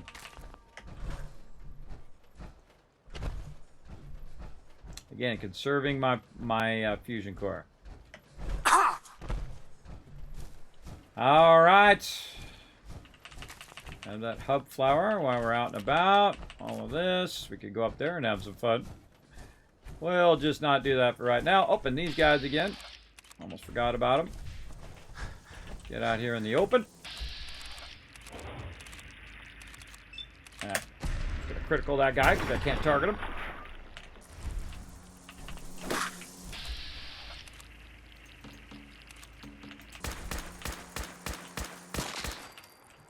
Woo! Oh, I used 2 stem packs there. Almost died. See? Just from a stingwing, everybody. Just from a stingwing, almost died there. Ooh, mama. Scary. Scary stuff. Let's run. Let's run out of here. Or we run into something else and die. That infection's costing us a lot of damage. I guess we fill the bottle here. Fill with some dirty water. I don't know how many bottles I've got. Got a lot of them. Quite a few. All right. Going inside. In Covenant, you can feel safe. Out there, And fusion core out. And overburdened. Overburdened. Wow, he just sat down there. I don't think I've ever seen him do that before. Well, hello. Bruh. All right. Hello, stranger. You got anything that ails you? I'll fix you up for a fee. All right, cure me. Yeah. See what's wrong with me, Doctor. What's feeling off today? Okay, I can just click. I can say cure Took a few health, bad hits. click, and then skip all that dialogue. I'm just trying to get to a point where I don't have this Some darn around here? infection anymore. See, and then God, I hope not. Captain Done. Creepy Guy Now, comes is up there on me. anything else bothering you? Nothing. No, we're done. Take better care of yourself in the future, okay? All right. Now, I need to go over here and talk to her. Enjoy your stay. Hey there. You here to shop? Barter. I'll take a look. Best deals around. Okay. Now, the first thing I want to look for, what she's got, is antibiotics, and she doesn't have any. Also, what I want to do is sell some of my stuff, because the stuff that I picked up is weighing me down now.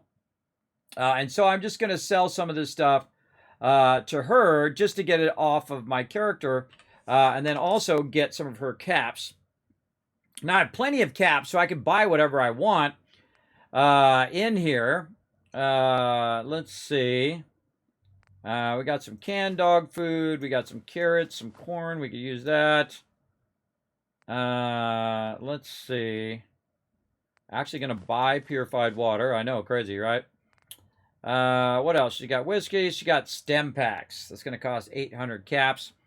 Let me see how my stem packs are looking. I used a bunch of them to get here. Down to 2 stem packs. All right, so we'll buy 2 more for right now. And then I owe her some cash, and she's got a lot of resources I'd love to get as well, but not enough room to do that. She's probably got 308. I need that. I think 45 I'm doing okay on right now. Yeah, I'm doing okay on 45. And so on. So that's really all I need from her. Again, if she had some antibiotics, I'd be all about that. But that's what she's got. I guess I could use blood pack too. We'll just go with that for now. And that's why you want to have a little bit of caps on you just in case. Now, the problem is if I leave and I don't sell her anything or try to recover those caps, she'll reset again, and then I will not have those caps in there. Now, this knife, I'm not going to use that, and that's worth 74. This iron, I'm not going to use. We can get rid of that. Gas mask, mining helmets, raider armor, all of this stuff that I just got from all of those guys. I want to keep my leg, though. My Unshanka hat there, all these welding goggles. I don't need all of that. Boom, sold that off. Now, normally, if I have Cogsworth with me, I would grab all his stuff, too, and sell it to her as well. Now, other things that I'm probably not going to use, buff out. Not going to use any of this jet. Mentats. Again, trading the stuff that I don't need for stuff that I do need is pretty important. And there we go. So now she owes me money. She owes me a bunch of cash. And we can go in here and just look for the stuff that we need, like springs and oil. We'll get oil there. Let's see what else. Gears and copper.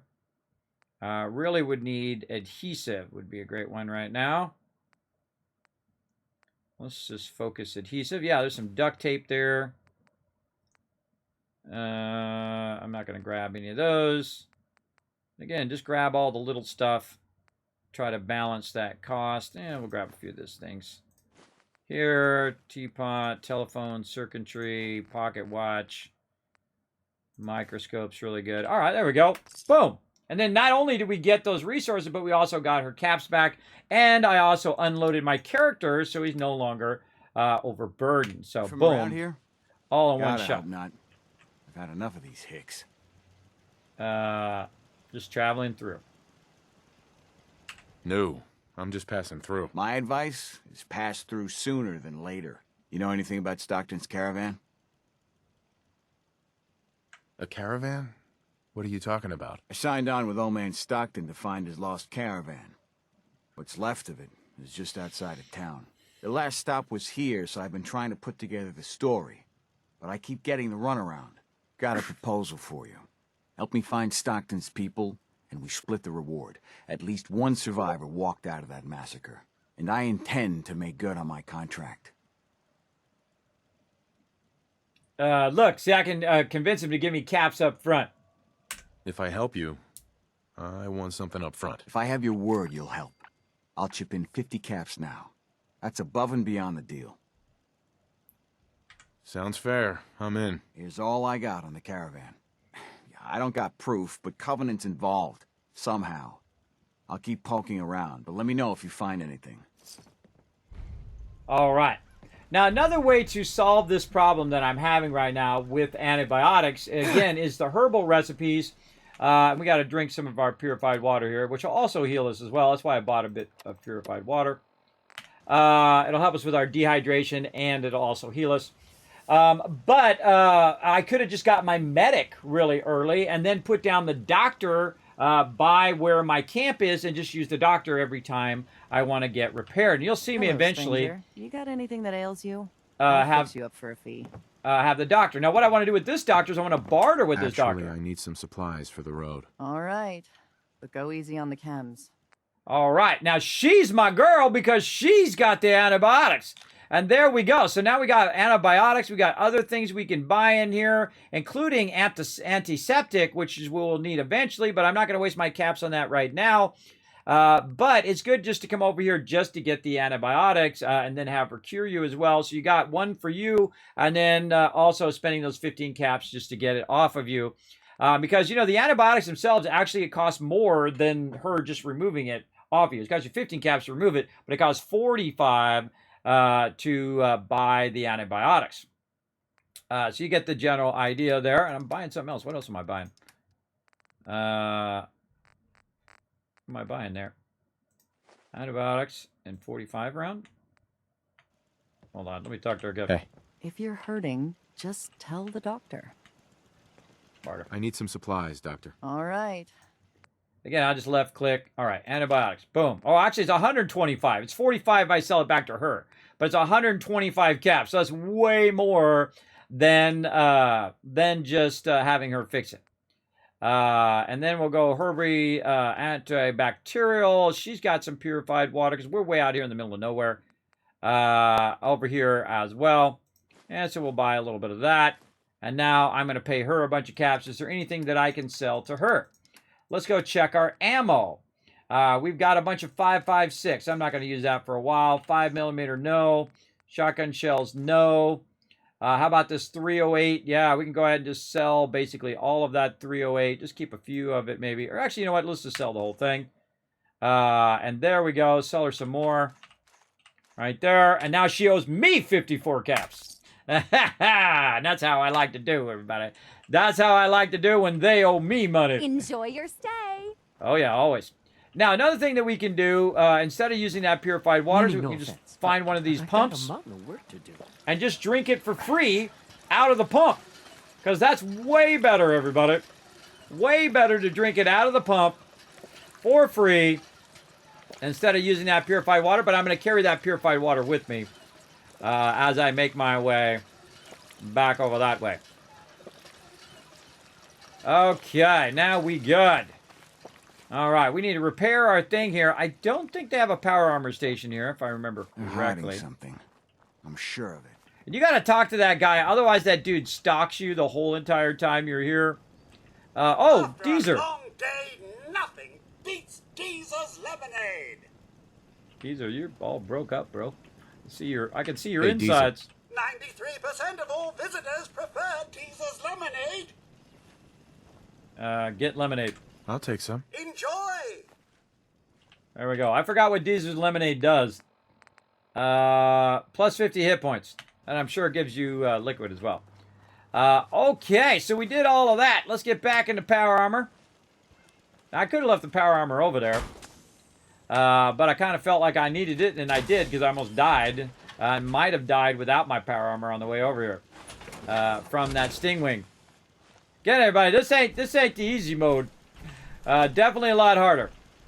All right, now we got to do the opposite, and we've got to make our way back up here toward the Starlight Drive-In. So we're going to go ahead and mark that now as the way we want to go. And I find what you want to do is walk on the high side of this lake that's over here. to get back there. Oop, and there I did shift again. My bad. Burning up them fusion cores. Now, of course, I could also go to the drive-in, put a bunch of purified water there, put it on Cogsworth, and then have Cogsworth come back with me, and then, of course, have a bunch on me, and then I could buy them out, too, including their caps and all of their resources. Now, they have really good resources because it's like a pre-war town there, everybody. And they got a lot of good stuff over there. Oh, and one of the things I should have done was save. I forgot. Uh-oh. I guess we're going to risk it. One of the things I should have done was save back there because they have a bed in which you can save back over that way. And we're going to run into a respawn point here, too. So we need to get our weapon out, reload it, and try to avoid all of that stuff. And again, you'll see me in survival mode. The smartest thing to do is try to avoid getting into any big fights when you're going from one place to another in the early game. Oh, we got some glowing stuff down here. Let's grab some of that while we're at it. Glowing fungus among us. There's some more there. Now that's going to allow us to build our own antibiotics. But you got to watch out. Sometimes it's a trap. It's telling you to come over there and check that thing out. Meanwhile, some bunch of stuff comes up and shoots you while you're grabbing that thing. And it actually was the exact opposite of what you were trying to accomplish. Now, right up here in this kind of overhang, there's always some sort of action going on up here. So we need to be smart. Now, I could just go around that way. But I'm just going to hit Q and see if we got anything going on. Oh, yeah. Wild mongrel there.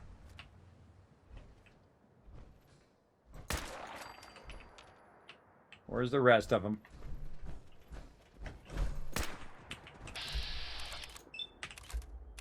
Now, if you have enough action points, you can do this.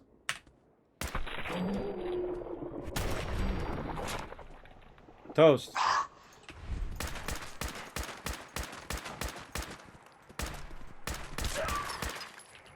And so I took out 2 of them, and the one that was closest to me, I wasted a bunch of bullets, but I got him.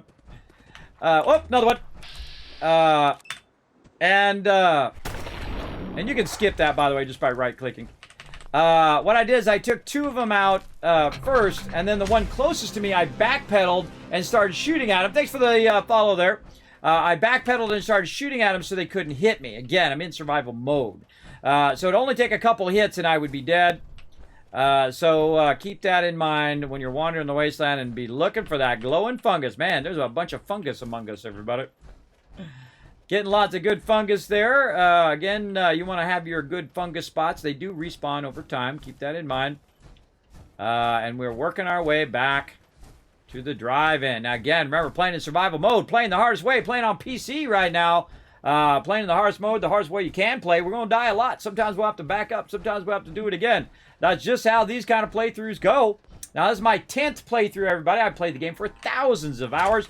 They call me the Wasteland Tycoon because I'm level 15, and I'm making about 25,000 caps every few days in-game. We've basically tried to take care of saving. Whoa, look at it. There he is. I told you he'd show up eventually. He's been chasing me that whole time. And so he showed up right there after I saved. So watch out for that too, everybody. A little trickiness going on there. Now I do want to save my game, but I don't necessarily want to sleep too long because I don't have any fatigue. I don't have any conditions on me right now. There's no issues with my character. So if I do sleep for too long, what's going to happen is I'm going to basically get one of those conditions that I don't really want. Also, there's somebody over here somewhere at this location. I can hit the bell and look for him. We got our Moo doing some fertilizer for us. I don't see him. Normally they would be here doing food, but they're probably still walking here. They're around here somewhere. And if I see him on the way out, awesome. If I don't see him on the way out, oh well. Because we got quite a journey to do. You're like, well, Kismet, what about Corvega? Well, we'll go back to Corvega in a minute.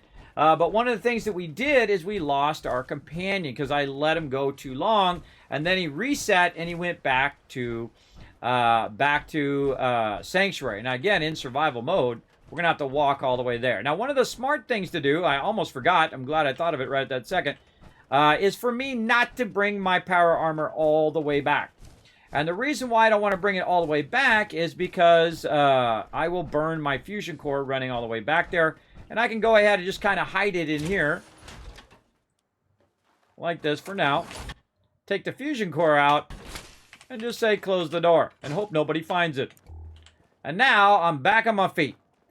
Now what I'm not doing is burning my fusion core so I can run much faster from place to place. And you'll see me do that quite often. If I feel like the road is fairly clear and I can make it from A to Z, first thing I'll do is I'll save, and then I'll leave my power armor there, just so it doesn't waste my fusion cores, especially early game. And very rarely do I use fusion cores and use power armor this early. Normally I do it like level 25 and above. How much have you played the game? Thousands of hours, Big Kahuna. I think I'm coming up on 3,000. Now, some people have played 5,000, 10,000, 20,000. I wish I had that much time, because I totally would have that much. I can tell you I easily have that much in Fallout 1, because I played all the Fallouts, including Fallout 1, when it first came out. In fact, I knew about Fallout 1 before pretty much anybody other than the devs did, because I worked as a graphic designer. I did package art and billboards, signs, CD labels, all that kind of fun stuff. As a graphic designer for many years. Where the heck am I going? I'm going this way. For many years, and one of our clients was a little-known company at the time, Interplay, the makers of the original Fallout 1 and Fallout 2, way back in the day, the old turn-based version. And so I absolutely fell in love with Fallout. It's my favorite series of all games. Very, very fun. So yes, I've played for a lot. You've never played? Well, hey, if you want a good intro into Fallout, you might try out Fallout 4, a bit of a more modern version of it. Great to get in there and learn the game mechanics and do it. You might even become a wasteland tycoon like me, where you're making 20,000 caps every few days at level 15. Right now. We're not even concentrating that on right now. We're concentrating on Corvega. And we got to go back over here, and we got to get our companion that we lost back over here. Now, we've already got his perk, so we don't really need him. Had we cleared Corvega and then came back, then we could also get a new companion and try to get his reputation up as well. But we're going to go over here, and there he is down there. Look at him. He's walking the patrol. All right. Let's go ahead and run way back over here, and we'll say hello to my favorite companion while we're here. And you can see we got Sanctuary a little bit built up there. Kind of transitioning from a basic build into a super build. We've also got two puppies, because of some miracle we got the Hound early game as well. And there's my buddy. Let's go ahead and talk to my favorite companion, the mighty Dog Meat. Hey. Everything okay, boy? Yeah, he's good. Don't worry, Dog Meat. Just saying hello. All right, a little too close. Can't quite see his face, but there you go. The funny thing is, Dog Meat has some goggles on, and he's got a little bandana on, which is actually just like my other Dog Meat I have over here. I have a little Dog Meat. I actually have two Dog Meat plushies, because Dog Meat is the best. All right, because it doesn't matter if you're the biggest white knight or the biggest mustache-twirling evil person, he still loves you all the same. Now, you ready, everybody? Watch as I buy out this entire vendor at level 15. Let's go. Or actually, I think I'm 16 now. Right over here. And then I'm going to go over here. And get this one. Huh? And then I'm going to talk to Trash Can Hey, Carla. Need to pick something up? Road's pretty long from here. Let's barter, girl. Let's see what you She's have. my favorite. Yeah, keep your shirt on. She's my favorite. She's also very sassy. Right here. Now, again, I need me some resources, right? Well, again, there's a reason why they call me the Wasteland Tycoon. I'm literally going to buy every single thing that she's got right over here. And I'm going to show you how much it costs me right now. It costs me $11,890. We're going to write that down. $11,890. Now, I got a bunch of purified water on me, but I don't want to trade it to her yet, but we're just going to see how much it's worth. Okay, and the purified water I have is worth $13,800. And you're like, dang, Kismet, $13,000. That's right, yes, and that's only half of much as doing. I'm only collecting about 700, 800 water, I believe, right now. But yet, it just continuously keeps taking it out of the workbench while I'm busy doing other things. So basically, it's an infinite amount. It's an infinite amount that you can collect and build up to the point in which I do, where you can buy out every single vendor in the game. Not just one time, but every couple days in game. That's right, every couple days in your real time, by the way, of you walking around. Not if you forward time, just so you know, it doesn't work like that. You have to actually play the game, and then it will forward. It'll forward that purified water while you're running around in real time. So the other thing that you want to do as well is have somewhere to sell it. And you want to think about your charisma. Now, I have 10 charisma, but there might be some conditions or things like that that's causing my ability to sell my water for a lot less. I can see that it's less because I can see that I'm selling the water for 12. And I know that my max, if I had max charisma, even if I had 25 or 30 charisma, the max I could ever sell it for is going to be 16. So what I want to do is say, never mind, Trash Can Carla. Hold on, I'm going to walk over here, and I'm going to go to the cooler here, and I'm going to actually put this away in the cooler for a second. Right over here. Oh, wrong thing. Gonna need to go to aid. Right there we go. And I'm going to put 1,150 purified water right in there, and now I'm no longer overburdened. Now, also, I need to find my friend Shut about this place. somewhere out and about. So I'm going to hit that button right there. And what I need to do, and I hope I didn't sell it. It just dawned on me I might have just sold it because I wasn't paying attention. But what I need is I need some stuff that's going to boost my charisma. So I've got my trilby hat, and I need me an outfit, and then some glasses to do that as well. Now, it said that Cogsworth is going to Sanctuary, so Cogsworth could be around here somewhere. There he is. I see him way over there. So I'm going to let him get over here. In fact, I can actually speed him up by running over here, talk to him. Hey, Codsworth. May I... Oh, hold on. May I accompany you, sir? Yes. Come with me. Yes. Splendid. Now, again, if you get too far away in the survival mode of your companions, they will stay down, and they will be down for a long time. But I'm going to get him back as my companion. You'll see he moves a lot faster because he's trying to catch up to me. And then we'll talk to him. Sir. And then we'll trade.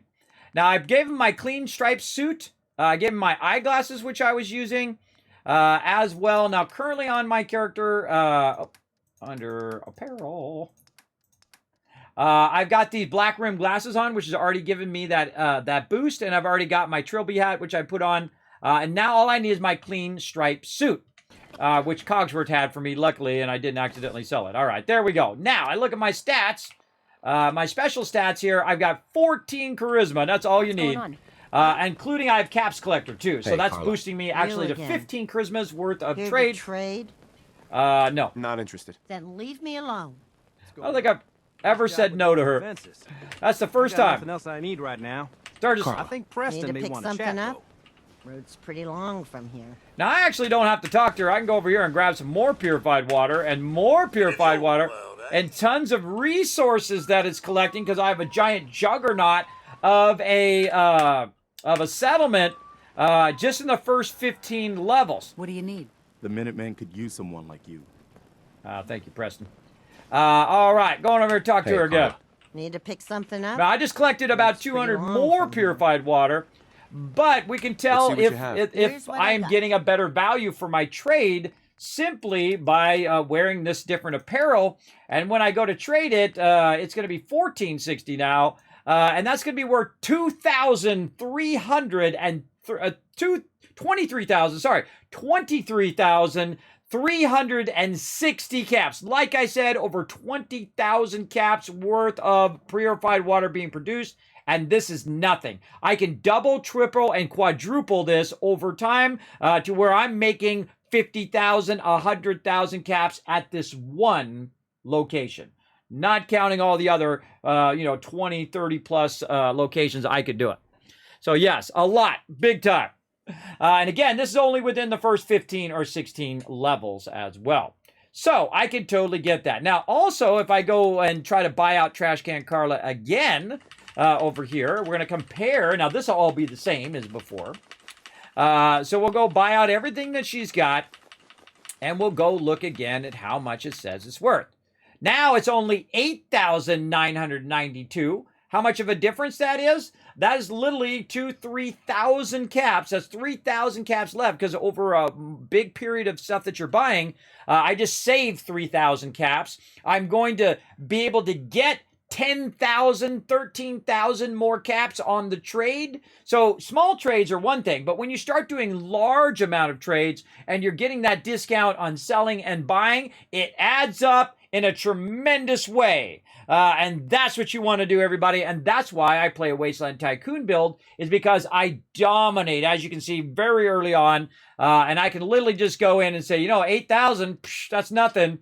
Let's just go ahead and, oh, I didn't want to sell my dog meat there. Give me my dog meat back. I can just go in and dial in the amount of caps. Right now it's about 9,247 if I want to get her caps. So I'm just literally going to dial that in. Let's just say 9,200 roughly. Do that trade. And then it tells me how many caps she's got left. 7. Now at some point, I will stop even caring if it's over. I'll just be like, nah, you know, just take those extra caps, right? But my goal is to get her caps as well, is to get as much of her caps as I can. Now, I've got some 10mm ammo. Now, 10mm ammo is worth 2, so you can actually just do 3 of those and trade that out, because I'm most likely not going to use that 10mm. Another thing that I see a lot of people make the mistake of is they'll have 10,038 ammo and 10,000 of this and 10,000 of that. And they're like, man, I got no caps. I'm so poor in the game. You got 10,000 caps because each one of those bullets is worth 1, 2, or more. And you could have literally taken those 10,000 ammo, traded it out, and bought all the stuff that you want, because it's a bartering system here. You barter items as well as caps, as well as purified water. You barter things back and forth, just like our whole monetary system is based on. You're bartering this money, which the government says is worth this, for that thing that you want, like, say, this bottle, and then, boom, you got the bottle. So they got the money, you got the bottle. But in the old days, what they would do is they would trade, oh, you got some corn? Well, I got some cows. You need some cows? I need some corn. Here's a couple cows. Here's my corn. Then I grow my corn. Now I don't need you no more, because I've now got that going. But now you got cows and you don't need me anymore, because you can breed your cows, and there we go. And that's how bartering works. And so on and so forth. You get the general idea. Now, she's probably got some cool stuff in here that I might want as well. So I'm going to go and look through and see what she's got. If she has some antibiotics, I would buy those. But she doesn't. What else she got in here? Maybe a good time to hit some of these stem packs. Let's go ahead and spend 660 on stem packs, which is pretty expensive for some stem packs. But what do we care, everybody? We'll just dial that in. 661 right over here. That's one of my favorite things, everybody. I love when I get to this stage. And I'm just dialing an obscene amount of caps, everybody. Oh, I didn't actually trade it. There we go. Oh, what the heck am I doing? I just traded it the wrong way. I just bought something. I think I bought my purified water back. Ah, that was fail. Whatever. Whatever. Now, again, everybody, I make so much caps, it's no big deal if I make a mistake. I can always just recover that again. There we go. From more purified water that they'll extract over there. And you're going to make mistakes from time to time. Now, this is worth 16. Now, what's going to happen is when you do it too much, you say, hey, wait a minute, you know, you're going to lose these caps. These caps are going to go bye-bye. And I'm like, nah. At this point, I don't care. It's just like, at this point, nah, I just don't want to have to do the math perfectly every time. I'll just do what needs to be done. Now, I could also probably use some of these carrots.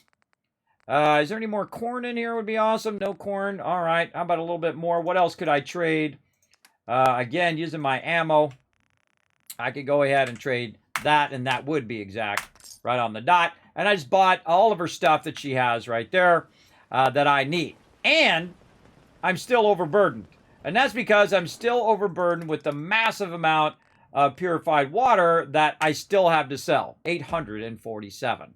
At some point, I will literally collect thousands of it, sell it all, collect thousands of caps and thousands of tons of resources or value of resources, 20,000, 30,000, 50,000, 100,000, 250,000 worth of resources in a single round.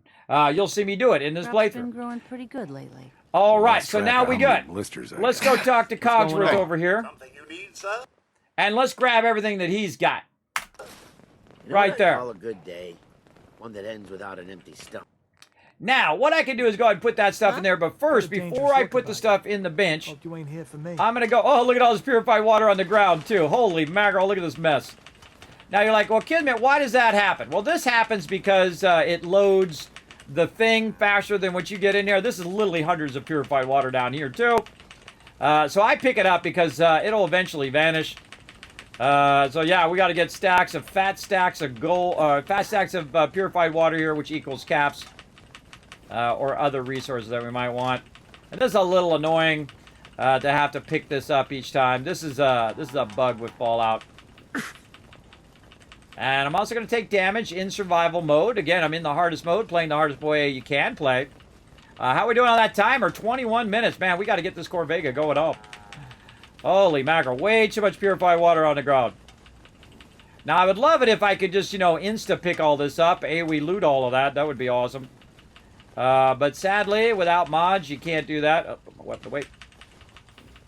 And you know what? I just put in the time to grab all this stuff. This is just dollar bills right here. Dollar bills. Sometimes it puts your metal on the ground as well. I find crouching helps a lot. Get all this stuff under here.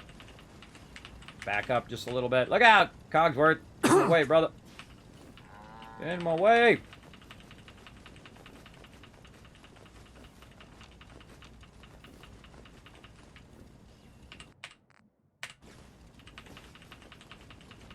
I don't like to waste resources.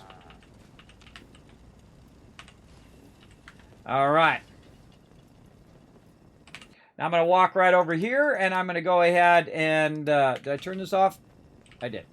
I'm going to walk over here. This is the same as the workbench. And I'm going to walk over here, and I'm going to put this 368 purified water that I had on me into there. I've also got a bunch of other stuff that's weighing me down right now.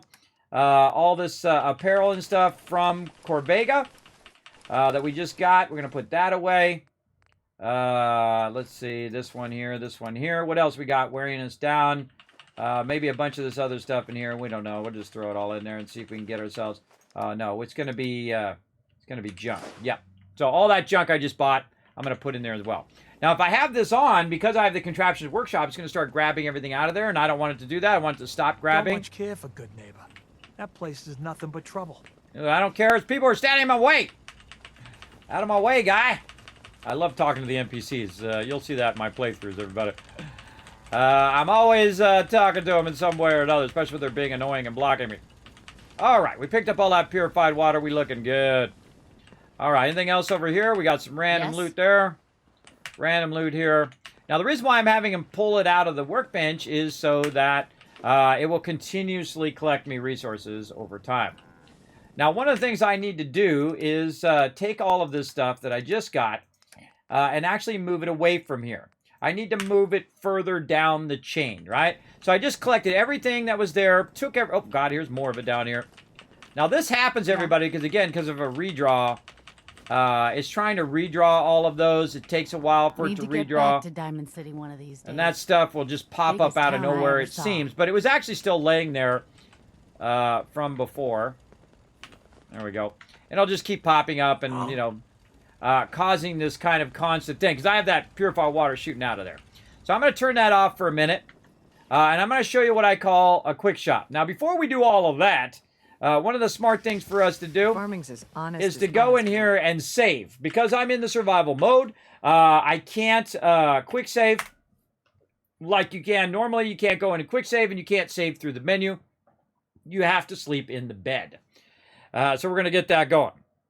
How much water are you collecting? All of it. Exactly, says Flux. Oh, dear. You gotta take things one day at a time. All right, then I come back out of there. I drink some water. Like that. And we're good. All right, and we saved. Look at them puppies. Look at them cute puppies. All right, we're out of here. What up? What up, my brother? All right, now we're going to run this way. We're level 16. And we have got a juggernaut of our...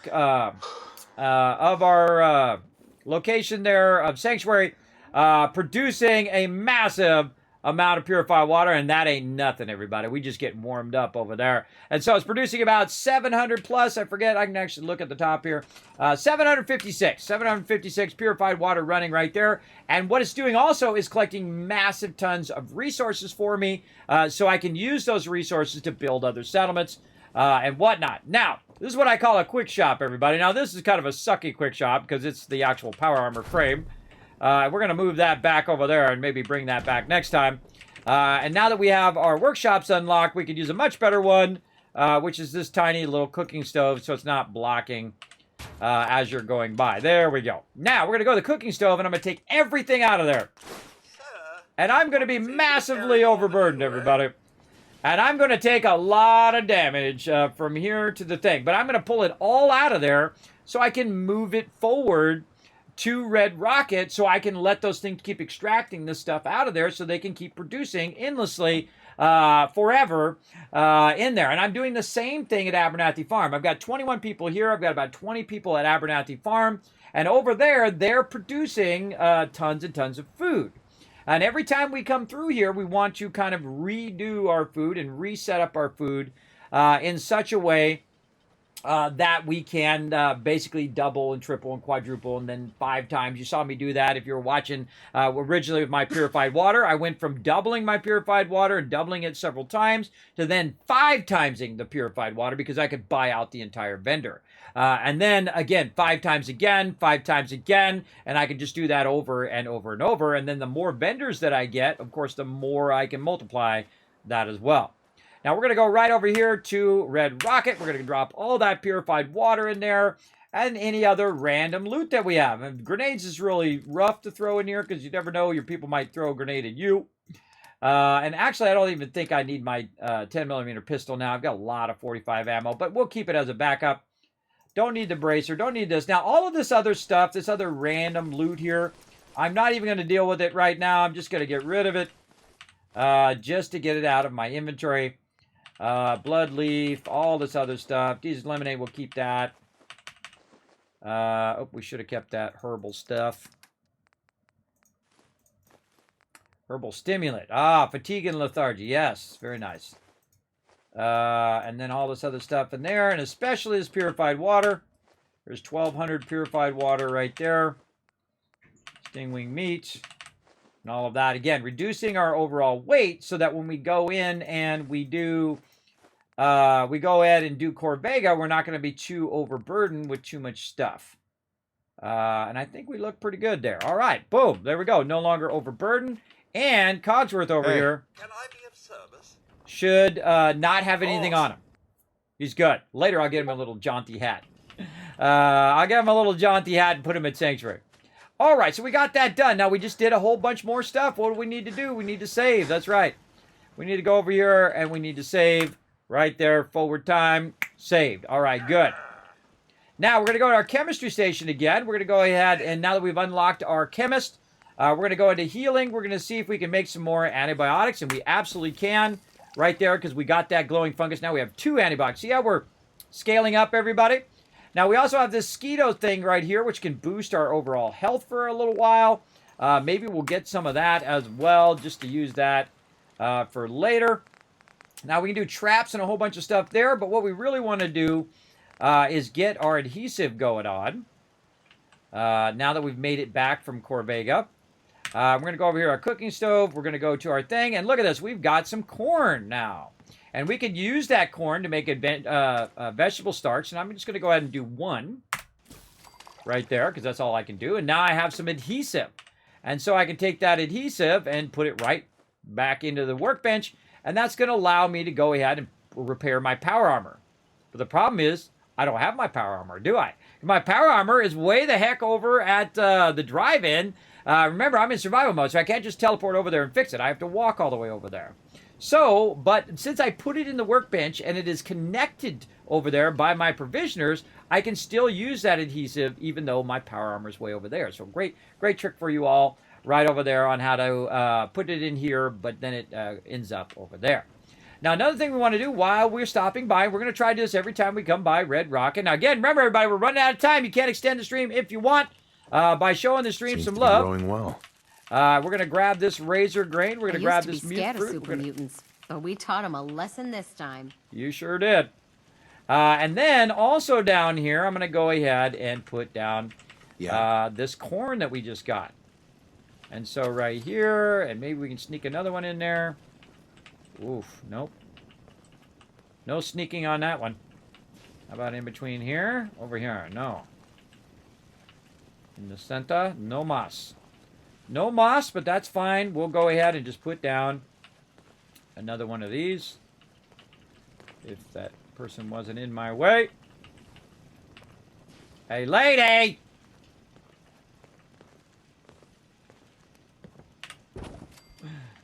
And we'll move our corn over here. There we go.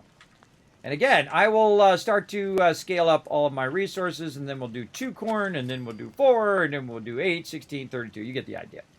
All right, and there we go. And also provides them with more food. Feet hurt. Everything hurts. Well, wah, wah, wah. You just didn't get almost killed by a whole bunch of raiders, did you? No, you're sitting in having the good life over here that I'm providing you, lady. Over here at the base. All right, looking good there. Now, again, let's see if we can craft any other food. Let's see. We could probably take some of the stuff that we killed. We killed some rad roaches. We can make some of that. We can also make some iguanas on a stick. Mole rat chunks. Look at all this good food we can make. And that's why I put the food away. Because when you make the food, it puts it on your character. And not in the stash. And stingwing fillet there. Very nice. All right. A whole bunch of things that I just do because they're fun. But if you use probably my favorite one. Let me see if I can find it here. Of all the ones. Where is it? I know by the green ingredients. That's not it. Missed it.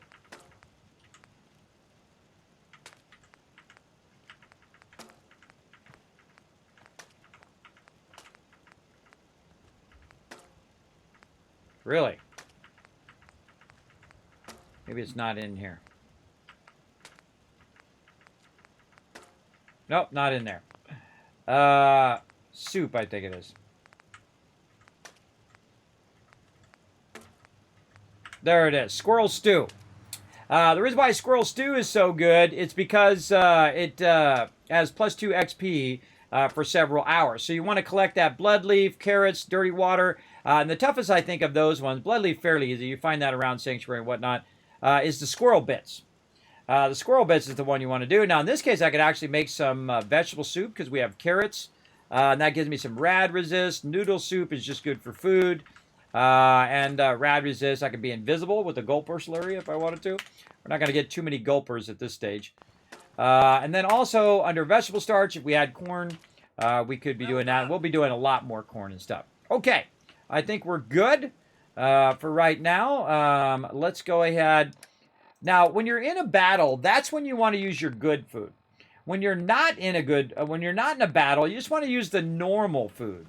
I think, especially if you have a radiation arch like I have there, what I can do is just jump down here and try to find some food that I could just eat, right? So we've got some mute fruit here. Growing well. We can grab that mute fruit, and we can just straight up eat the mute fruit. Right there. Now, we take a little bit of radiation, but it does help our overall food. And if you have antibiotics and other things like that, that'll help you. Then you can just eat random food, especially if you had lead belly, which is one of my favorite perks in the whole franchise. But I can also just go in here and say, what do I have a lot of? Oh, I got a ton of potatoes, right? Ton of potatoes in there. I'm just going to take them all out, and I'm just going to munch those potatoes. And there we go. We're properly fed, right? Just munch those potatoes. Now your food problem is solved for at least for a little bit. And then bring the good food with you. The food that's going to give you HP and a bunch of perception there. This is going to give me a bunch of hit points back. This will heal me as well. So I can use my stem packs and my food at the same time. Did we level up yet? No, we're getting close though. Getting to 17. What are we going to do at 17? I've already forgotten. Let's go see. We're going to do science 2 at 17. Oh, okay. Yeah, we got a whole bunch of them in a row. Science, rifleman, locksmith, a cap collector. You know what? I think I want to move this medic up. I think this medic needs to be here at 21. Let's put that at 21 because this I would rather have the medic than strong back there. And then let's move this one like this. Let's move this down. There we go. I think I really wanted that medic way earlier because my stem packs are doing a terrible job of healing me right now. And so I can get 40% more lost health with just level 1 medic. I also could have got my doctor and put my doctor down by now had I done that earlier, had I done medic way up here at 15. Next, let's leave myself a note. Next time... Come on, caps lock. Next time at level 15 or earlier. Leave myself a note if I do happen to do an 11th playthrough. There we go. And so you iterate on each playthrough. You think, oh man, next time I will do better because I'm going to remember to do that. Or I'm going to do this and I'm going to do that. Right? And I haven't played the survival mode in a really long time. I don't know, a couple years now. So I don't remember every single thing about it. But I do remember a lot. And that's what's so awesome. That's what's so awesome about it is that I do remember a lot of this stuff. And the reason why I picked that thing, right? And in this case, I should definitely do medic away earlier. And again, I probably could have done medic right here where I did that +1 intelligence. Had I done +3 perception, got the bobblehead from Concord, and then I wouldn't have had to use that extra intelligence point. So I could have got it earlier. I could have got medic right there at level 15. And that would have been the perfect time for it right there at that point when I actually started needing that medic perk and I started needing the fact that I wanted to put my doctor down at my local location. But I don't want to do it right now because I have to wait now till level 21. Oh, I got to move myself down here. I got to wait till level 21 here now because I do want to get all of these the second those click in, including Science 2, Rifleman, Locksmithing, and whatnot. Now, we probably could do and move Science 2 down. Locksmith 3 is actually not going to be a thing. That's not going to be a thing because my other Locksmith is down here, which we haven't even done Locksmith 2. So that's not going to be a thing. So we could probably move Science to here, Medic to here, and then actually get it on the next level, right like that. Oh, I didn't want to do that. This would be 17. And then take 17 and move that down. Oh, no, that's going to just do that. Let's get both of these. Move that down. There we go. So instead of doing it, waiting till way down there, I could say, you know what? I'm going to get Science 2 later. Locksmith 3 is not going to be a thing. So we got to take that out and move that down here and figure out that later on. Again, I don't use locksmithing all that much early game. And then run this here. And then make sure that this is equaling this over here, right? So this over here, and again, same thing with Hacker here. We need to pull that out. These are all my perks in order that I'm running. Let's pull Hacker out of there now, because that one as well needs to be moved down after Hacker 2. So again, this one right here, we can get Rifleman at 18. We can get Science at 17, but I'd rather get Medic there. We're going to get Caps Collector at 20. Gun Nut we want to get at that stage as well. So again, we'll reorder that right there. There we go. So the 3-star of Gun Nut is going to be 25. So this is not going to work out, right?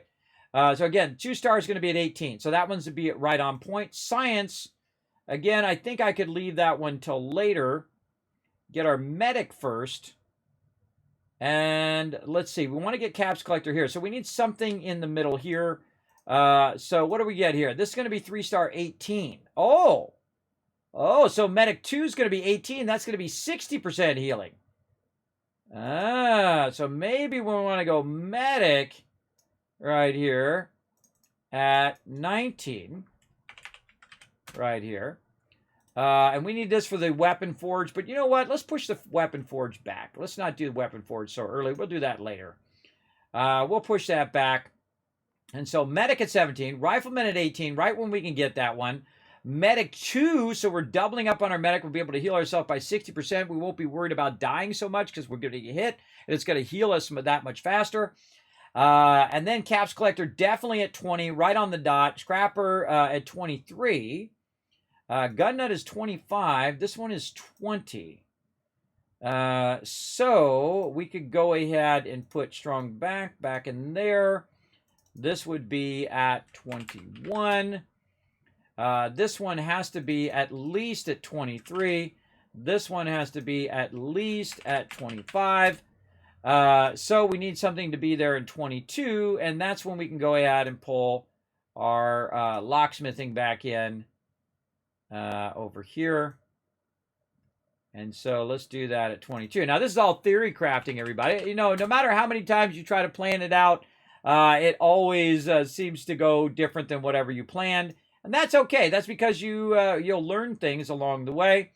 And we'll do hacker at 24. And there we go. That's really awesome.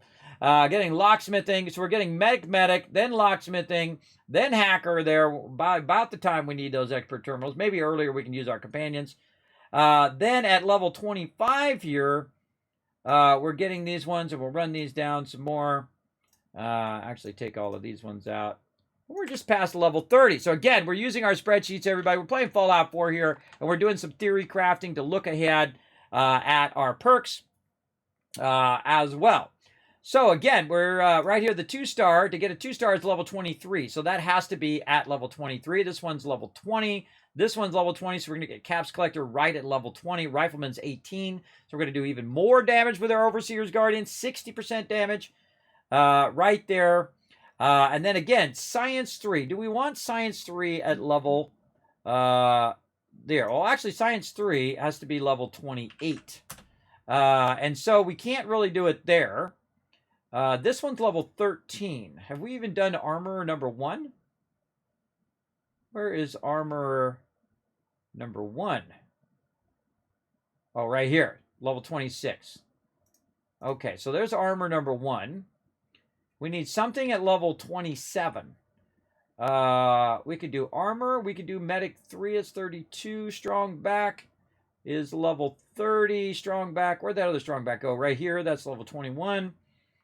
Oh, man, we got to work something in there. Maybe that's a good time for Science 2 at 27.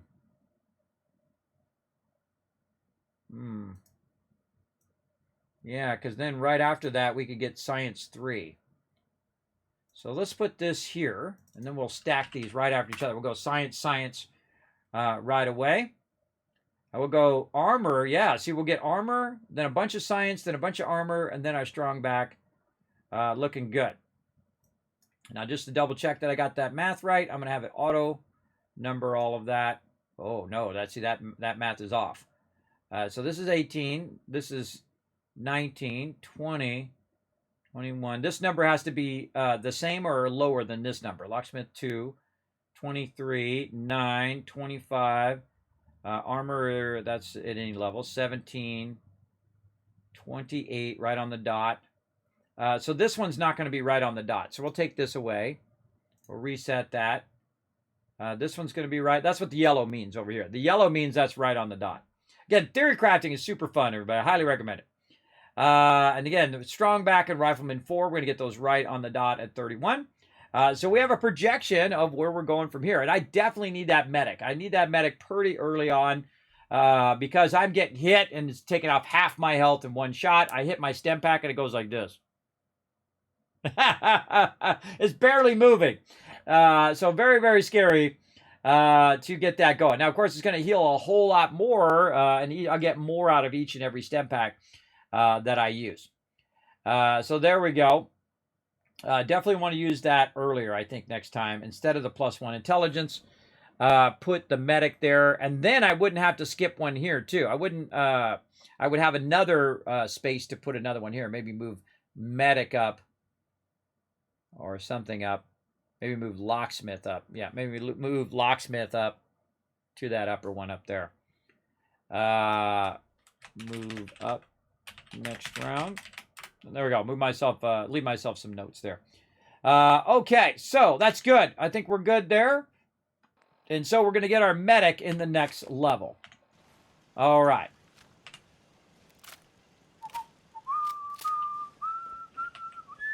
Cogsworth. Okay, that's it. Did we save? I don't even remember. Let's save. Let's just save just in case. Let's just save. Coming in at the wire. I know, right? Oh, and there we go. We ran out of time. Now, you still have a chance, everybody. While I'm playing, you can extend the stream. What we're going to do is we're going to walk from here, and we're going to go ahead and walk toward Corvega here. Now, when I'm walking in my outfit, everybody, I literally have, like, no defense right now. Look at that. Look at that. No defense. So probably a smart idea when you're not talking to peeps to just get into the habit of putting your... Oh, I should repair my stuff while I'm there. To just get in the habit of putting your armor back on. It'd be nice if you had armor sets that you could use. Get my army helmet on. And so on. Where you can just easily switch where you didn't have to do the whole thing. I'm sure there's a mod for that. But while I'm here, I noticed that I have my helmet on me. Over here, or I have a piece of my power armor here. Oh, I can't. That's right. I can't craft because I don't have the power armor thing. Hold on. Let's go back this way. Let's run back this way. And now we're getting to the point, by the way. Oh, I almost forgot my purified water. We got to take that too. But I'm getting to the point now where I'm getting plenty of food, plenty of water, taking care of my antibiotics, taking care of my conditions, things of that nature, taking care of that and getting that stuff squared away as well. In survival mode, you need to get that stuff squared away. Otherwise, you'll see what happened to me earlier. I had low health, and then some super mutant hit me with a rocket launcher, criticaled me, and I died right away. Oh, and I forgot to do the thing I was going to do. I got to talking. Let's go. So again, if you still want to push that timer back, everybody, you got the chance to do it right now. Up to 12 hours. Again, you can't tip down below. You can use your bits as well, or gift subs out. No, the gift subs are at half the rate over here. Okay, so there we go. So now I can go ahead and craft. Let's see which one it grabs. It grabbed the closest one right there. Now I have a right leg here. I got two right legs that I can use. So I want to go ahead and repair that one. It's just going to take a little bit of steel. But I'm not actually going to put it on there. See, I didn't put it on there. But I just used it to repair, and that's it. And so now I have that. Now, I could have repaired my power armor, but I'm going to repair it on the other end over there. So I'm just going to repair that piece, and I could have repaired it on the other end as well. But just want to show you I can run back and take care of that. Let's go ahead and run forward. And we can check it here. If there's anything in there. Nothing in there. That's because it hasn't reset yet. I almost forgot again. I need to go back over here before I leave. Before you leave, you want all of your extractors running. And I had taken all the resources and moved them over there. And then now that I've cleared the inventory, I need to go over here and reactivate this extraction of resources. Can't talk now. There we go. Ain't looking And there shouldn't for be trouble, anything Al. over here. And then now that'll just keep collecting me purified water and other resources, because they're collecting a lot of resources, everybody. Look at this. Look at this. They are collecting massive tons of resources. Those things do stack, and they stack well, especially if you're pulling all of that stuff out of the workbench. It'll just keep collecting and collecting and collecting and collecting, and you'll get tons and tons of resources. The certain resources that are tough for them to collect is stuff like circuitry, adhesive, things of that nature. I find I get very little that they collect of that, and I really need to do that on my own. Uh-oh.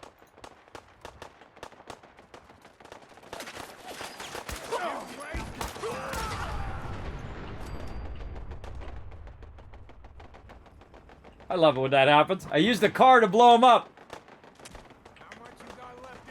Now Red Rocket's getting attacked.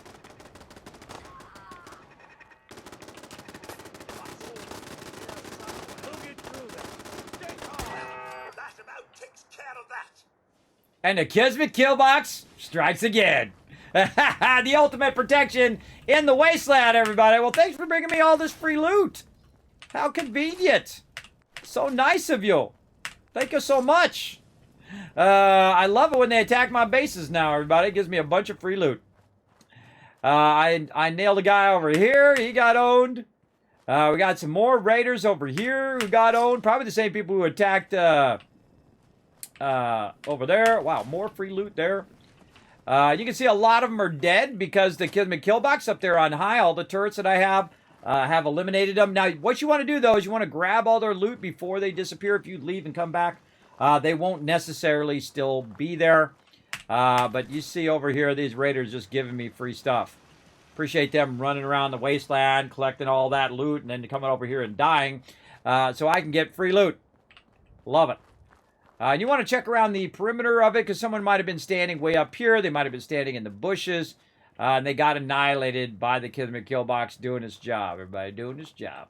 And I snuck up behind him too, and I blew up the car. And that's why I didn't kill that car yet. Because sometimes that happens. So, very awesome. All right, now we took care of that. Oh, and we need to use our little quick bench here. Because obviously I don't want to carry all this stuff around with me in the wasteland. So I'll just go ahead and drop it right in here. Now, unlike Fallout 76, you got a lot of room, everybody. You got a lot of room in here. You can do this for days. I have never, in all of my playthroughs, ever filled up the workbench all the way. So you definitely have a good chance of not having that happen to you. Shotgun shells, don't need them. 38 round, I'll keep it just in case I need to do some caps. There's something else weighing me down here. I think it's my, yeah, it's my power armor thing there. We got a bunch of food on us here. Any raw food? No, this is all good food. And all right, so there we go. Our first defense of Red Rocket that we actually successfully did last time. Oh, hold on. Another dead person there. Thanks for more loot. And we'll hit this one on the way out. The other one, oh, more persons. More dead peeps to the Kismet kill box. Oh, more dead peeps. Again, look at all that free loot, everybody. Appreciate you bringing all that free loot. Now, I'll come back, everybody, and I'll scrap all that stuff so I get all those resources later on. But again, don't want to carry all that around with me. I got enough I'm going to have to try to carry back after this. There we go. Now, again, another thing I like to do if I do have an encounter like that, I do like to have a little temporary bed somewhere. Now, of course, I always run the risk of getting infected or something like that every time I use it. But that's the only way I can save the game. There we go. All right, looking good. Back out into the wasteland we go, everybody. Beautiful day in the wasteland. Let's go do it. Let's go do it. Now, again, what I want to do is go ahead and work my way back here. And then we're going to pick this up next time. Again, sometimes I do like to leave myself in a position where we can continue on from there. I lost Cogsworth. He went back there. I didn't repair him. I got all sidetracked. I should have went back and repaired them. I forgot that was a thing. I thought they stayed where they were when they got down, but that is not true. They do. If you get too far away from them, they will reset back to Sanctuary or wherever you last left them. You know, that's actually a good idea, now that I think about it, is that I should dismiss Cogsworth to Red Rocket, or no, to the drive-in. And this way, if he gets downed, and I lose him, and he goes back, he'll go back to the drive-in. That's where I want him to go. Put him back at the drive-in, and then, again, if that's where he was last, he'll go back there, because where he originally was is Sanctuary. And this way, he'll go back there, and then I don't have to go all the way back every single time. So that might be a smart idea. We'll try to get that going on when we get over here. Oh, we got a tire we can pick up. Nope, no tire. Oh, we can't pick that tire up. Can't pick that one up, sadly. I was going to pick it up and run it to my base. These ones here you can't pick up. I can tell because it has the rim on the inside. Man, nice day. Beautiful day in the wasteland.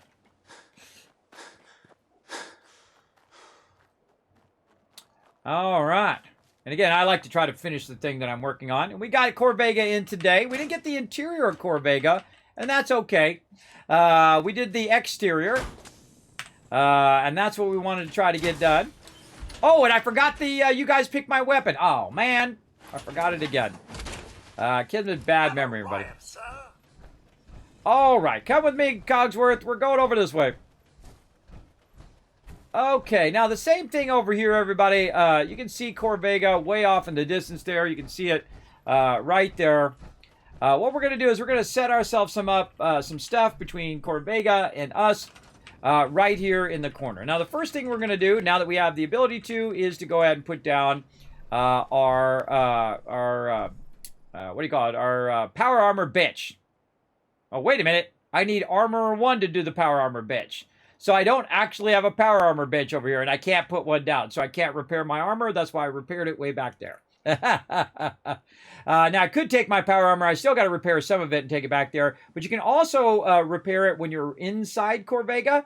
You can repair it in there because there are some benches in there. You can repair your weapons and things of that nature in there as well, or your armor in there as well. Your regular armor. Okay, now the other thing that we need to do between us and Corvega is we need to have another bed here, just out here in the open, so I can get out of my power armor, just like that. I can go ahead and trade in my leg that I brought from way over there. There we go. That's fixed now. And then I can save. Again, boom, save. There we go. Now, there's some people walking around over here, which they shouldn't be walking around here because I want them to get over there and do something else. Though I might, I don't know, I might move all my Red Rocket people over here. This is one of the greatest places to recruit in the entire game, everybody. And that's why typically I don't keep anybody here, because you can recruit and fill up Red Rocket. You can fill up all these other places. And that's what we're trying to do right now. We're trying to clear Corvega so that we can start to get more settlements. Get the settlement up here on top, which is our 10 Pines Bluff, because you can see that that one's not connected. There's also other ones over here that we can try to get, you know, out here on the outside, way down here in the corner, and all sorts of settlements all over the place. But we're trying to get the ones that are close by, because again, that's within reasonable walking distance of Sanctuary to these over here. Also, Sunshine Tidings, which actually is a fairly easy one to take over, but I don't need it right this second. What I need is I need to take out Corvega so that I can unlock 10 Pines, because 10 Pines is a lot closer. And then I can start running, 10 Pines over there as well. So we're going to get all of that going next time. But right now, we should have sent these people to Red Rocket. Yes, all right, looks good. And I wonder how much resources we have right here. Yeah, we have a bunch of random stuff, casual outfits, asbestos, a bunch of plastic, and whatnot. Now, eventually, we want to bring some purified water up here as well. Best way to do that is to use Cogsworth and put, like, 200 water on him, and then have him run over with it. Great way of getting that going on. All right, let's go ahead and save one more time. And then we're going to call it right there. We're going to come back and do the other part of Corvega next Sunday as well. Now, remember, tomorrow, everybody, we got an epic event. We need everybody to come and join us.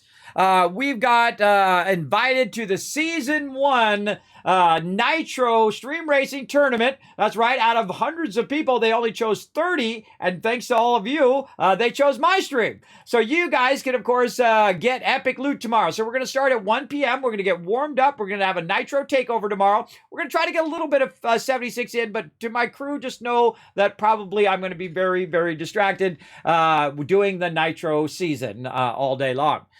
So at 4 p.m. to 6:30 p.m. Eastern Standard Time, that is when we are going to be doing the racing in which you guys can win loot. Now, if you place first, you get that exclusive drop. Only about 200 people are going to get it. The red-eyed, maximum of 200 people are going to get it, or 210 people. Red-eyed frog car wrap. So you can get that exclusive drop that no one else will be able to get. Only you, if you place first in one of my races.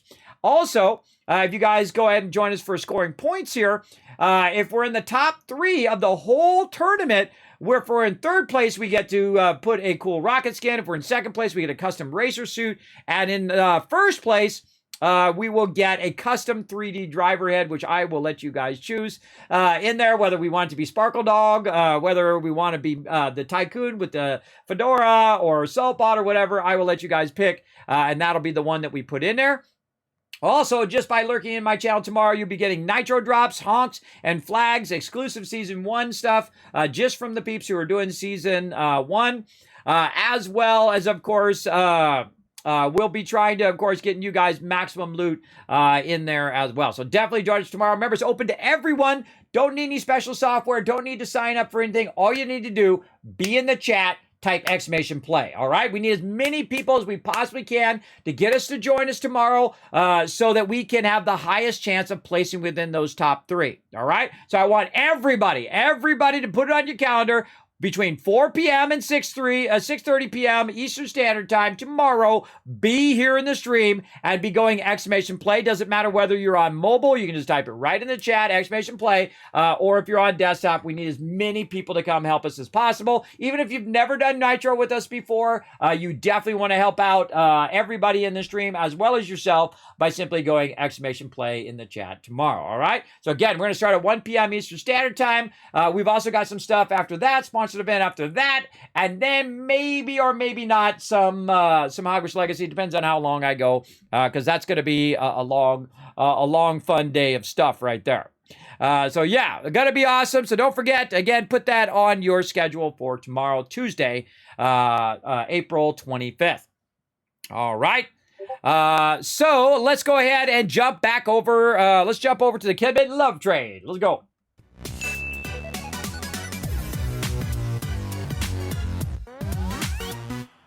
No trade routes? Yes, I do have some trade routes. I have some between Red Rocket right now is my kind of hub. So Red Rocket to Sanctuary, Red Rocket to Abernathy, Red Rocket to the drive-in. But I haven't unlocked Ten Pines yet, so I can't do a trade route there yet. The same thing with Sunshine Tidings and other locations as well. Because they haven't been unlocked. I just unlocked Abernathy. I've unlocked Abernathy and Sanctuary are my 2 powerhouses. Sanctuary, of course, producing massive tons of purified water, making me 20,000 plus caps every few days in game, as well as producing massive amount of resources because all the settlers there, pretty much, except for a few that are doing food, are collecting resources for me. They're collecting resources and throwing them in the workbench.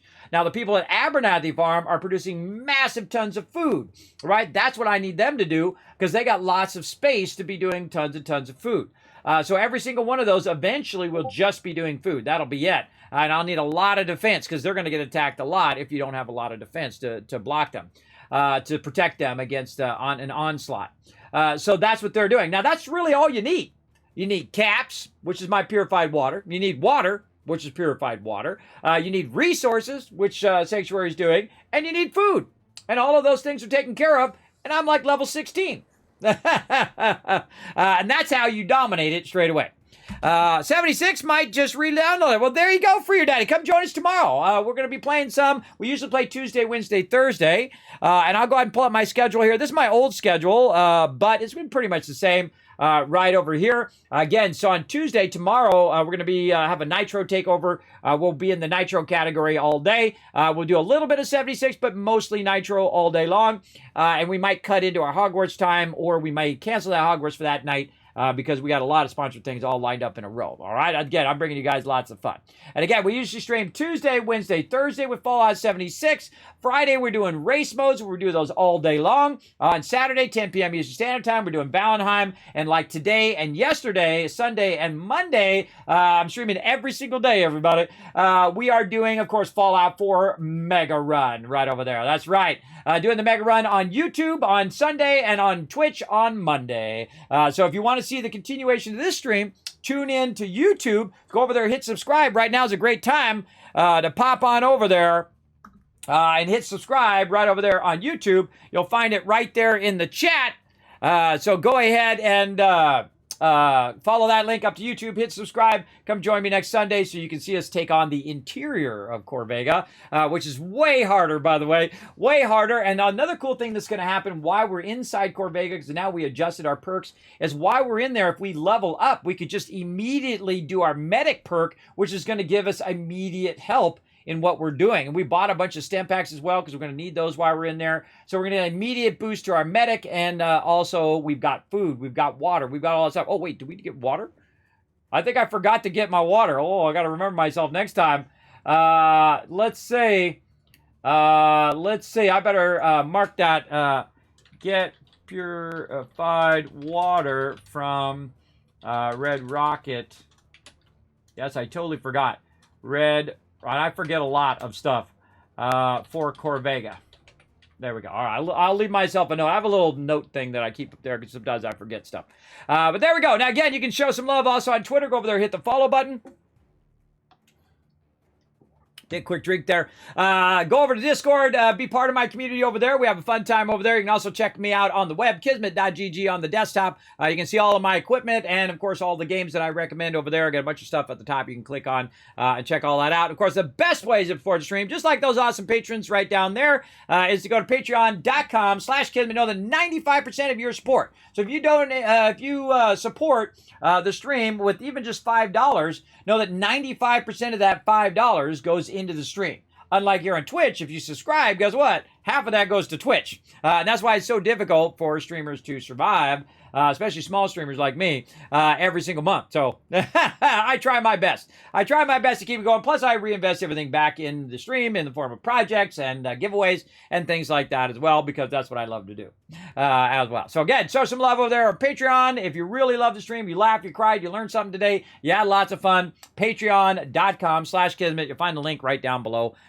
in chat. Now, what I'm going to do is go ahead and give you guys some love before I go. A bunch of caps. Here we go. 1,000, 2,000, 3,000, 4,000, 5,000 caps. How we do on the retweets? Didn't quite hit 10 there, but very close. Thanks to all the peeps over here for the follow. Thanks for the subs and the resubs today. Appreciate you just lurking in my channel. I hope you had a great time. I always have a fun time playing some Fallout 4. And again, this is the run to rule them all. We're going to keep it going throughout all of next month. And into June as well. And we're just going to keep going until we finish that playthrough. And we're going to put your guys' name in there as well if you do help support the Kismet Love Train. All right? Appreciate you all. Let's roll that out of here. We're going to press the button, and I will see you guys tomorrow, 1 p.m. for the epic tournament of Nitro. I get to be the first one to be in the tournament, everybody. Pretty cool. The select few who get to be in the first Nitro tournament, along with all of you, because you guys are the ones who have the better RNG than me. So I'm going to need all of you peeps who have great RNG to come in, try to get in those top 3 places, and you never know what might happen. We might win it all. We'll see what happens tomorrow. Bye, everybody. 1 p.m. Eastern Standard Time. Bye, everybody.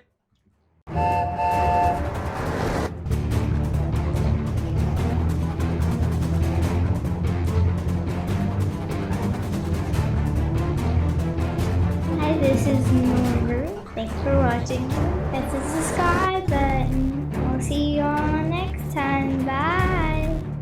Thanks for watching this video. Keep the Kismet Love Train a-going.